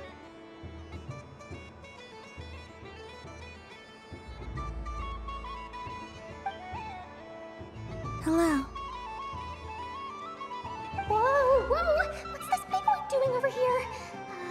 How do I tell my employees not to go running around this time? Shooting them a glance won't work. I haven't known them long enough. Dory? Why, hello there, Miss Columbina. Would you like to play my ring toss game?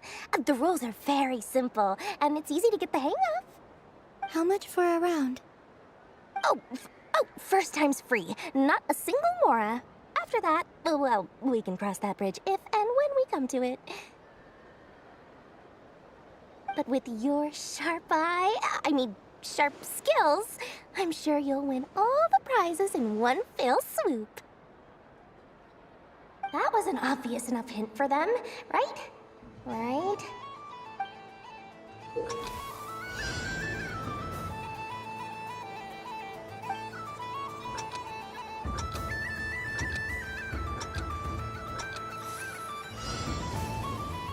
Here comes the ring!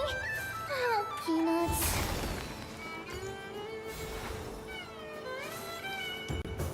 Change track. Roselle, should we move or not? Just a tiny bit. All right, then I'll... Oh, sugar plums, not the clock hands. How do I move the legs again?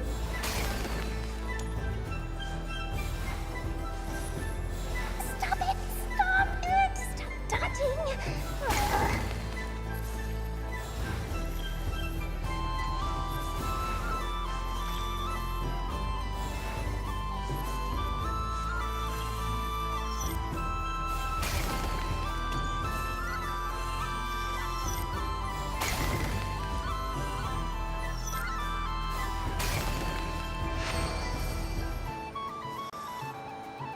Let's see now. Let's see. Wow, very good. That's the highest score we've had all night. And here's your prize. Now, how about another round? As for the cost... Happy Moon Prayer Night, Miss Columbina. Happy Moon Prayer Night, Durin and Hat Guy. Are you here to play the game? Yes.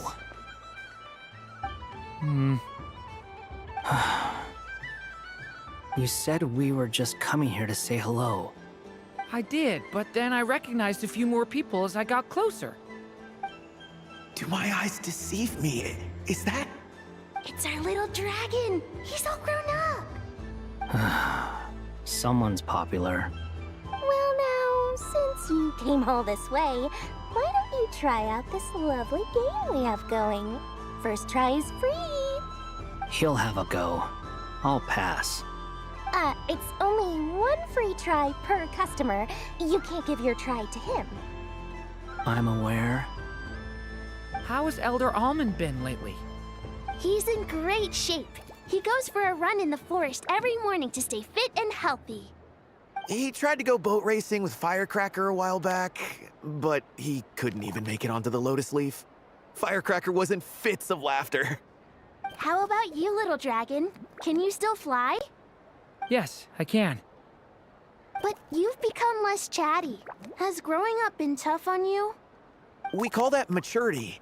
You know, the thing people sing about. The knight wields a sword of stone to defend those hearts that are made of gold. Stone is very heavy. That's what keeps him from talking too much. That's awesome! I want to be a knight when I grow up too. Ring, here I come!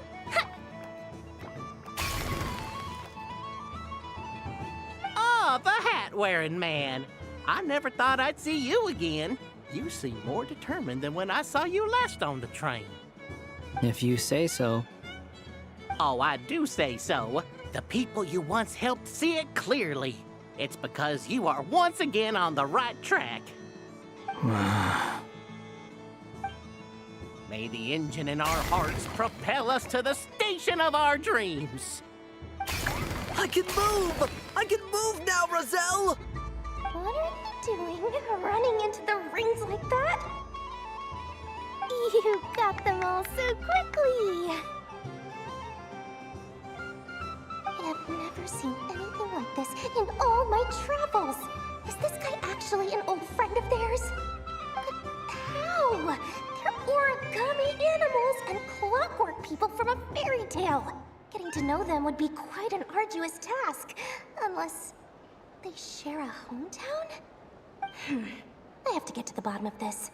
Next time I see the Great Mage Alice, I shall demand answers. Thank you, Dory. I had a lot of fun. Now for your prize. Where did I put it? Give me a moment to dig it out. Oh, sweet grand prize. How I wish I didn't have to let you go. Good thing I've already turned a profit from the customers earlier in the night. Otherwise, I'd have wasted all my hard work. Okay, I'm back. What? I leave for 2 seconds and someone's already claimed the grand prize? Oh, well, these things happen, you know? Perhaps you'd be interested in one of the other prizes instead. We've got all kinds of wonderful goodies here.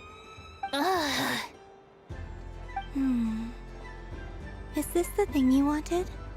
Here, you can have it. Huh? But... Don't worry about it. It will be happier with you. Oh, thanks so much, Miss. Moon Goddess. Oh, goodness gracious, Columbina. Give me strength. How am I supposed to make any more money from this child at this rate? Daddy, look! That's the game I was telling you about! Forget it. She is the Moon Goddess after all. I'll think of some other way to swing this. Maybe I can try to hook this new kid. Huh? Oh, someone already won the grand prize. You can take mine if you want. What? Why? Why are all these bleeding hearts coming here to ruin my business? Happy Moon Prayer Night, everyone. Happy Moon Prayer Night.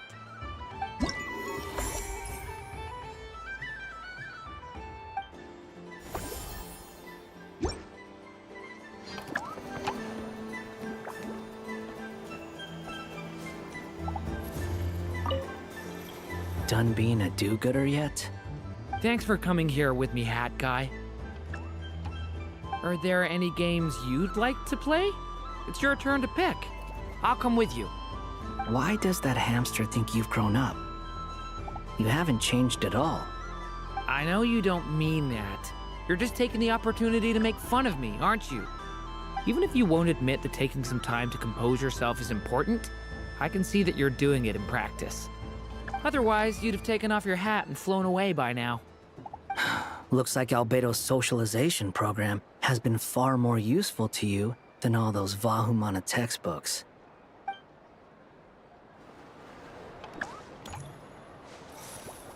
Happy Moon Prayer Night, adventurers. May you have a lovely evening.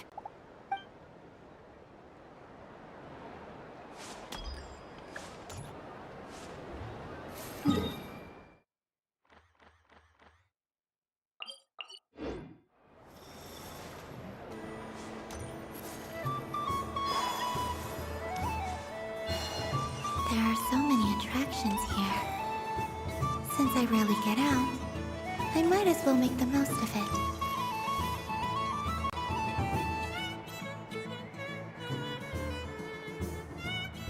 Well, well, look who it is. I heard someone went and disappeared on us the moment we let her out of our sight. They looked all over for you. Frankly, I didn't think you'd be back for Moon Prayer Night. Were you worried about me, Sandrone? You would like that, wouldn't you? Do you even hear what you're saying? It seems to me like you disguised yourself with festive headgear, just so that you could come see me on Moon Prayer Night and make sure I'm okay. You didn't even bring Polonia with you. You?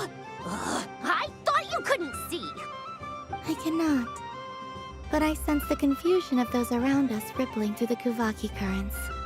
Based on what I know about you, let me guess what you're wearing. Is it cat ears? Shut up!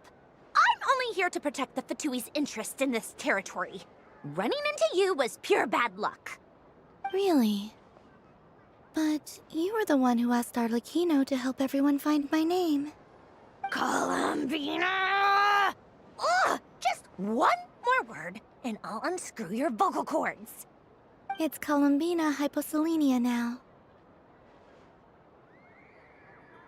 Tell someone who cares. I've missed you, Sandrone. The whole time I was gone, I was thinking. I hope I get a chance to say some ugly words to you. Is that supposed to be a joke? Anyway, let's go play that game. What? You mean that frostfin whale? Yes. It's some kind of game where you get bitten if you step on the wrong tooth. Seems like fun. Who in their right mind would wanna? Because you're not a scaredy cat. Fine! You wanna play? Let's play. Don't complain when I kick your sorry butt. Lovely. You old geezer! I'm gonna beat the pants off you! Just you watch! I almost forgot. Sandrone? What is it now? You'd better not lose, or I'm going to beat your head in. What? Allow me to demonstrate since I'm feeling so nice. You just step on the teeth, like this.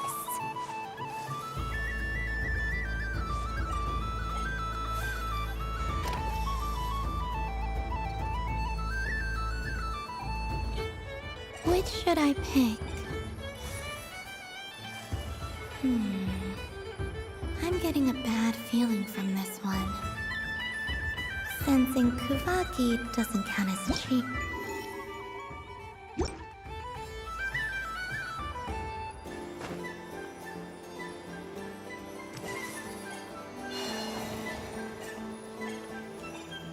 Your turn, Sandrone.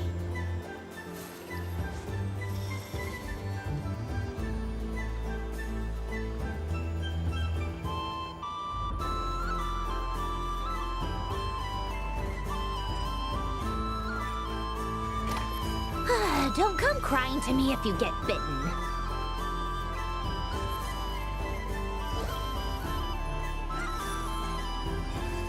There are less and less teeth remaining.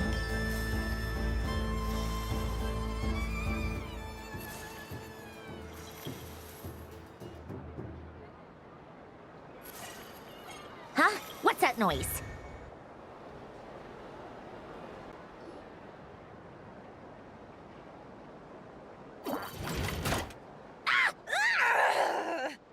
I think you might have picked a bad tooth, Sandrone. Shut it! Do you need any help? It seems like you're stuck. No! It's just a blasted toy! How is its grip this strong? Stop laughing! All right. Well, you lost. So just like I promised. Hey! What are you doing? Are you seriously? Hiya! Why you? Oh, just you wait! Rematch! Are you all right, Sandrone? That was quite a strong bite. Are your clockwork parts? Quit your fussing! I don't need it! All right. I'll go first this time.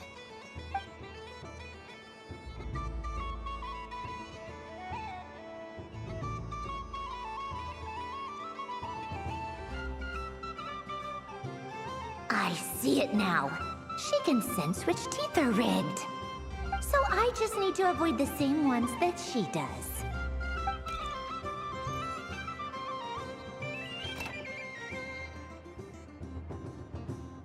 This one... Seems fine. She avoided that one then? Now I've got you. All right, my turn.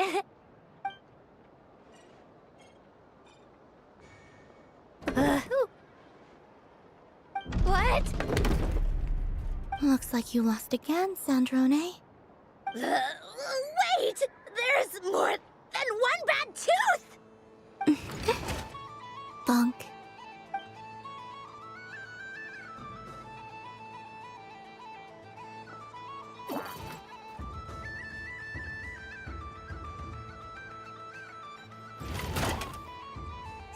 Stupid game! What idiot came up with this? Are you all right, Sandrone? You said some nasty things just now. Oh, I'm peachy. Should I let you bonk me on the head as well?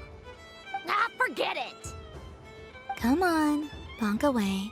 It can be your consolation prize for losing so badly. I told you, forget it! Gah, you've always been so annoying. Singing right outside my door, inviting yourself to my tea parties, going AWOL. And now you're off to the moon or something. Of all my days with the Fatui, the times I spent with you, Arlecchino, and Rosaline, they were my favorite. I will not forget them. Just as I shall not forget this moment. We'll always be friends, no matter where we are, right?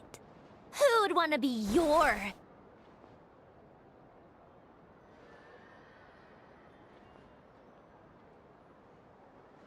I'll miss you, Sandrone.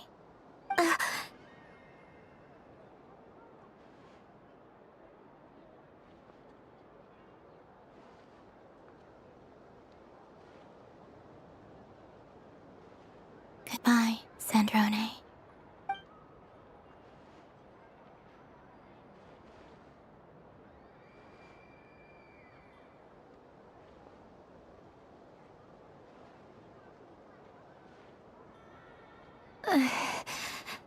I'll miss you too, Columbina. Sorry, what was that? Ah! Ah! Yeesh! No need to freak out. What's wrong? We've been looking everywhere for you. What do you want? Oh, nice ears.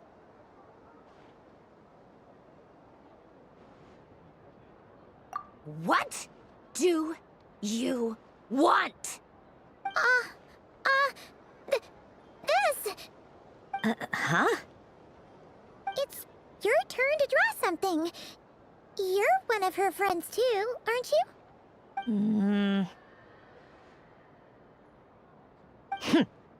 Doesn't know how lucky she is.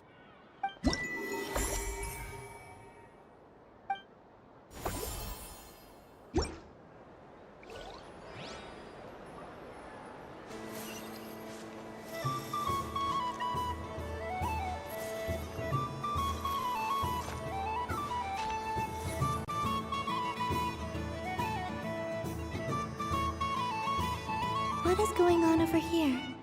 It looks like fun. Hold it right there! You can't run away from me, Moon Goddess.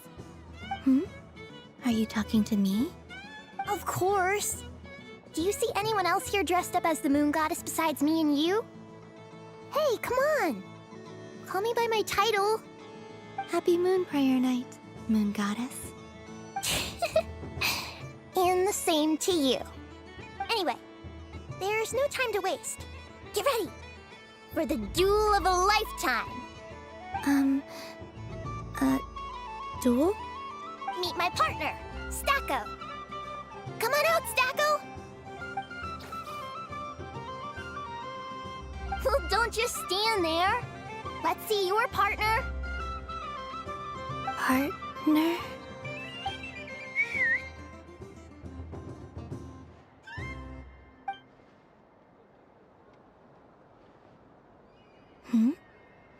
So I need to select a partner and command them in battle.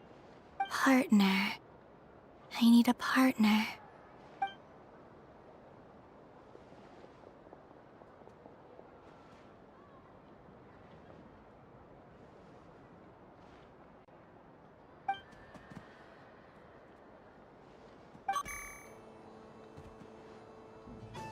Whoa! Am I seeing things? Where'd you get a Kohenki? They're super rare. That's great. But you can only bring one partner to battle against me and Stacko. No ganging up allowed. They all look so eager to be picked. Which one should I choose?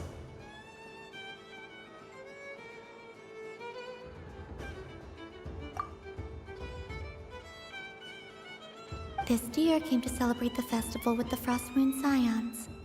It wants to help me with its antlers. They are its pride and joy.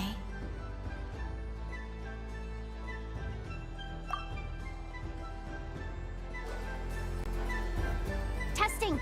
Testing! Oh, this is an emergency broadcast! An exciting battle is about to take place right here at the Nashitown Special Arena! In this corner, we have the Moon Goddess and her robot partner. And in the other, we have the Moon Goddess and her rhyme-horn deer partner. Only one Moon Goddess can be victorious in this ultimate battle of destiny. But who will it be? There's only one way to find out. Now, without further ado, let the Battle of the Moons begin! I don't care who we're up against. Stacko and I ain't gonna lose.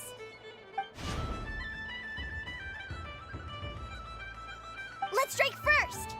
Stacko, formation shift. Ha ha ho! The robot has kicked things off with a change of formation. But how will this affect the battle? Nobody knows!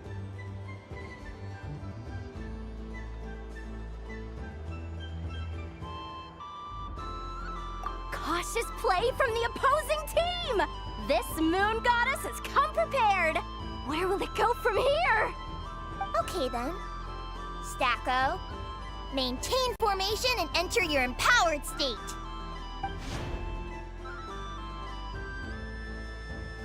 Empowered state! There we go! Now we're talking! Absorbing the immense Kuvaki present on Moon Prayer Night, this lean, mean machine has greatly increased its offensive power! Good choice! Buffs count for nothing if you beat them before they can use it! Oh, it's a hit! But Stacko stands firm! The battle is heating up fast! I'm about to start sweating machine oil over here! Go for it, Stacko! Set Kuvakia to maximum! Can their opponents withstand this blow? And what will this moon goddess do? Don't be afraid. Fight however you wish. What the? The Rhyme-horn deer's antlers are glowing!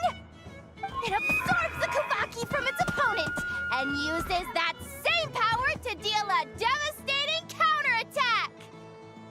There goes the robot's formation! Stacko! Oh, Stacko is down for the count! Our winner is the Moon Goddess! The slightly taller one, I mean. You did your best, Stacko. I'll take you to Aino's for a checkup right away, don't you worry.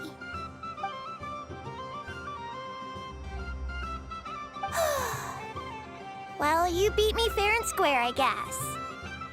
Honestly, I underestimated you. Won't make that mistake again. I think my partner deserves most of the credit.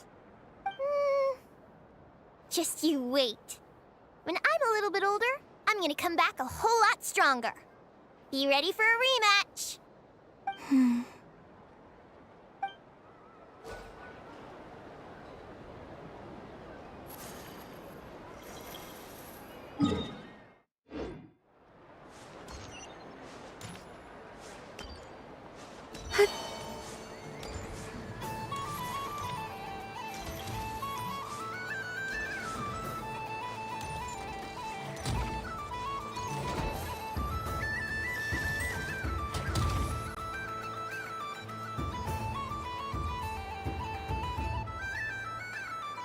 This doesn't make any sense. How am I losing every single time? Wait, Ineffa, you're cheating, aren't you? Yeah, that must be it. I am not cheating, Aino. Uh-oh, sounds like Ineffa's turning into a big baloney bot. I think it's time for some serious maintenance. Moon Goddess, help me. Miss Columbina, Aino is attempting to cheat. What the? I'm not the cheater. You're the cheater. How dare you throw it back at me?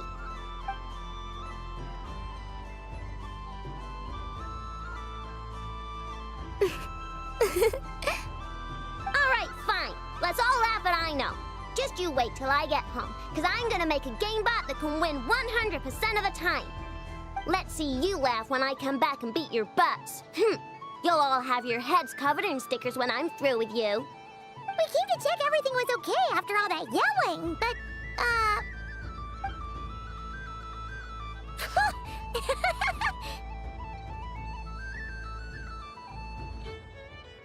Whatever it is, it sounds like cheating is allowed. Kuhenki concentration. Each player starts with differently colored Kuhenki. Each round, they draw one Kuhenki from their opponent. When a player has two Kuhenki of the same color, they make a pair and can be discarded. Any that can't form a pair must be kept. The round ends when a player can't form any more Kuhenki pairs, and that player gets a sticker.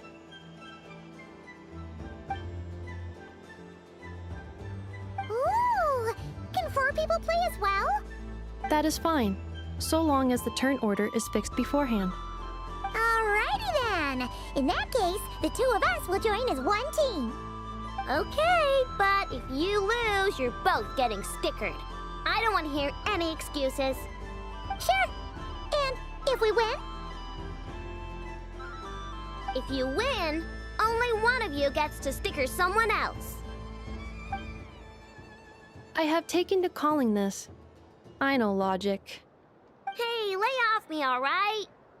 Okay, so we're starting the game from scratch again, which means all my stickers so far don't count. Looks like Luanatar is the Kuhenki of honor for this game. Anyway, let's go clockwise, starting from ineffa.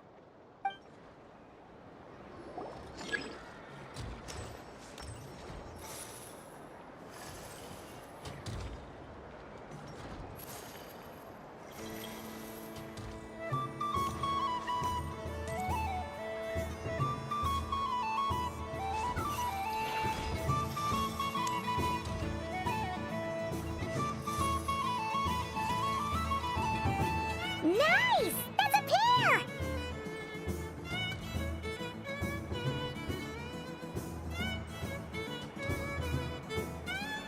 Go, go! Fly!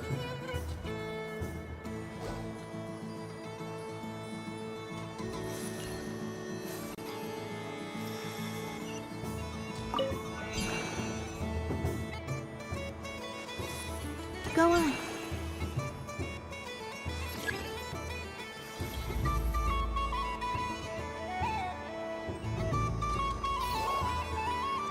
I have a pair.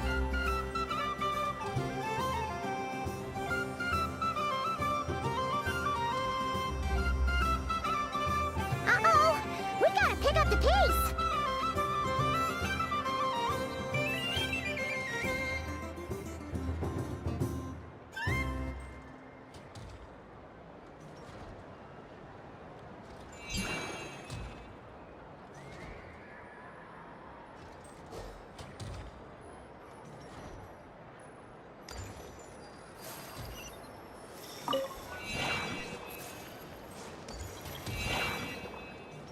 I win.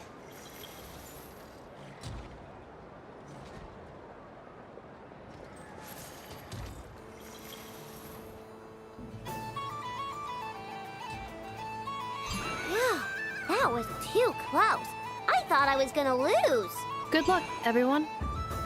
Ah, we're out!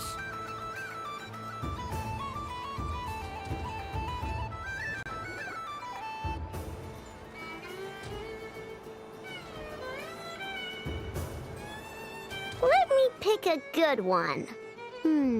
What's it gonna be? You're looking very pleased with yourself there. What happened to being a huge Grumposaurus? I won. Duh.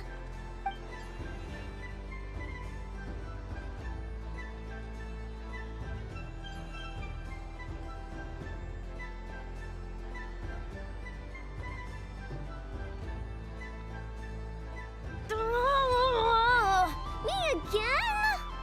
Don't fidget too much, Aino, or the sticker's going to fall off. I don't care. If it falls off, it falls off. If a pair of Kuhenki get discarded, why not a pair of stickers? Huh? Huh?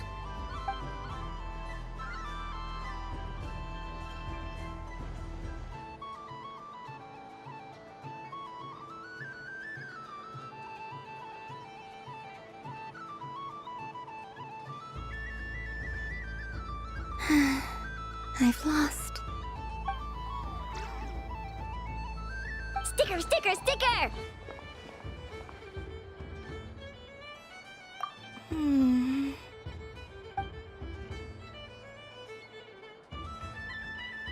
Cute! You think so? Shame. I can't see it for myself.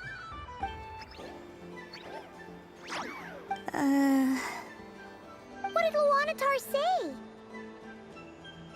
She said it looks so cute that she wants me to lose a few more rounds.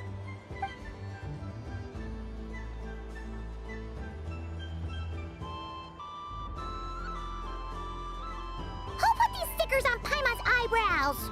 Ugh, she can barely see! Alright, now, I think we got enough evidence to prove that there's a serious problem here. Yes, I agree as well. The culprit is...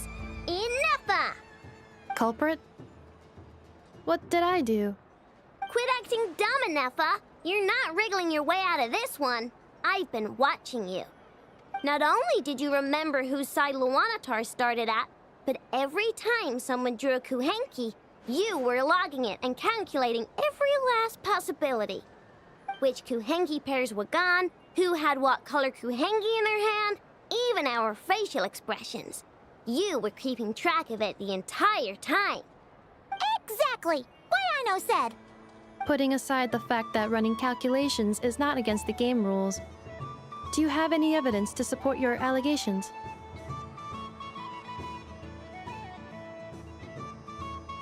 But that's not against the rules either. So she admits it.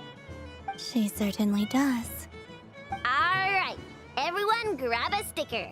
It's time to get Ineffa back. But... Take that!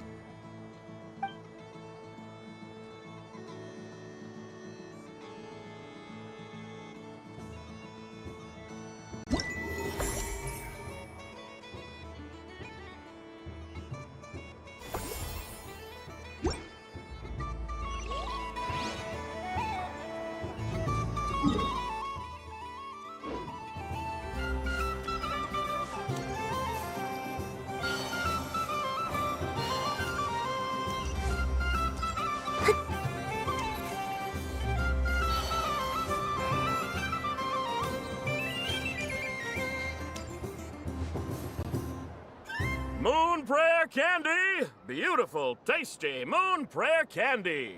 Buy a whole box, share it with your friends and family! Candy? To share? I wonder what flavors everyone would like. Welcome home, Moon Goddess.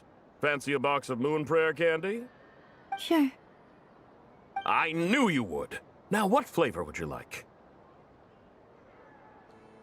I'm not sure. What flavors do you have? Is this for yourself, or as a gift? A gift for my friends. Ah, I see. In that case, I'd recommend apple, lockaberry, or midsummerberry. Those are the most popular. Do you have nocturnal blossom flavor?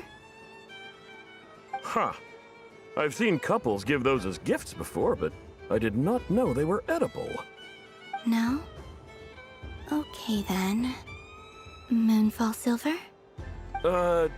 You did say this was for friends, right?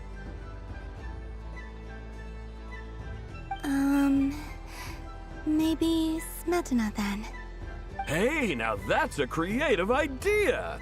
I've never tried it before, but if you're happy to wait, I can see about whipping up a batch on the spot. While we're at it, you got any other ideas?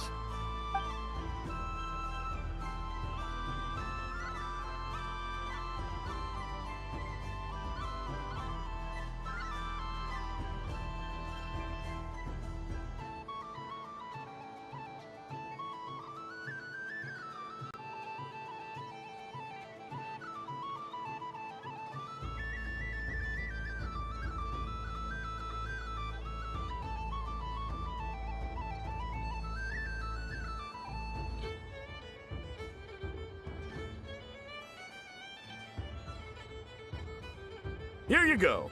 Every flavor you asked for is in there.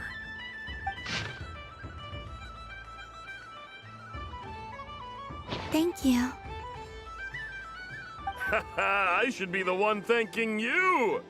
You brought me a whole bunch of new business. It's like a genuine blessing from the Moon Goddess. I hope you and your friends have a lovely night.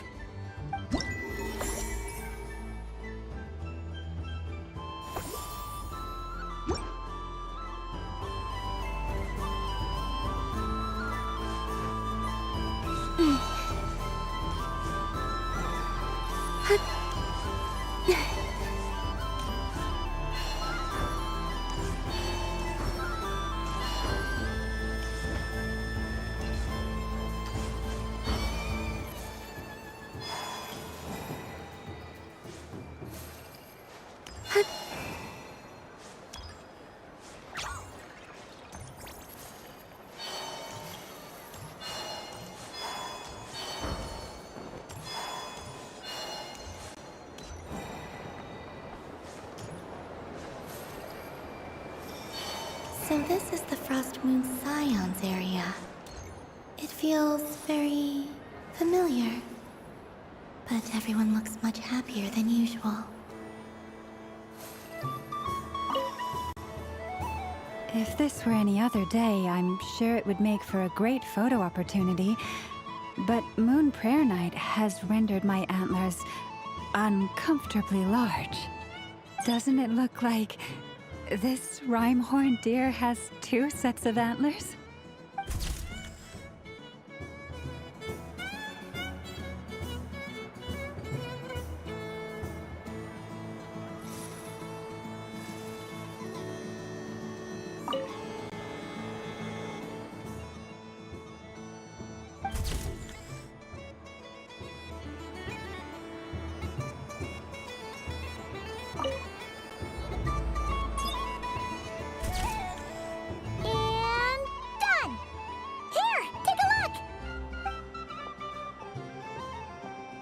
I think it looks quite funny.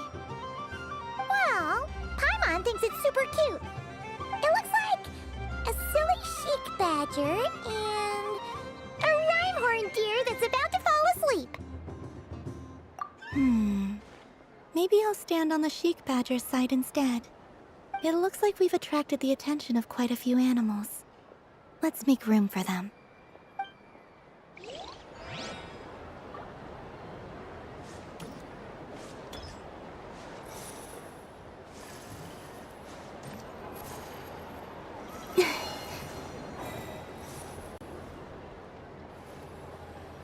Wow, the Frost Moon Scion stall looks kind of plain, but it's pretty cool once you get into it. I don't go to Hisi Island much, but it's got that, like, old-world cultural feel. And if culture means we get more festivals, I'm all for it! Hello, Yahoda.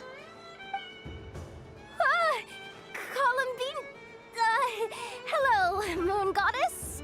That was too close. I almost gave the game away in front of the staff. Oh, wait, what's the deal with her shoes?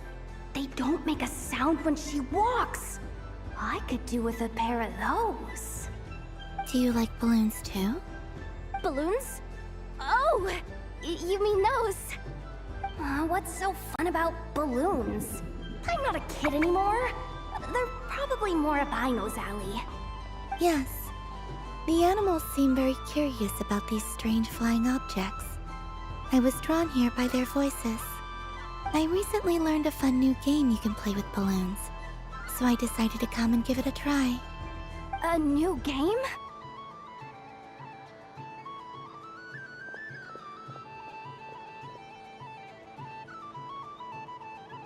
Hello.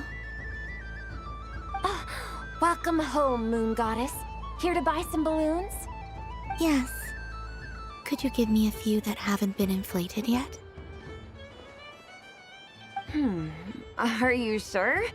I guess it's not a problem, but... Yes, please. Thank you. Uninflated balloons? But those are just little rubber pouches. What does she want with those? Would you like to play the balloon game, Yahoda? Huh? Sure. I guess. How do you play it? Wait here a moment.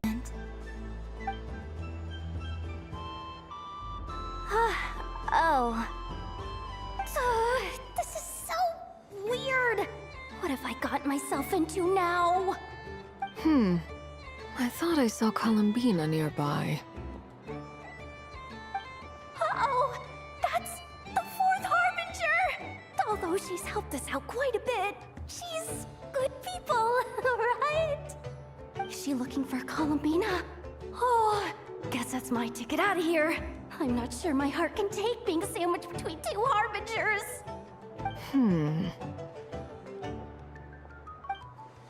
Which stall is she checking out? Oh, it's that other Frost Moon Scion's one. Try on the headgear, see what it's like having antlers or animal ears for a day. Oh, I wouldn't be caught dead wearing that stuff. So embarrassing. I have enough gear to carry as it is. Wait, what? She put it on? How peculiar. This would take some getting used to. I wonder if this is what it's like for Lynette. It really suits you, ma'am. What is this? She was so intimidating a moment ago, but now, dang, she's really rocking those ears. How does she make them look so cool? I suppose I may as well keep them on for now. All part of the festive experience. She's coming this way. How do you do, Miss Yehoda? Oh, jeez. Don't talk to me while wearing that thing. Where am I supposed to look? Oh, hey there. I'm looking for Columbina. Have you seen her? She just... Huh?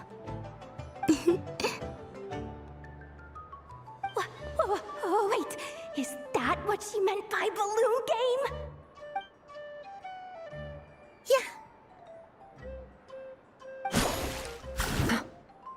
Huh? No fair! How come I get caught in the crossfire? An ambush from the rear? Is this a declaration of war, Columbina?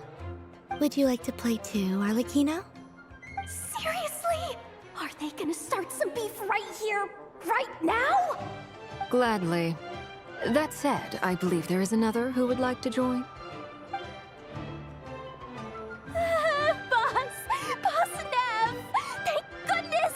You've gotta get me out of here! Things are kicking off big time! Hello there. I'd like 10... no, make that 20 balloons, please. Uninflated. What? Miss Moon Goddess, I hope you're prepared to pay the price for assaulting my employee. Welcome to the game, Nefer. Just to be clear, let's keep this a fair fight, okay? No strange powers, please and thank you. Naturally. Don't just stand there, Yehoda. Aren't you going to team up with me? Huh? Do I have to? Of course. Don't forget, the Curatorium has a reputation to uphold. I knew something like this was gonna happen.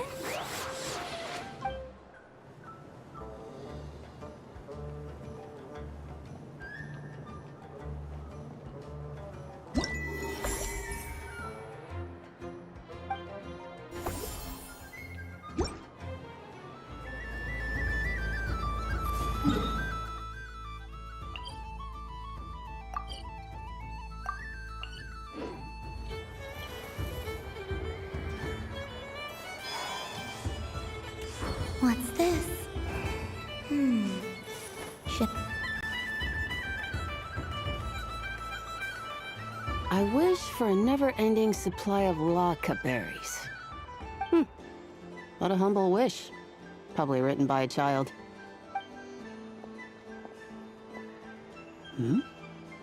Is that Lauma the Moon Chanter?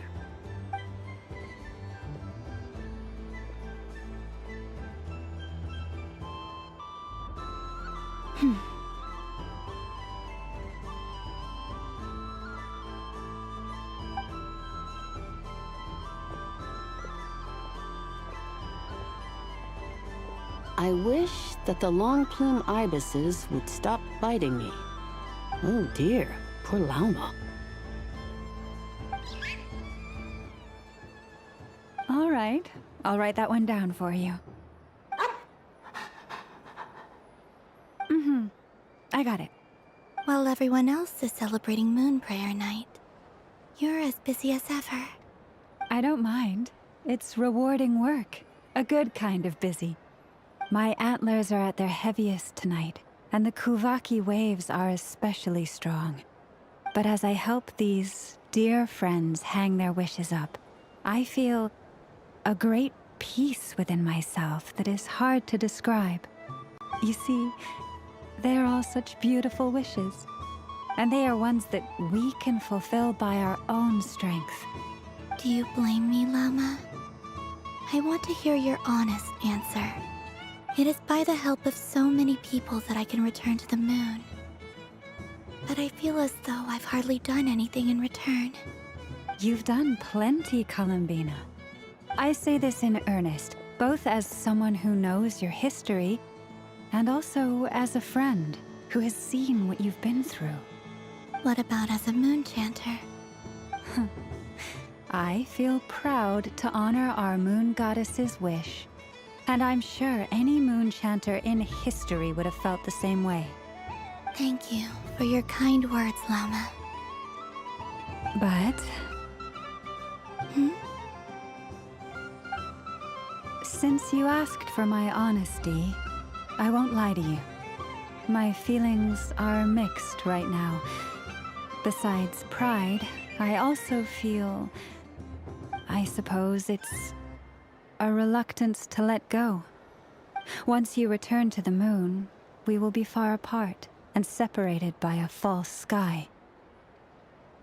I'm sure those of us left behind will gaze up at that sky, yearning for the moon once in a while, just as you used to do. I will miss you, Lauma. I will miss you all.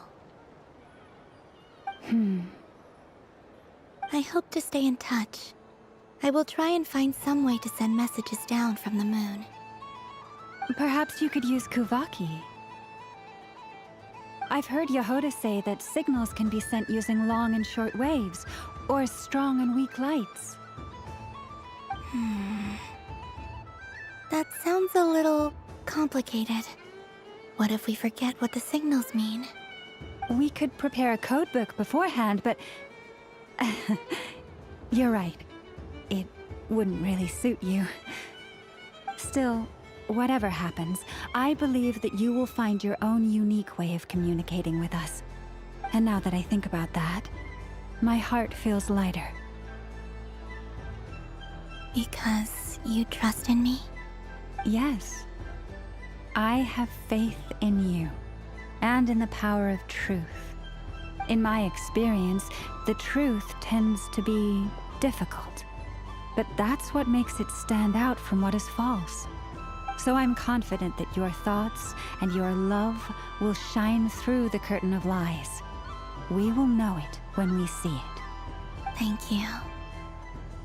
Now, could you help me hang up my wish? Is this?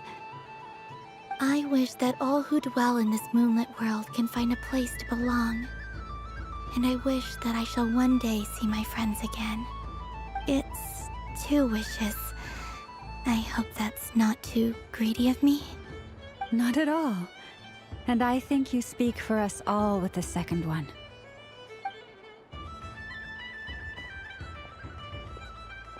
I shall continue to pray until the day that all of these wishes come true.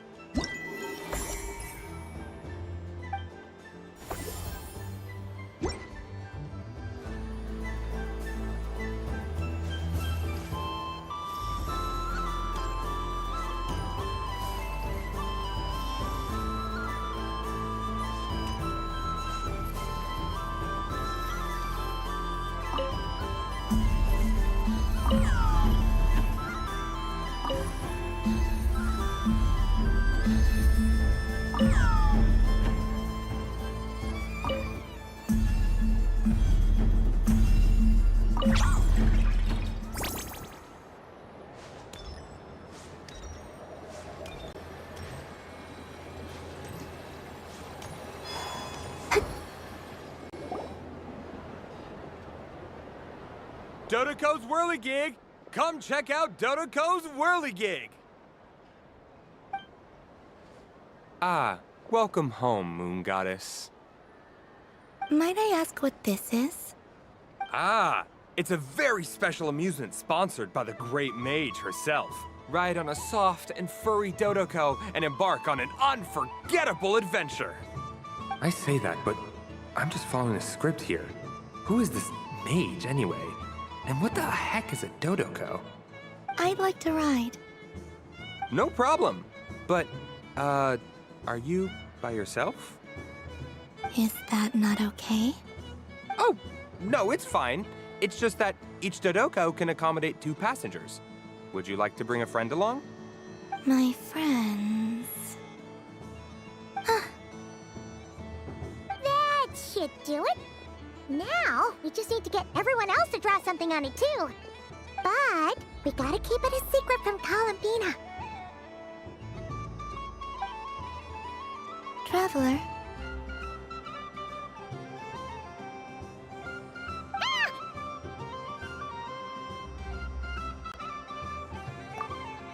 I want to go on that ride. Will you join me? Let's go then.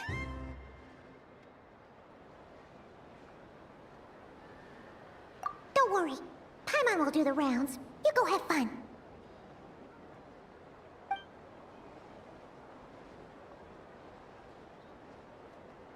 Hmm? All right. I think we have to wait in line over there. Please take your seats. For safety reasons, you mustn't try to leave the ride before it comes to a complete stop. All right, you're all set. I wish you both a wonderful journey.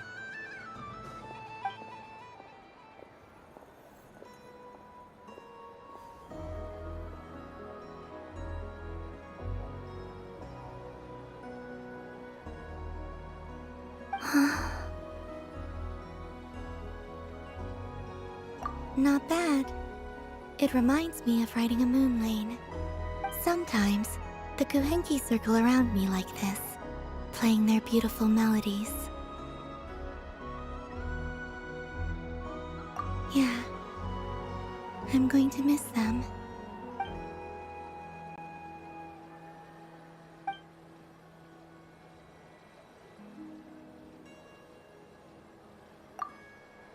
It does. I've felt scared in the past, too. But this is a little different. You know something? I got to see a lot of fascinating things during my disappearance. I saw how the Frost Moon Scions act around their families. So different than how they used to act in my presence. And I also saw how they interact with their friends. It made me curious at first. Why do people act so sincere when they're worshipping gods, but save their truest, warmest feelings for each other? Slowly, I came to realize that it's because they trust one another. They know, deep down, that they'll be accepted for who they are. All of it. The good and the bad. I know. I knew it the moment you started calling out my name. What I fear now is the end. I fear losing all this the very night I have gained it. Hmm?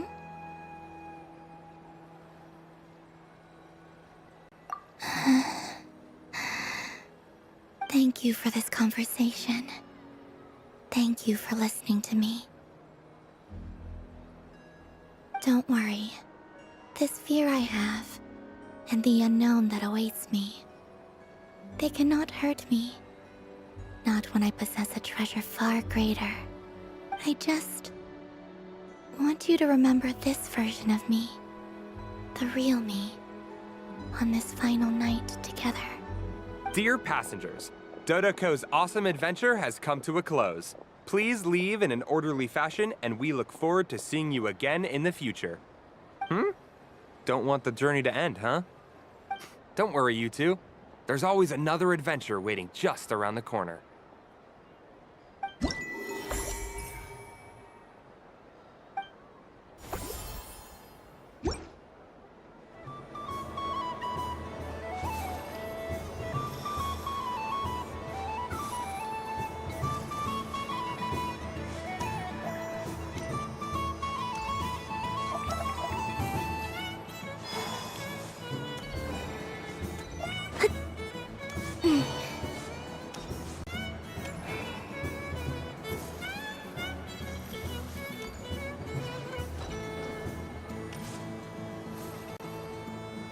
Sunny days! I prefer sunny days. Ah, well, you are as warm as the sun itself, Moon Goddess. Very well. I believe your spirit animal has to be this most adorable chic badger. Wow! Thank you, Mr. Talking Magic Lamp. Have a very happy festival, Moon Goddess. Flins? That's you, isn't it? Shh.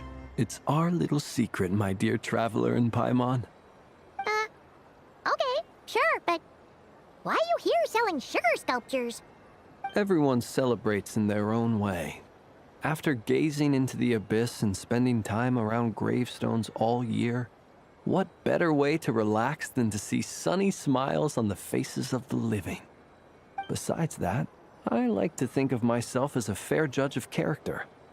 I dare say matching personalities to confection suits me rather well. That's not what Paimon was talking about. Aren't you afraid that your true identity might be exposed? Should I be? There is all manner of magic in the air this moon prayer night, thanks to the work of the great mages. I see Miss Columbina is hiding in plain sight. Why should I not do the same? Why miss this rare opportunity to enjoy a special evening in my true form? Fair enough. You got a point there. People who don't know you will probably think you're just a talking lantern. Well, now that we see eye to eye, what brings you here? Not a search for your spirit animal, I presume? Ah, well, actually... Here, see for yourself. Oh, this is... How wonderful. A beautiful idea. Yeah, we just met Barca, and he said that having everyone draw their own section was kind of boring. So, he did your bit for you. Ah, Varka. Ever the maverick. I see his artistic skills are truly one of a kind. In that case, I shall paint something on Mr. Albedo's behalf in a short while. What? Why not now? Ahem. Welcome home, Moon Goddess. Phew, that was close. Hello, Flins. She recognized you right away! What keen eyes you have, Miss Columbina. Especially considering they are shut. I did not see you. Rather, I sensed you. I can sense the fluctuations in Kuvaki all around me. One would expect no less of the Moon Goddess. Might I interest you in some candy? Yes, please. Excellent. I shall make some for you right away. Something the matter, Miss Columbina? What about my spirit animal? All the other children carrying sugar sculptures are talking about it. Wait, is she taking the test seriously? Ah, my apologies. How could I neglect that? You are quite right, Miss Columbina. Every one of us has a magical creature living in their heart. Would you permit me to help you find yours? Yes, please. Do you prefer the day or the night? Night. Which of the 4 seasons is your favorite? Winter. Think of a perfect day. What is the weather like? Sunny, rainy, or perhaps cloudy? Rainy in the morning, sunny at night. What kind of answer is that? Forests, lakes, and open seas. Which do you prefer of these? I like them all. Imagine you opened your very own shop. What would you sell there? Moonlight, I think. Wow! Paimon would totally shop there. It wouldn't cost anything. You'd just need to visit. Aha!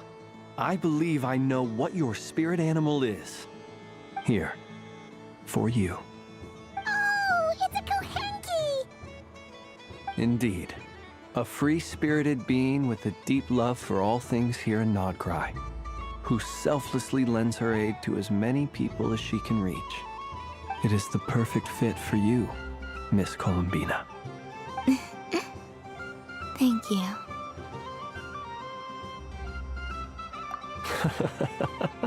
It would be my honor. But you shall have to forgive me. We have known each other for quite some time. I doubt there is any answer I could give that would come as a surprise to you. So instead, would you accept this sugar sculpture as a token of our friendship? It's a lantern. Hey, why don't you two go enjoy your candy over there? Paimon wants to try out this spirit animal thing too. Right, Flins? Come on, play ball. I get this drawing done. But I want to hear Paimon's answers. But it'll probably take ages. Paimon's a complex soul. And we don't want your candy to melt while you wait, huh? Oh. Okay then.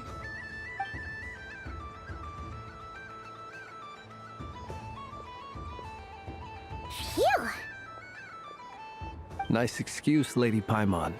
That was some quick thinking. Yeah, no thanks to you. Although, help next time.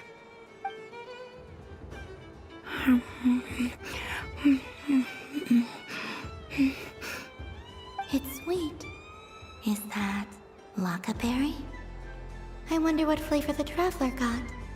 This way, this way! It's the candy-selling lantern! I'm coming! Of course.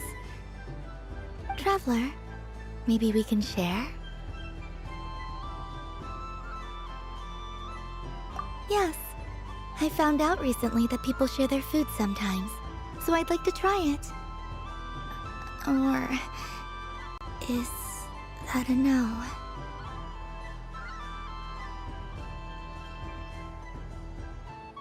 Thank you.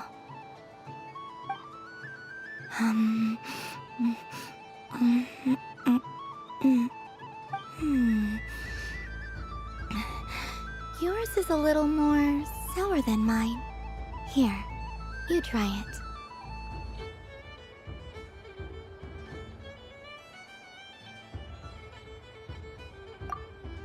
Are you sure? Amazing. My sugar sculpture has shrunk, yet my heart is filled with feelings of sweetness. I will remember this feeling.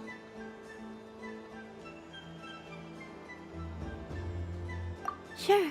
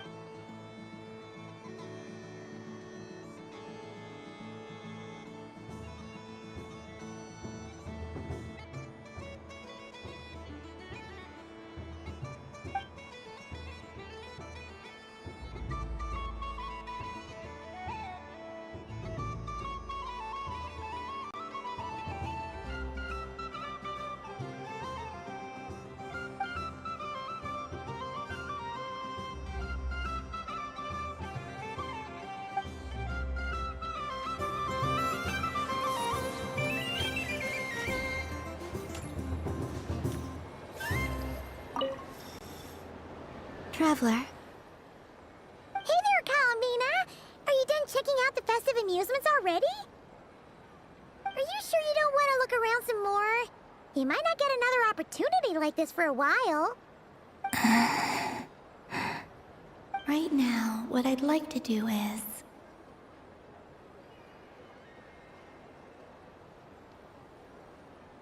Thank you.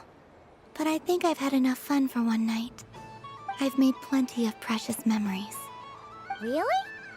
You're sure you don't want to have a little more fun out there? Final answer!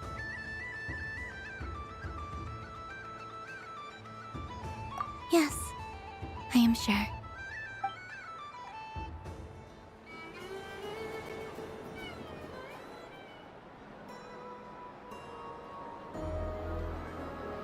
This was the most fun I've ever had on a moon prayer night.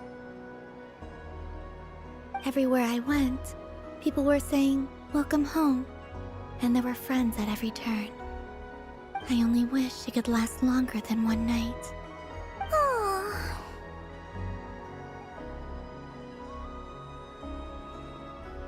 Yes, you're right. The moon prayer blossoms. Ooh, look! Look! Moon prayer night has come.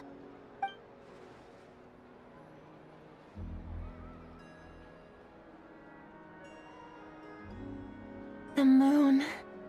It's so beautiful. Happy Moon Prayer Night, dear. Happy Moon Prayer Night!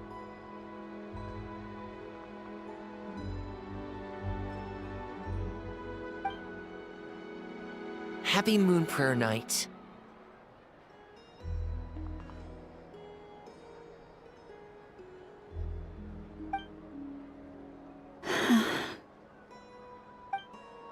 Aww. Huh.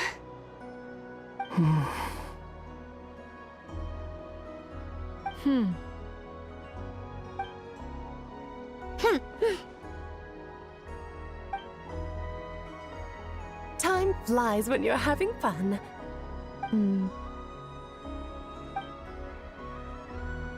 Oh. Looks like the time has come. Columbina. You're heading off, then? Yes, to the ruins you mentioned. And from there, back home to the moon. Wait! I know? At least... Take one of our craft shop's crumb cookies up to the moon with you. You know, for a snack. Sure, why not? The Curatorium of Secrets believes in proper farewells. No story should be left without a satisfactory endnote. Nefer. Farewells are an important affair for the Ratniki, too. We never know when we might meet again. Haha! And here I thought grand farewells wouldn't suit tonight's mood. But I suppose friendly passion is not to be stopped, eh?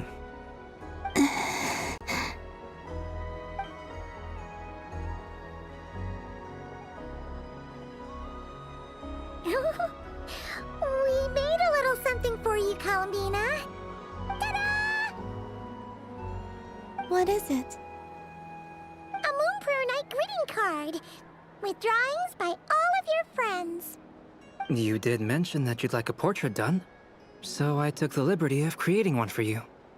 I, meanwhile, did the portrait of Mr. Albedo, and Mr. Varka did the same for me. I mean, I think my work was pretty true to life, don't you think? The picture of Ashru was my doing. The two of you seem to get along rather well. Wait, was I the only one who did a full-body picture? That's so embarrassing. I did pictures of me and Ineffa. I did my own portrait and one for Hat Guy. Plus, there's the two witches, Arlecchino and Cindrune. So, if you ever miss us, just flip the card open and we'll all be right there with you. I don't know what to say. Thank you so much, everyone. This whole moon prayer night was more than I could have ever asked for. It is the greatest gift I have ever received. Lauma, I figured it out. Figured what out? Remember how the Frost Moon Scions used to use milk as invisible ink to write hidden messages? That was a very long time ago. Oh, are you saying? Yes. When I miss you all, I shall use moonlight in the same way, to write words that only you can see upon the moon itself. Wow, that sounds lovely. Quite. But how will we see them? Simply open your windows on nights when the moon shines bright, and the moonlight will naturally flow towards the words I have written. That sounds most fitting indeed. Very true to form. I'll try to write them in places that won't disturb your sleep. I, for one, would sleep all the better for having read one of your messages before settling down for the night. Exactly. So don't worry about disturbing anyone's sleep. Just promise you'll write to let us know you're okay, alright? All right. I promise.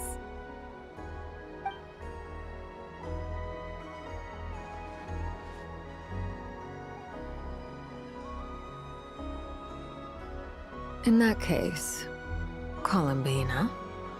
I'm ready.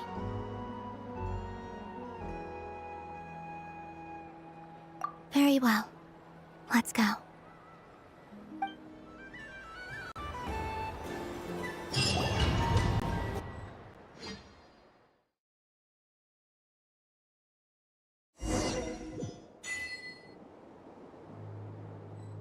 In just a few moments, I will be gone.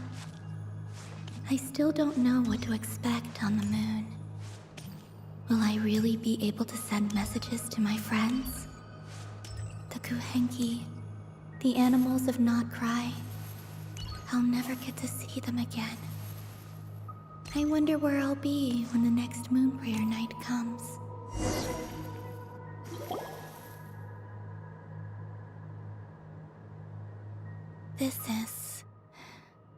This is where the people of Hyperborea used to communicate with the moons.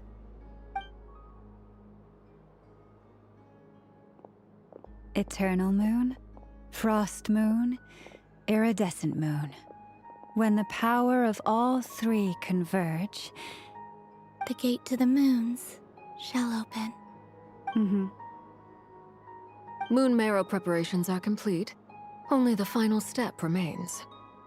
I'm sure Nasha Town is livelier than ever at this moment.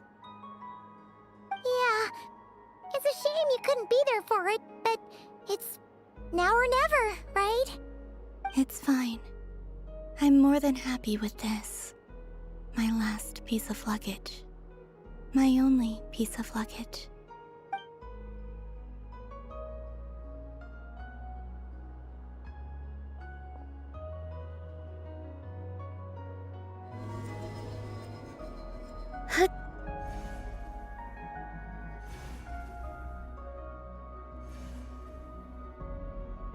I can already feel the moon calling to me.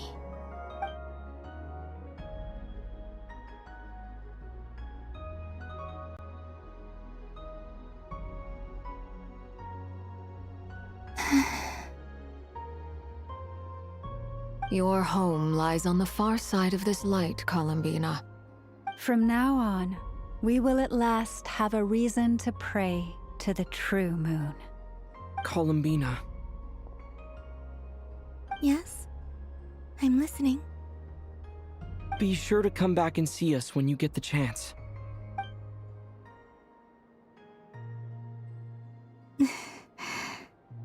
Of course.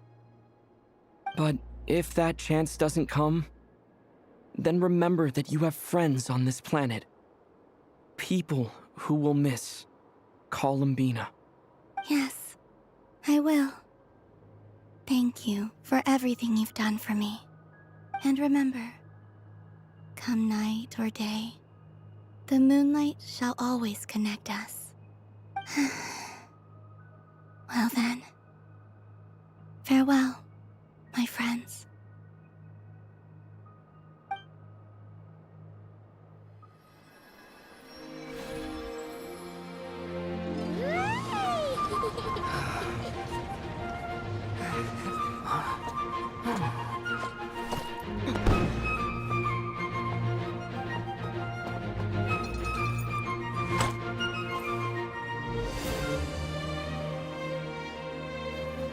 Thank you. This was my happiest night in Tevat. Farewell, Columbina.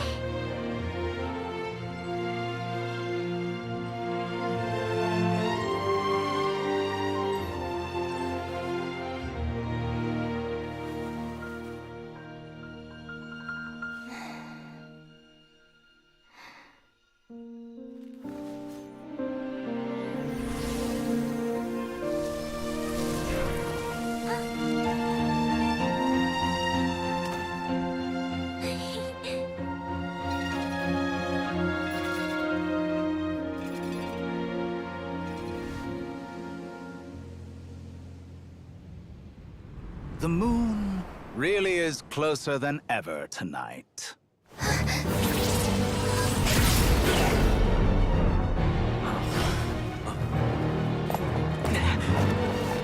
Columbina. All 3 moons in one place. Time for one final experiment. Reason, life, death, time, and space. They all believed I would fail.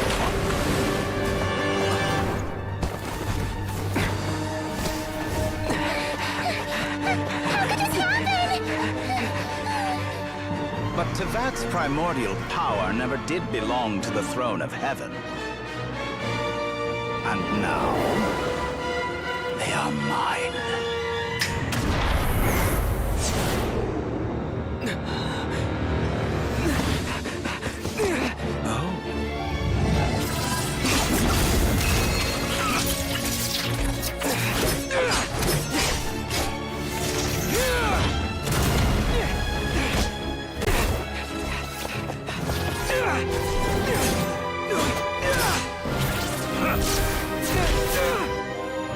No, as long as I'm here.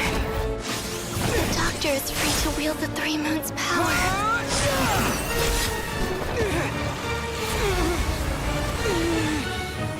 It's the only way.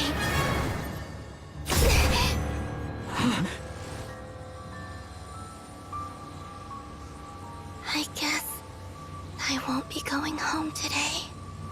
Columbina! No!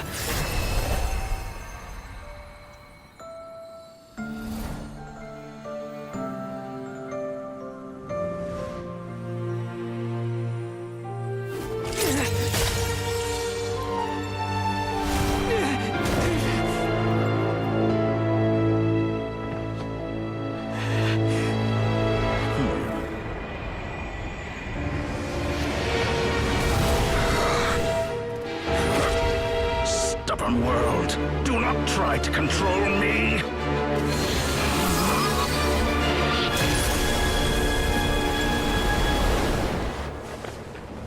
Columbina.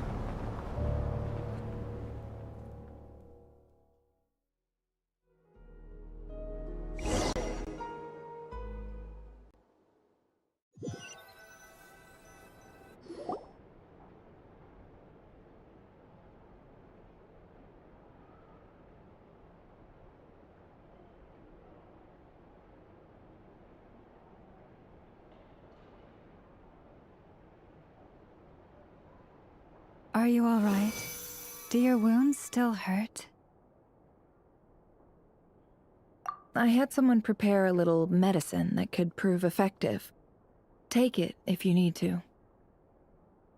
In that case, let me relate the contents of the call we made to Alice after the incident occurred. that Dottore is a crafty one. He distracted the Hexen Circle by creating a huge fuss at Tevat's borders. I'd assumed that the cause was an abyssal intrusion from the outside world, which in fairness is a rather common occurrence. But after learning that you managed to influence the phantoms in Notcry, I realized that perhaps this interference could have come from within Tevat instead. But we weren't able to change their fates. True, you couldn't change how their stories ended, but you did build some variables around yourself. Variables? Yes, things you heard that you could not otherwise have learned, ideas that would otherwise have never crossed your mind. All these things are variables. Of course, most variables usually pale into insignificance with the myriad of possibilities floating around. But the moment you start treating them as building blocks and intentionally stacking them, that changes things. That's what Dottore did, and it's how he created the necessary conditions so that when you activated the portal tonight, it played right into his plan. However, we have no way of knowing exactly what he did. Yeah, we also need to ascertain Columbina's status. And that about sums it up. As I suspected, Dottore has disappeared completely. If it's any consolation, he wasn't able to control Columbina as he might have wished to. Oh no!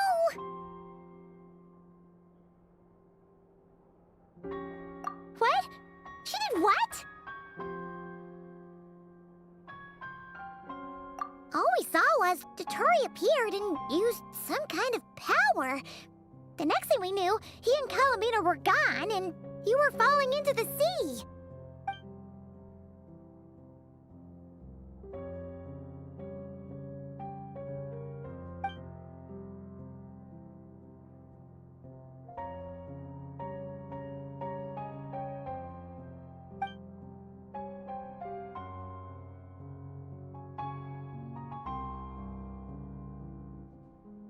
So, Columbina intentionally opened the Moon Gate and escaped into the same mysterious world as Rerir and Thalindis. Sounds like bad news.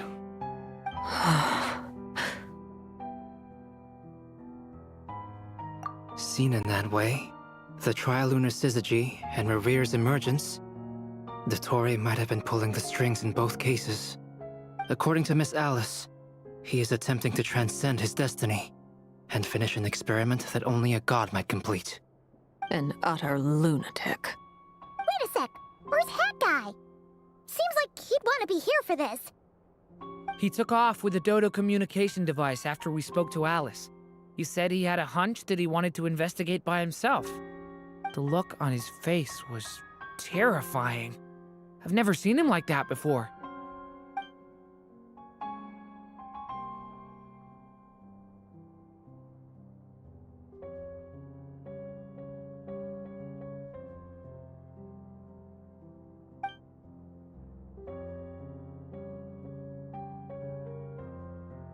I'm back.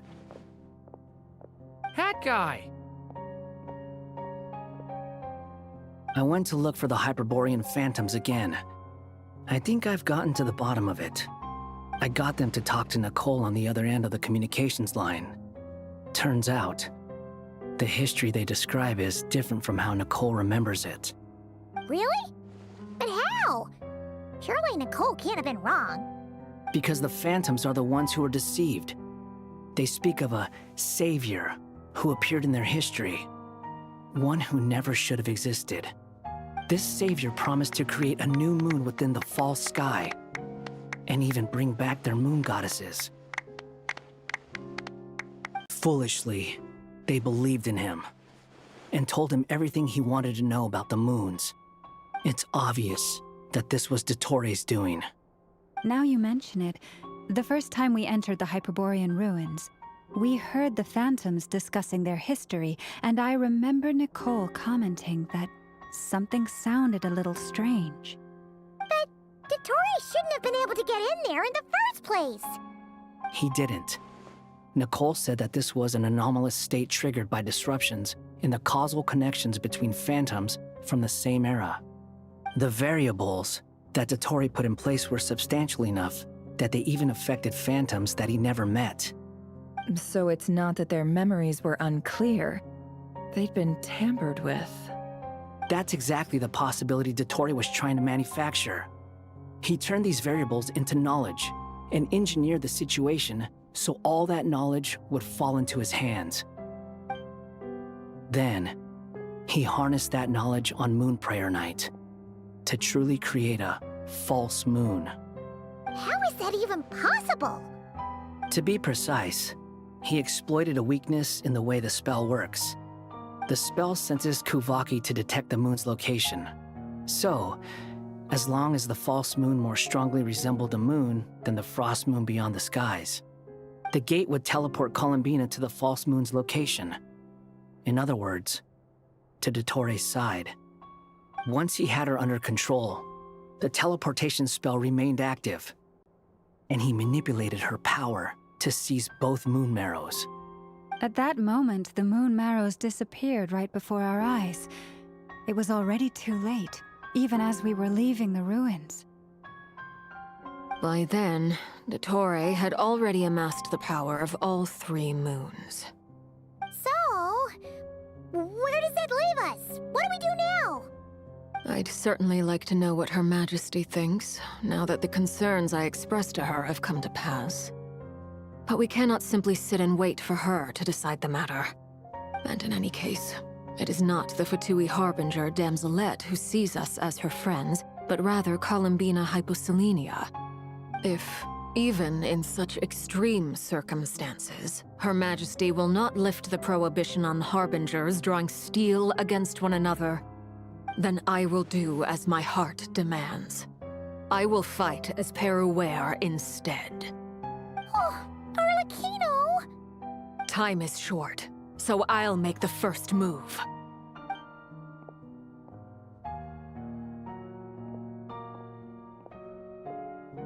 Whew. Even Arlecchino seems to be losing her cool now.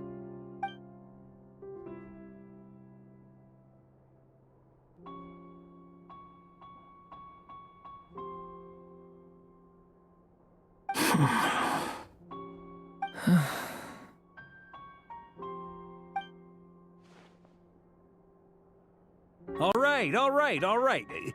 Lose those dejected looks for a moment and let me get a word in. It looks bad, I won't lie. Very bad, in fact. So Dottore's pulled some real dirty tricks to gain the upper hand. For now. And yeah, it's to the point where even the mages say that his variables have affected destiny. I'm not so sure, though. Many have told me that Tevat's destiny is fixed, and that does appear to be the case. Well, what makes Dottore so sure he'll be the exception? And since he was able to stack these variables up, who's to say we can't do the same? You of all people should not be discouraged, traveler from afar. This isn't over yet. And you're not alone in that. Everyone here does, whether they've spoken thus far or not. But none of us are the type to sit back and wait for the sun to shine again. That's exactly how a knight should roll. If they knock you down, you get back up and get back in it. Don't forget, Honorary Knight, you're a legitimate member of Mondstadt too. Fark is right. This is far from over. Dottore's already way overdue a butt-kicking given his past shenanigans. And after this, he's earned himself a double dose. That's what I'm talking about. How's everyone else feeling? I'll use Kuvaki to investigate Columbina's whereabouts. I'm not ready to give up either. Leave the intel gathering to me. Whatever happens within Nodcry's borders, when the Curatorium of Secrets wants to be in the know, we always find a way. Aino and I will do all we can to support you. We will attempt to reverse engineer Dottore's actions and seek a breakthrough that way. Alice and Nicole are busy dealing with an emergency at Tevat's borders, so they can't return just yet. But they're both very angry about this. They've asked Albedo and me to act on the Hex and Zircle's behalf, and do everything in our power to fight back against Dotori. Are you ready then? We're going to have to conduct a lot of research, even in the early stages. I'll do my best. As for me, I'm pretty familiar with Dotori's way of doing things, so I can try to predict his next move. I'll help with your investigation. Nice! Looks like we have our basic division of labor. I'll get in touch with Flins and Itlua, get them to have a chat with their Starshiner. It couldn't hurt to bring the Lightkeepers on board as well. At the same time, I'll pass on instructions to the Knights present in Nodcry to assist the Lightkeepers and other organizations in ensuring the safety of those living here. Yeah! We'll show him! That's it then. Good luck, everyone.